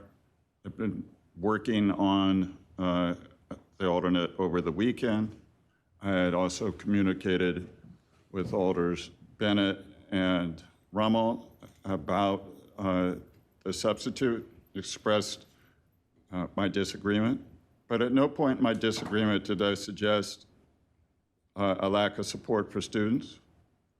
And I'm perfectly willing to answer to regard to what Alder Bennett to move in, to amend it to include a direct condemnation to the actions of Hamas on October 7th and strong language against the Netanyahu government. It does defend the rights of student and community members to assemble as a part of a peaceful demonstration, and it reaffirms our call for an immediate ceasefire, a return of all hostages, cessation of hostilities, and an end to the war in Gaza. I'm reading from the alternate. None of this somehow, the notion that the alternate doesn't support students and does not commit to a ceasefire is simply not true. But I do think that we do not want to get into a situation where we're trying to tell the chancellor that she needs to choose speech that most of us are sympathetic towards and find acceptable, and then be in a position towards having to also allow for tents to be put up on Bascom Hill with organizations that we find unacceptable. And that is clearly what the Supreme Court has said, that time, manner, and place restrictions on free speech are permitted, but they must be content neutral. So that if an organization who put forth ideas that were completely contrary to the values of those of us in this room, or to the values of the university community, and did not comport in any way with the Wisconsin idea, I believe that the university could be sued and would be forced to allow tents with those reprehensible organizations to be on Bascom Hill. This doesn't mean that students can't continue to protest. Protests can continue, and students can continue, if they wish, to engage in civil disobedience and break the law. That's a long-standing tradition. I believe in it. I spent the night in the state capitol protesting at 10. I believe in civil disobedience. But if I resisted arrest and pushed back, I could and should have been arrested, or could have been arrested, and I would not have had a legal leg to stand on. I believe in nonviolent protest. I believe in civil disobedience. I wish that the chancellor had exercised more forbearance and delayed actions. We perhaps wouldn't be dealing with this now, but it's a good thing that we are talking about what's going on in Gaza. It's a good thing that we're talking about these things. But this alternate does not undermine the concerns that all of us have about what's going on in Gaza.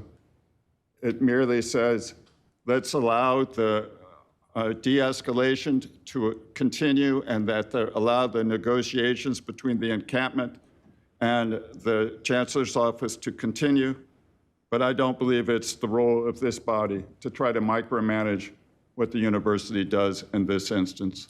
I think this is an appropriate role for this council to encourage further negotiations and to reaffirm our call for a ceasefire. So again, if the alders wish to add a clause where we condemn what Hamas did on October 7th, if we can condemn the contemptible and illegal acts of the Netanyahu administration, which the majority of Jews are very deeply troubled by, I'm fine with that as well. But I think the alternate is responsible, and it does what this body should do, and it doesn't step into areas that really are not the responsibility of the Common Council. Thank you. Thank you, Alder.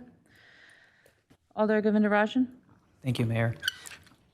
First, I want to say thank you to all the speakers who were here earlier. It's not every day you actually hear from a lot of students and young people in this chamber. And you don't see it often, and it is reassuring sometimes.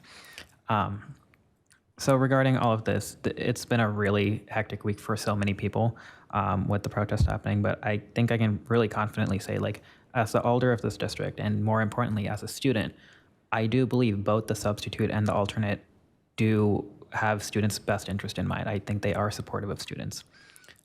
My number one goal since campaigning pretty much has been uplifting the student voice. In fact, that was my slogan, uplift the student voice.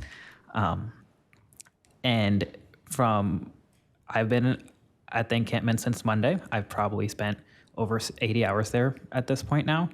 The number one goal of the organizers that I have heard over and over again, especially at the very start, was that they wanted to be able to negotiate with the university on their demands. as just a community member, as a student, I have been there in solidarity with them, but most of my role, I have been there as the alder of the district. I have taken it to communicate and facilitate communications between the organizers and the university and the police departments, both UWPD and Madison Police Department. That's the student activist in me is what has been there for so long. But as alder, I felt like that communication is what I can foster the best. That's how I could use my role the best to achieve the goal that the organizers told me that they wanted to be able to negotiate with UW. Until Wednesday, the university did not include students. They put out on their Monday statement that they don't want to engage with the students until the tents come down. And I understand that that is state law. It's state law that, truthfully, I disagree with, but it's an oath that I took to uphold. So it's been a very challenging position. But on Wednesday, UW did start including students in their discussions after the police raid that took place. I worked to find out which students were authorized to speak on behalf of the encampment, because apparently UW tried on Monday and Tuesday, and they had two separate groups claiming responsibility for the encampment. So Wednesday, we spent time trying to figure out who it was. I wanted to make sure that there was a line of communication between the organizers and UW administration, because with communication, you get de-escalation and you get increased safety. That is how I saw that, and I do believe that happened. Because with that communication, I think it's the reason why it took until Wednesday for there to be police action. I think there's a reason that no student has been suspended or expelled for breaking the university policy so far. And I do think that it's because of the communication that has taken place. As alders, we have the ability to vote on resolutions like this and use our hard power to be able to vote. But we also have soft power, and I personally have found that to be so much more effective working with the university or most other jurisdictions that we don't have too much control over. Once I felt comfortable with the direct line of communication that the organizers and the university have established, around Thursday, I pretty much removed myself from the discussion. I did not feel like it was my place as an alder to be in the negotiating room. That's something between the organizers to talk to their demands and the university. And that's also what they have repeatedly shared with other people, including ASM, the student government, who wanted to talk to the police about this, but they were kind of talked out of it, I suppose. Most of you are aware of my general hesitations sponsoring any resolutions. It's unless there's some teeth in it, unless there's some action item that goes along with it, I feel like most resolutions are just, maybe it'll have a positive effect. But actually with this one, I was worried that it might have a negative impact. And I no longer have this worry now after speaking to the organizers down there, but I was worried that this resolution might actually harm the negotiations taking place, which counteracted the number one goal that the organizers had. Over the weekend, Alder Bennett, Alder Rummel, and Alder Wahilier and I actually worked together on the substitute as well. But it felt like I was too worried about any of the resolutions harming the negotiations. It felt icky to me that the Common Council would insert ourselves into a process that we haven't previously been a part of the entire time. Before coming to this meeting, I went back to Library Mall and I spoke to the organizers, who have since told me that the resolution is helpful to them and it might actually benefit them in their negotiations with the university. So I had concerns, but that did mitigate a lot of my concerns about the negotiations.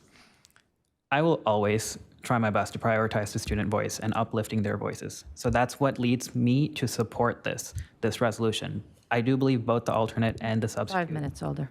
Thank you. I believe both the alternate and the substitute are supportive of students, so I will support both. And I encourage you guys to as well.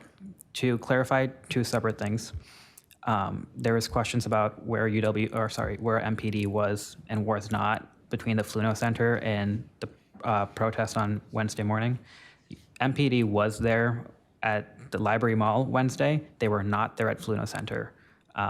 That was a question brought up by a couple alders and I believe 2 speakers earlier, so I just wanted to clarify that. I also want to say many of the alders here have actually visited the encampment, and for that I really thank you. I think you've seen yourself that what we've seen on Library Mall, deliberated area is kind of like building a community. I've said it before where it feels like you're walking through a park. People are playing cards. They're in tiny groups doing homework. They have dancing. They have art and painting, things like that. That it really feels like you're walking through a park and you're building community. The encampment that we have in Madison, though it violates that university policy that I disagree with, it is the encampment that I think that campuses across the country are envious of, because it has been peaceful. It has built community and brought people together. So if you haven't visited it already, I encourage you to tomorrow or when you get the chance later. But that's all I have to say about this. I will support both the alternate and the substitute. Thank you. Thank you, Alder. Alder Harrington McKinney. Thank you, Madam Mayor. I want to read into the record why I was not able to join my name on the resolution. And it's an excerpt from NBC article. The University of Mississippi has opened at least one student contact investigation after videos of pro-Palestinian protesters surrounded by counter-protesters circulated online, including one that many have singled out as racist. A fraternity at the University of Mississippi, where a member last week jeered a black woman protester by appearing to make ape-like sounds and gestures. Another man can be seen jumping up and down and appearing to make a noise to simulate an ape.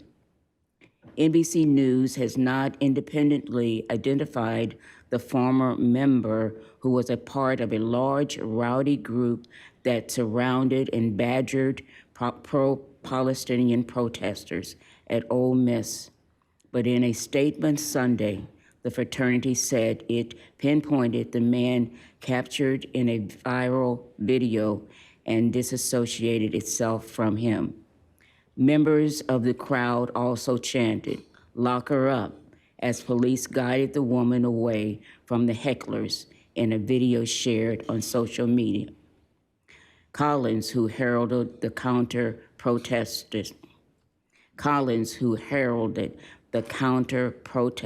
on social media last week, said Monday that while he still stands by the counter-protest, if someone in the video was found to have treated another human being improperly because of their race, they should be punished appropriately and will hopefully seek forgiveness.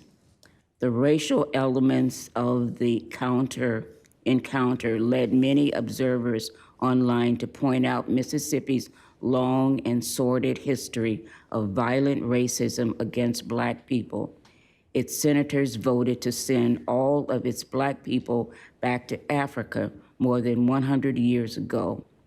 When the University of Mississippi was ordered by a federal court to admit Black students in 1962, 2,000 white people rioted against the arrival of new student, James Meredith.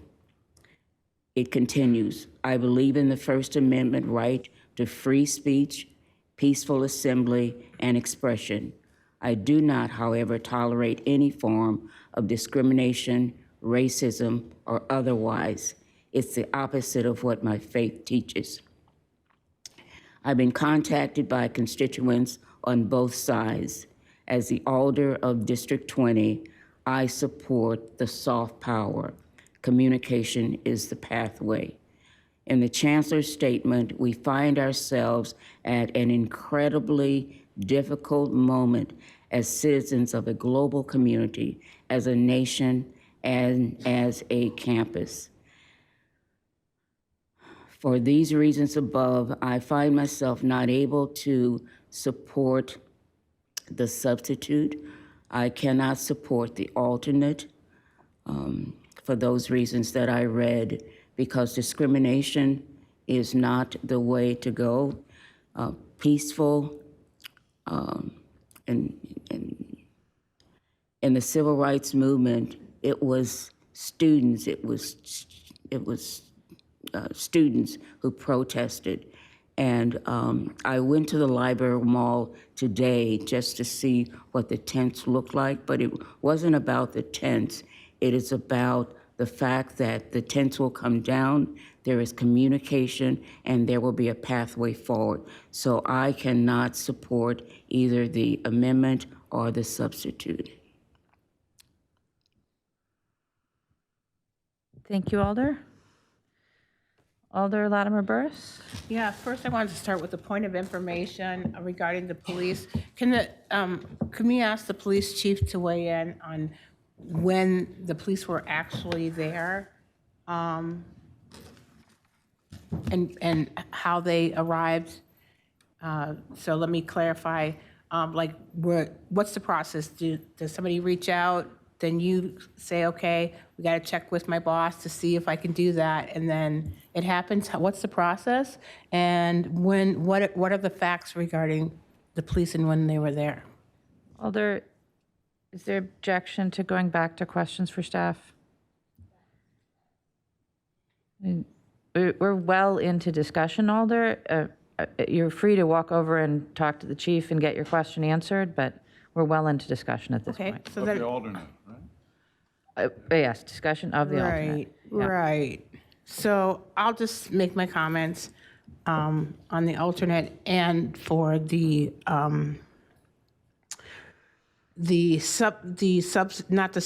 amended. So when I first read the first draft, there was some language that really hit me. It was not well, like it needed to be cleaned up, and I understood that they had only a few minutes to get stuff in. They had to have it in by noon, and we found out that they're going to continue to revise things.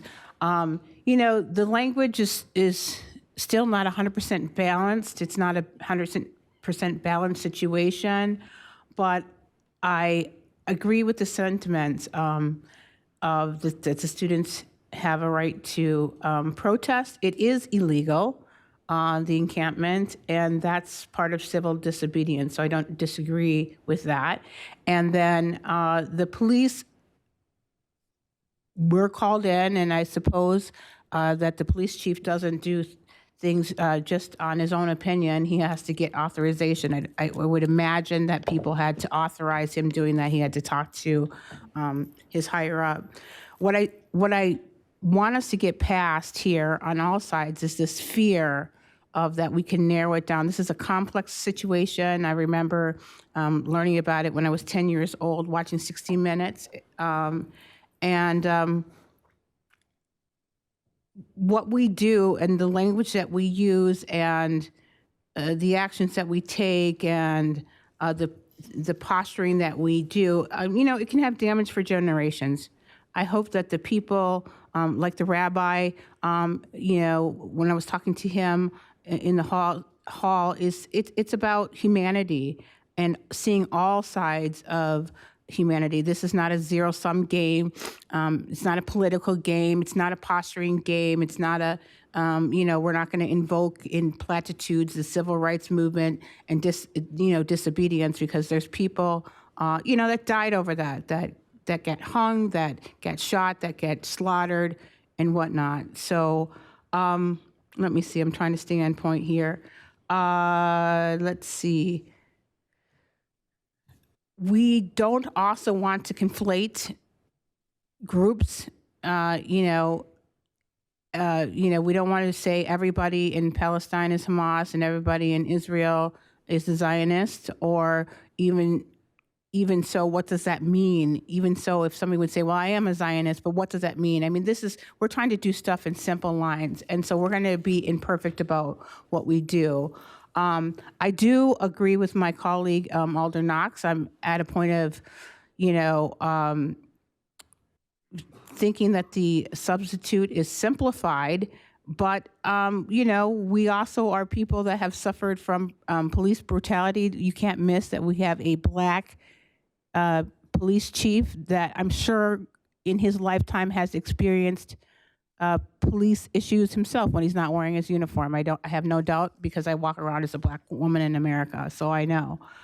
So I just hope that we can, be supportive of the students. I did go down there, and then realize that there's always bad actors, and sometimes the bad actors, like with Black Lives Matter, they're out there. They don't believe in that, and they're there to like throw bricks through stuff, burn cars, and whatnot.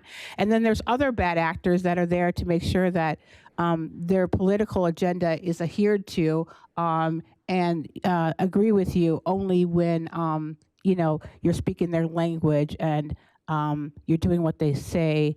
5 that minutes, they want you to Alder. do. Thank you. So throughout this process, I encouraged both alders that have been down there negotiating, hanging out, trying to make sure that things are going well, to work together and to not oppose each other, because that's when that happens, we all lose. And on this particular issue, I find it very interesting that we, as a country, start fighting with each other, and that is one way we are going to lose. It's about humanity.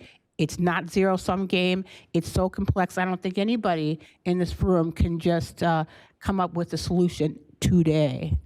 There's a lot of lives on all sides lost.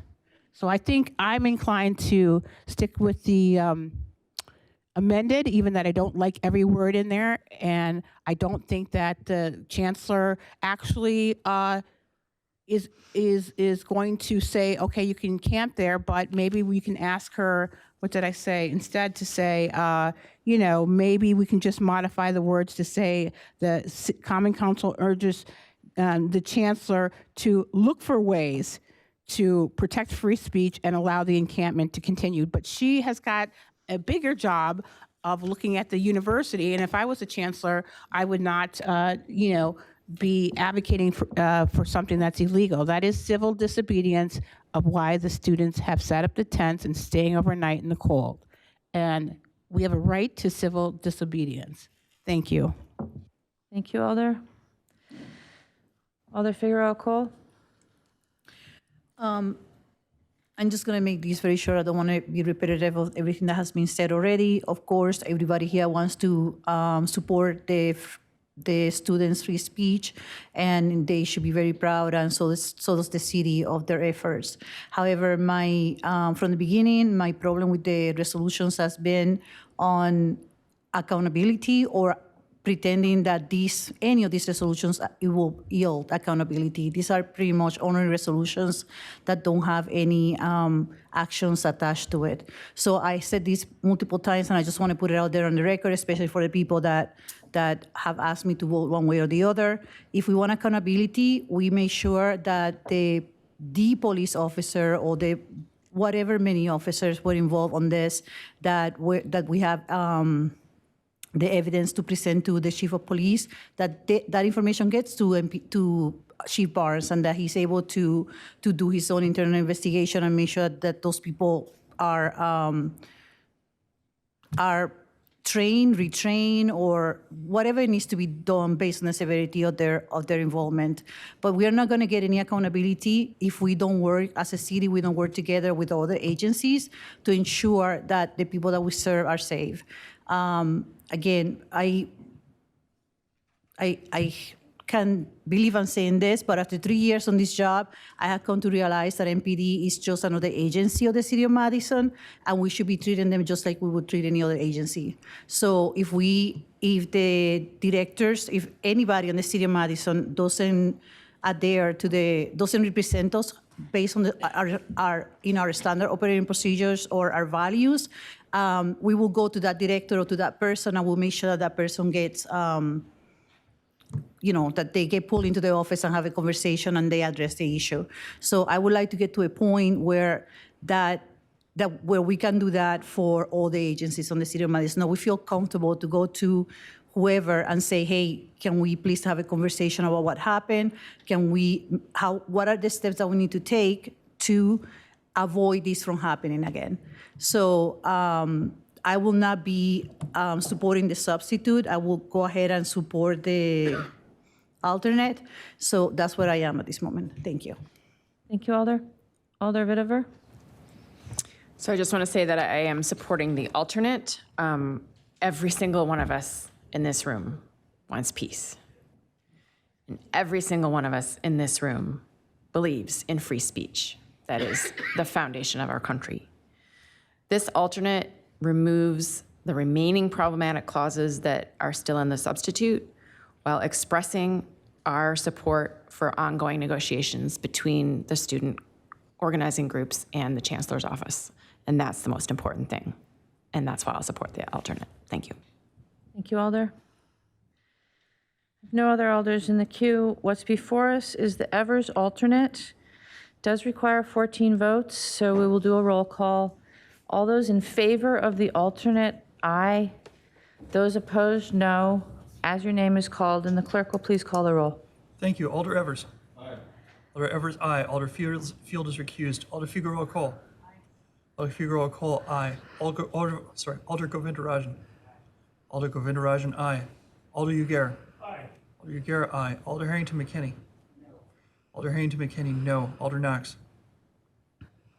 No. Alder Knox, no. Alder Latimer Burris. No. Alder Latimer Burris, no. Alder Madison. We may have lost May have Alder lost her, Madison. okay. Alder Martinez Rutherford is excused. Alder Miadze. Alder Miadze, aye. Alder Rummel. No. Alder Rummel, no. Alder Tischler is recused. Alder Revere. No. Alder Revere is no. Alder Vitever. Aye. Alder Vitever, aye.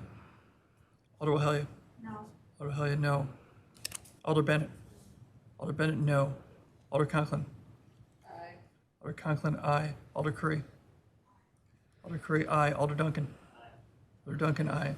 I showed 9 ayes, 6 noes. Sorry, 7 noes. Apologies. With 9 ayes and 7 noes, the alternate fails. We're back to the main motion, which I believe is not the substitute, but is actually what's on the agenda. The motion was to adopt. So what's before us is the original resolution that was on the agenda. Alder Bennett? With the substitute. Alder Bennett will move the substitute. Is there a second? Moved and seconded the Bennett substitute. Alder Bennett, do you wish to speak to it? Yes, and briefly, I spoke to a lot of my comments earlier. I did want to acknowledge that I recognize that the original substitute was too many offensive and upsetting.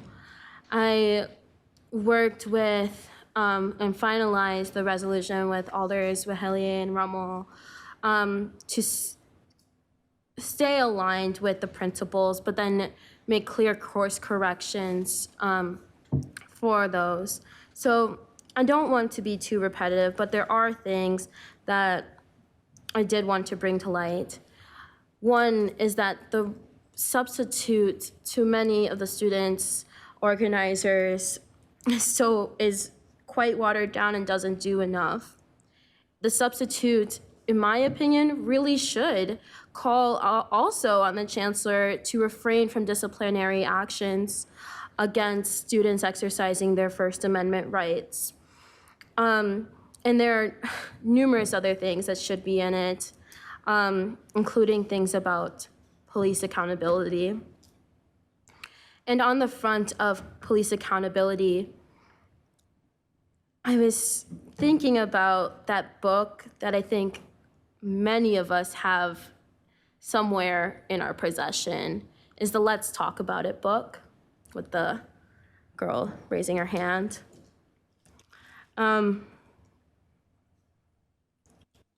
I don't realize if some of my colleagues recognize how damaging it is to Black and brown communities to reduce this down to just file a complaint.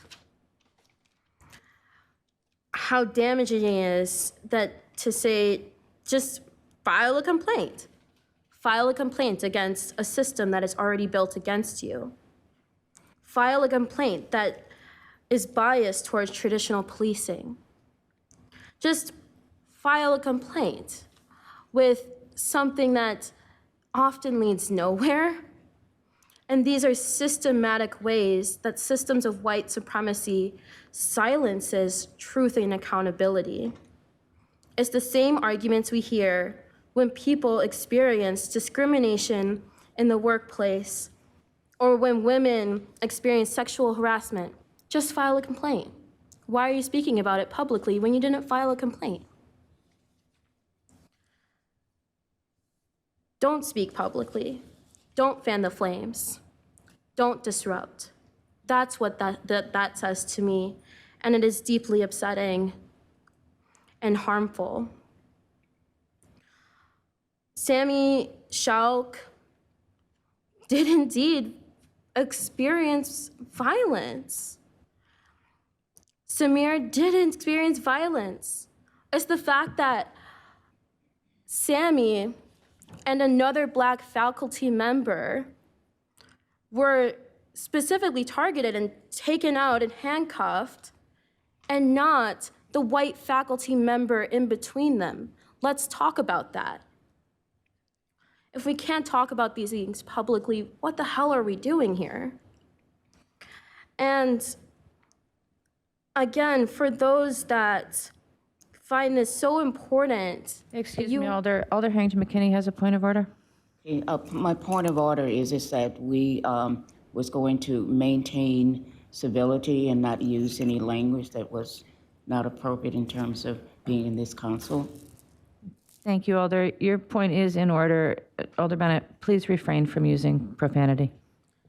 Okay. And the fact of the matter is, we have students here, faculty and staff, that are willing to risk their future, their education, the things that they've fought so hard for just to get a diploma.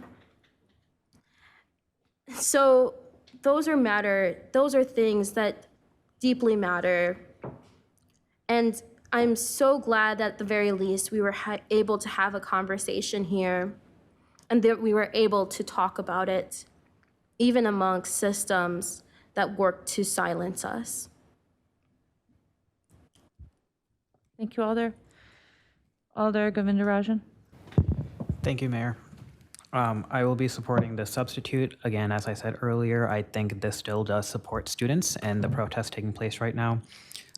Over the weekend, the three alders and I actually worked on this. My name is not a part of this resolution, but we worked on this for several hours trying to change it from the very original that was released last Wednesday.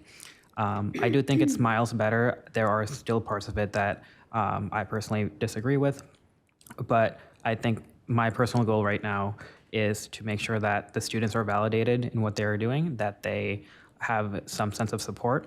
And if this truly does add some pressure onto the university to negotiate in better faith, which was mentioned by one of the speakers earlier, then I will be supporting this. Thank you. Thank you, Alder. Alder Wahalahi.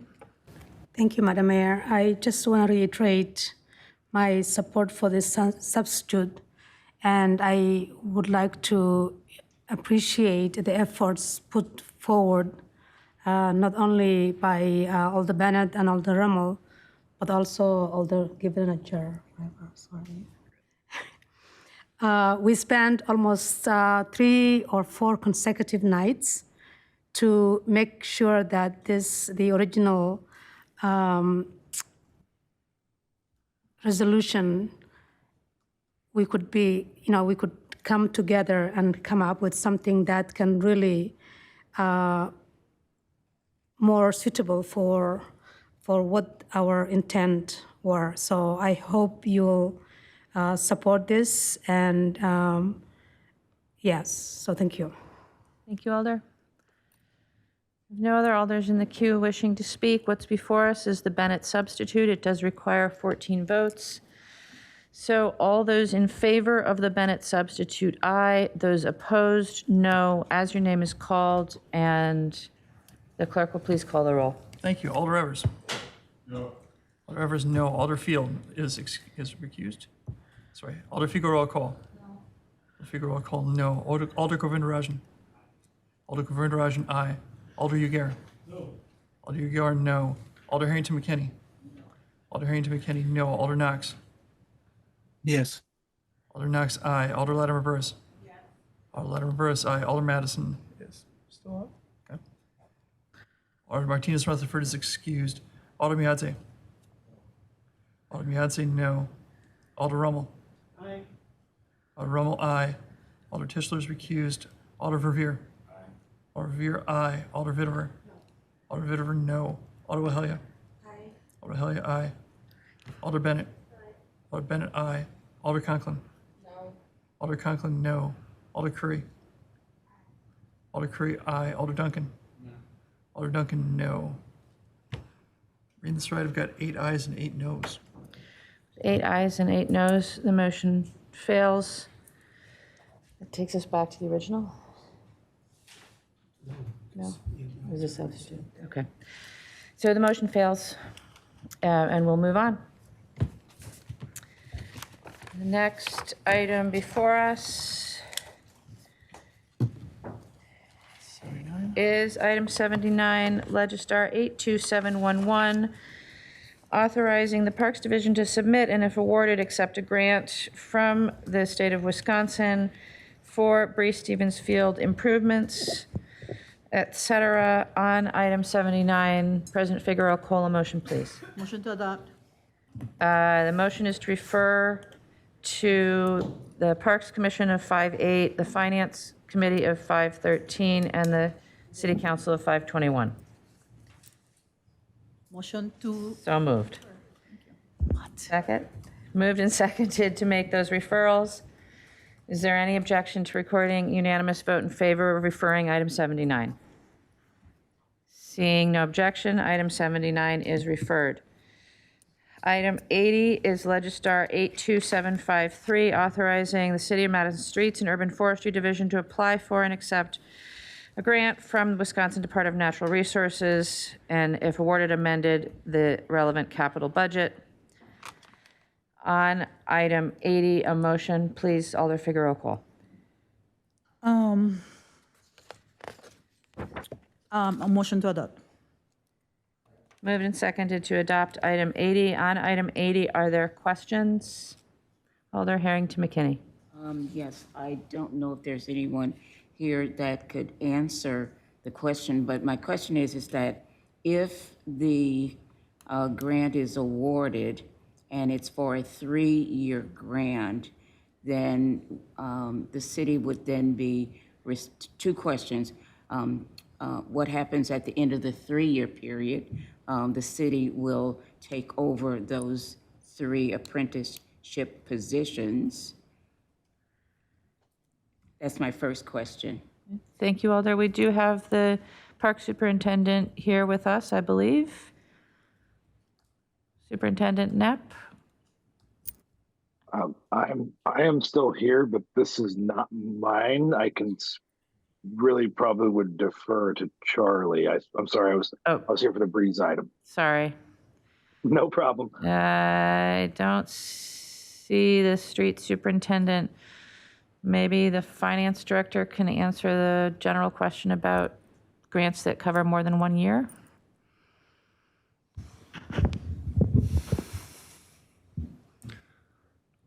From what I can tell from the resolution, it's a grant for capital purposes. And I think it would be the city's decision after that time if it would consider continue the program. Doesn't appear to be a requirement to continue the program. Alder? That Streets anticipates funding the contribution of the program through the Urban Forestry Special Charge Non-General Fund. Could you tell me what that says in layman's term? So the city, Alder, has a special charge for urban forestry costs. That charge is allocated to property throughout the city on different bases. And that charge then goes on to the municipal services bill that is paid by each property owner in the city.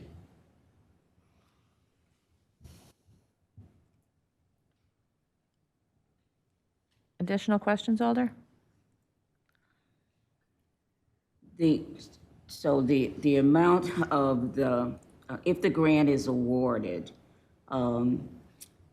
we still don't anticipate how much that would cost when it transfers over to the city. Is that correct?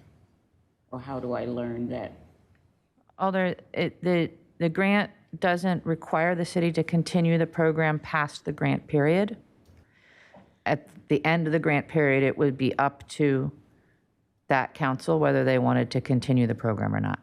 So if they were awarded the grant and the apprentice positions were allocated at the term of those 3 years, if the city chose not to continue it, that would be canceled? Correct. The intent of the program, Alder, is to bring on apprentices and move them up into full positions as a way of training potentially underrepresented folks into city jobs. So the intent would be that people would move through those positions, not stay in them. Thank you, Alder.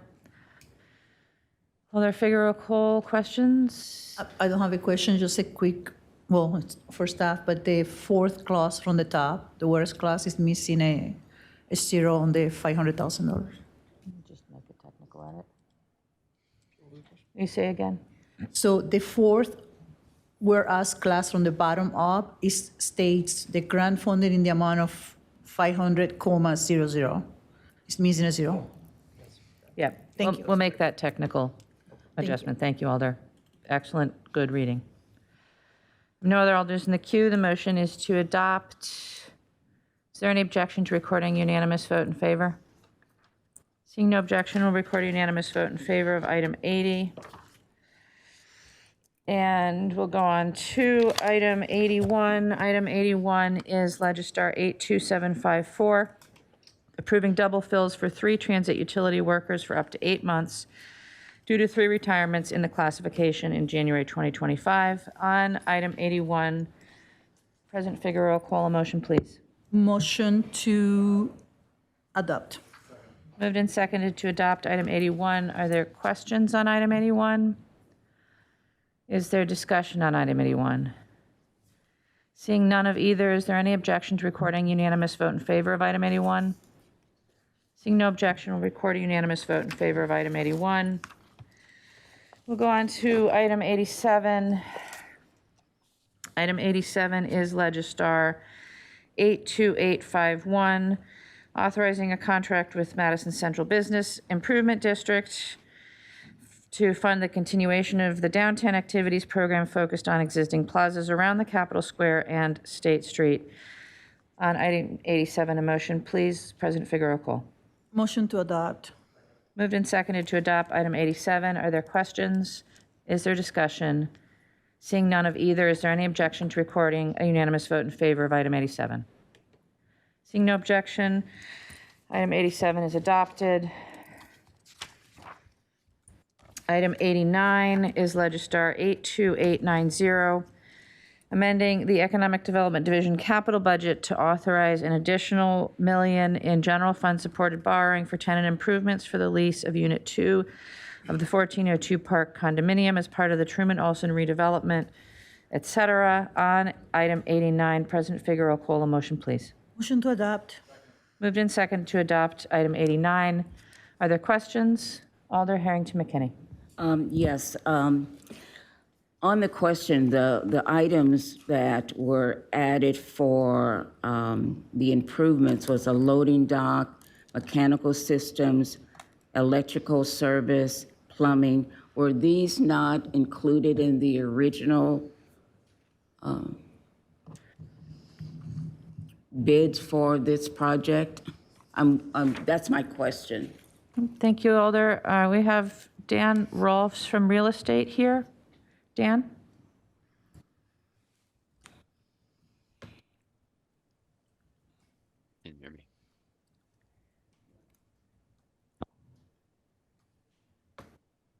Mayor, can you hear me? Yes.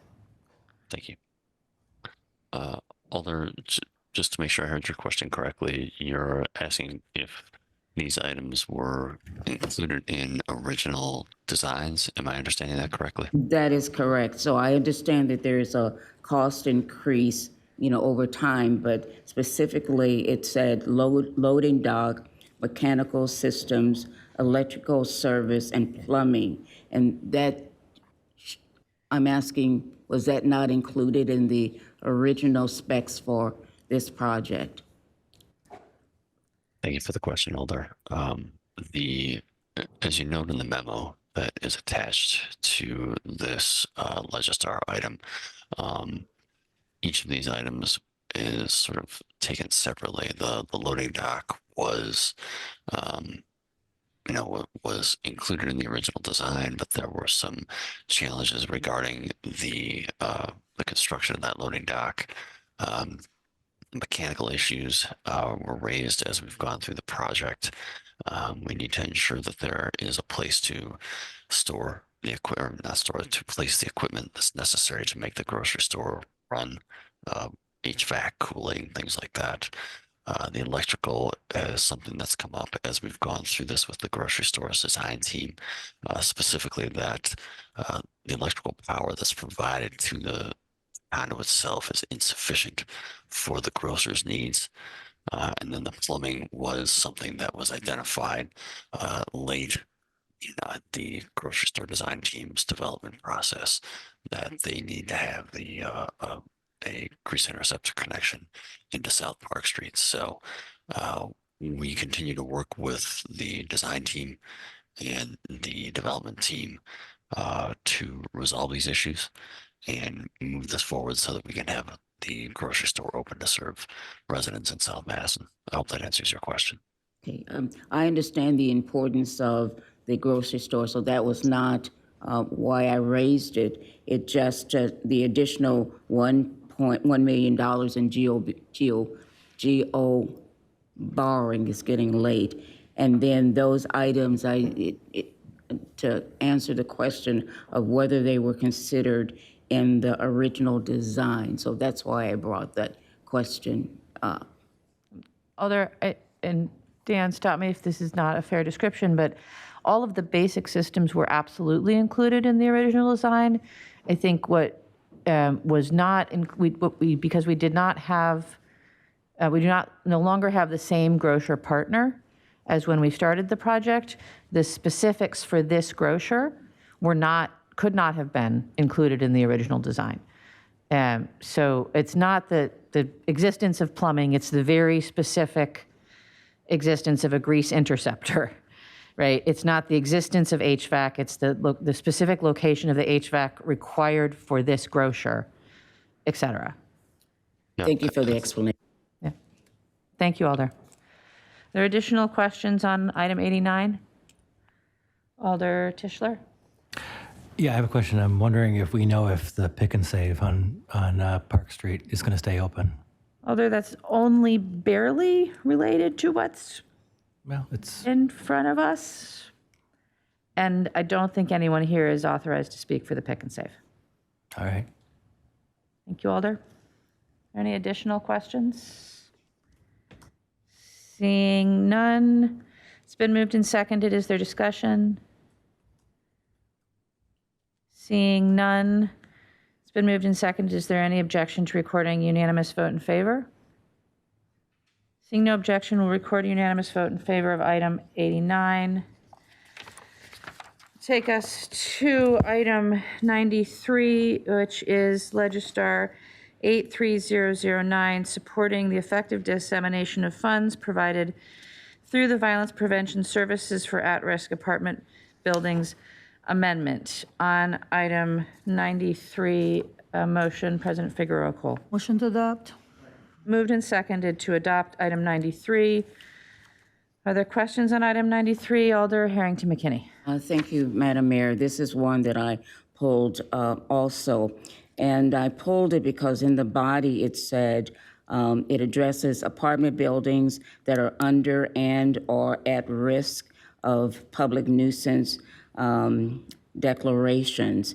and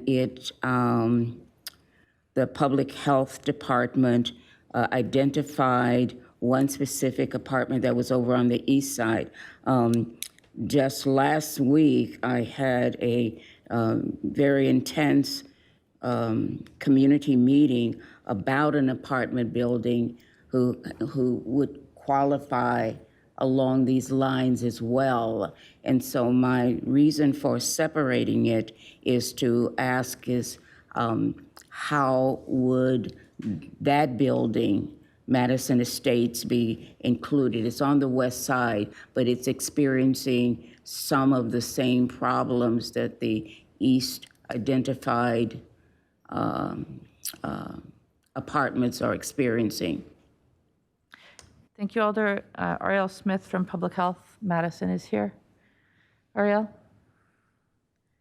Thank you. Currently, the scopes of work for the contracts do not include expansion past the 2 apartment buildings that have been identified at the time where this funding was created.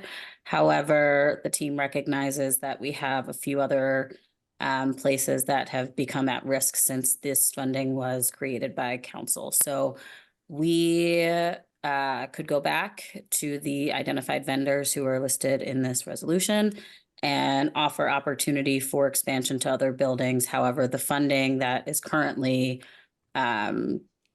associated with this project does not include expansion. Ariel, correct me if I'm wrong, but I believe this was a very specific one-time amendment, very limited funding.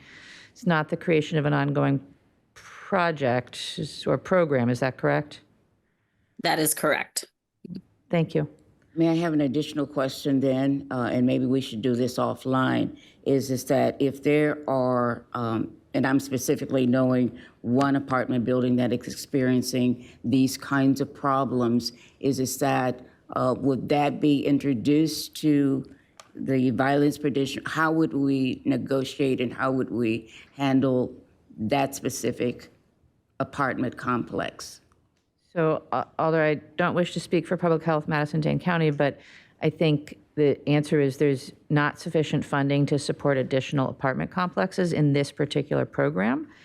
That doesn't mean that there has been for years, right? We haven't had this program, so staff have addressed problem complexes in a myriad of ways. So not knowing the specifics of the issue, I would encourage you either to reach out to the NRT staff if there is one in the area, or perhaps you would like to talk with the Violence Prevention Unit, Building Inspection, MPD. These are all agencies that have been involved with issues around apartment complexes at City Attorney's Office in the past. And so we're having those conversations related to those entities that you just named. And so that's why when I saw that that complex was not included, that's why my question precipitated. So, Alder, if you wish to have additional complexes included in a program like this, you would need to move additional funding. Okay, thank you. Thank you, Alder. Alder Rummel? Thank you, Mayor. Please add me as a co-sponsor. You'll be added as a co-sponsor. Thank you, Alder. Alder Conklin? Thank you, Mayor. Yeah, that's just really what I wanted to say is that there's not enough funding. There's obviously multiple apartment buildings that need help, but we identified this apartment on the east side because of the tragedy that had happened with the little girl getting murdered over there. And then that like EOTO and Just Dane, I think, have already been doing the work there. So that's why we opted to just give them a little bit more funding because this is not enough for everybody. And since they were connected and doing the work there, that's why we chose them and stuck with that apartment complex. Thank you, Alder. We have no other Alders in the queue. It's been moved and seconded to adopt item 93. Is there any additional discussion? Seeing none, is there any objection to recording unanimous vote in favor of item 93? Alder Harrington McKinney will be noted as voting no. Is there any further objection? Seeing none, with one no vote, item 93 will pass. And that will take us to item 109, Item 109 is Legistar 82916, responding to WISDOT's I-399094 project concurrence, point 2. On item 109, President Figueroa, call a motion, please. Motion to adopt. Moved and seconded to adopt item 109.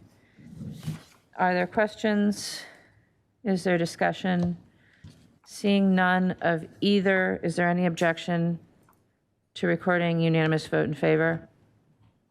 Seeing no objection, recording unanimous vote in favor of item 109. Brings us to the end of our agenda, folks. Are there any additional introductions of items from the floor? Or any announcements? If not, Alder Evers, it's your turn. Move to adjourn. Is moved and seconded to adjourn. Is there any objection to recording unanimous vote in favor of adjournment? Seeing no objection, we are adjourned.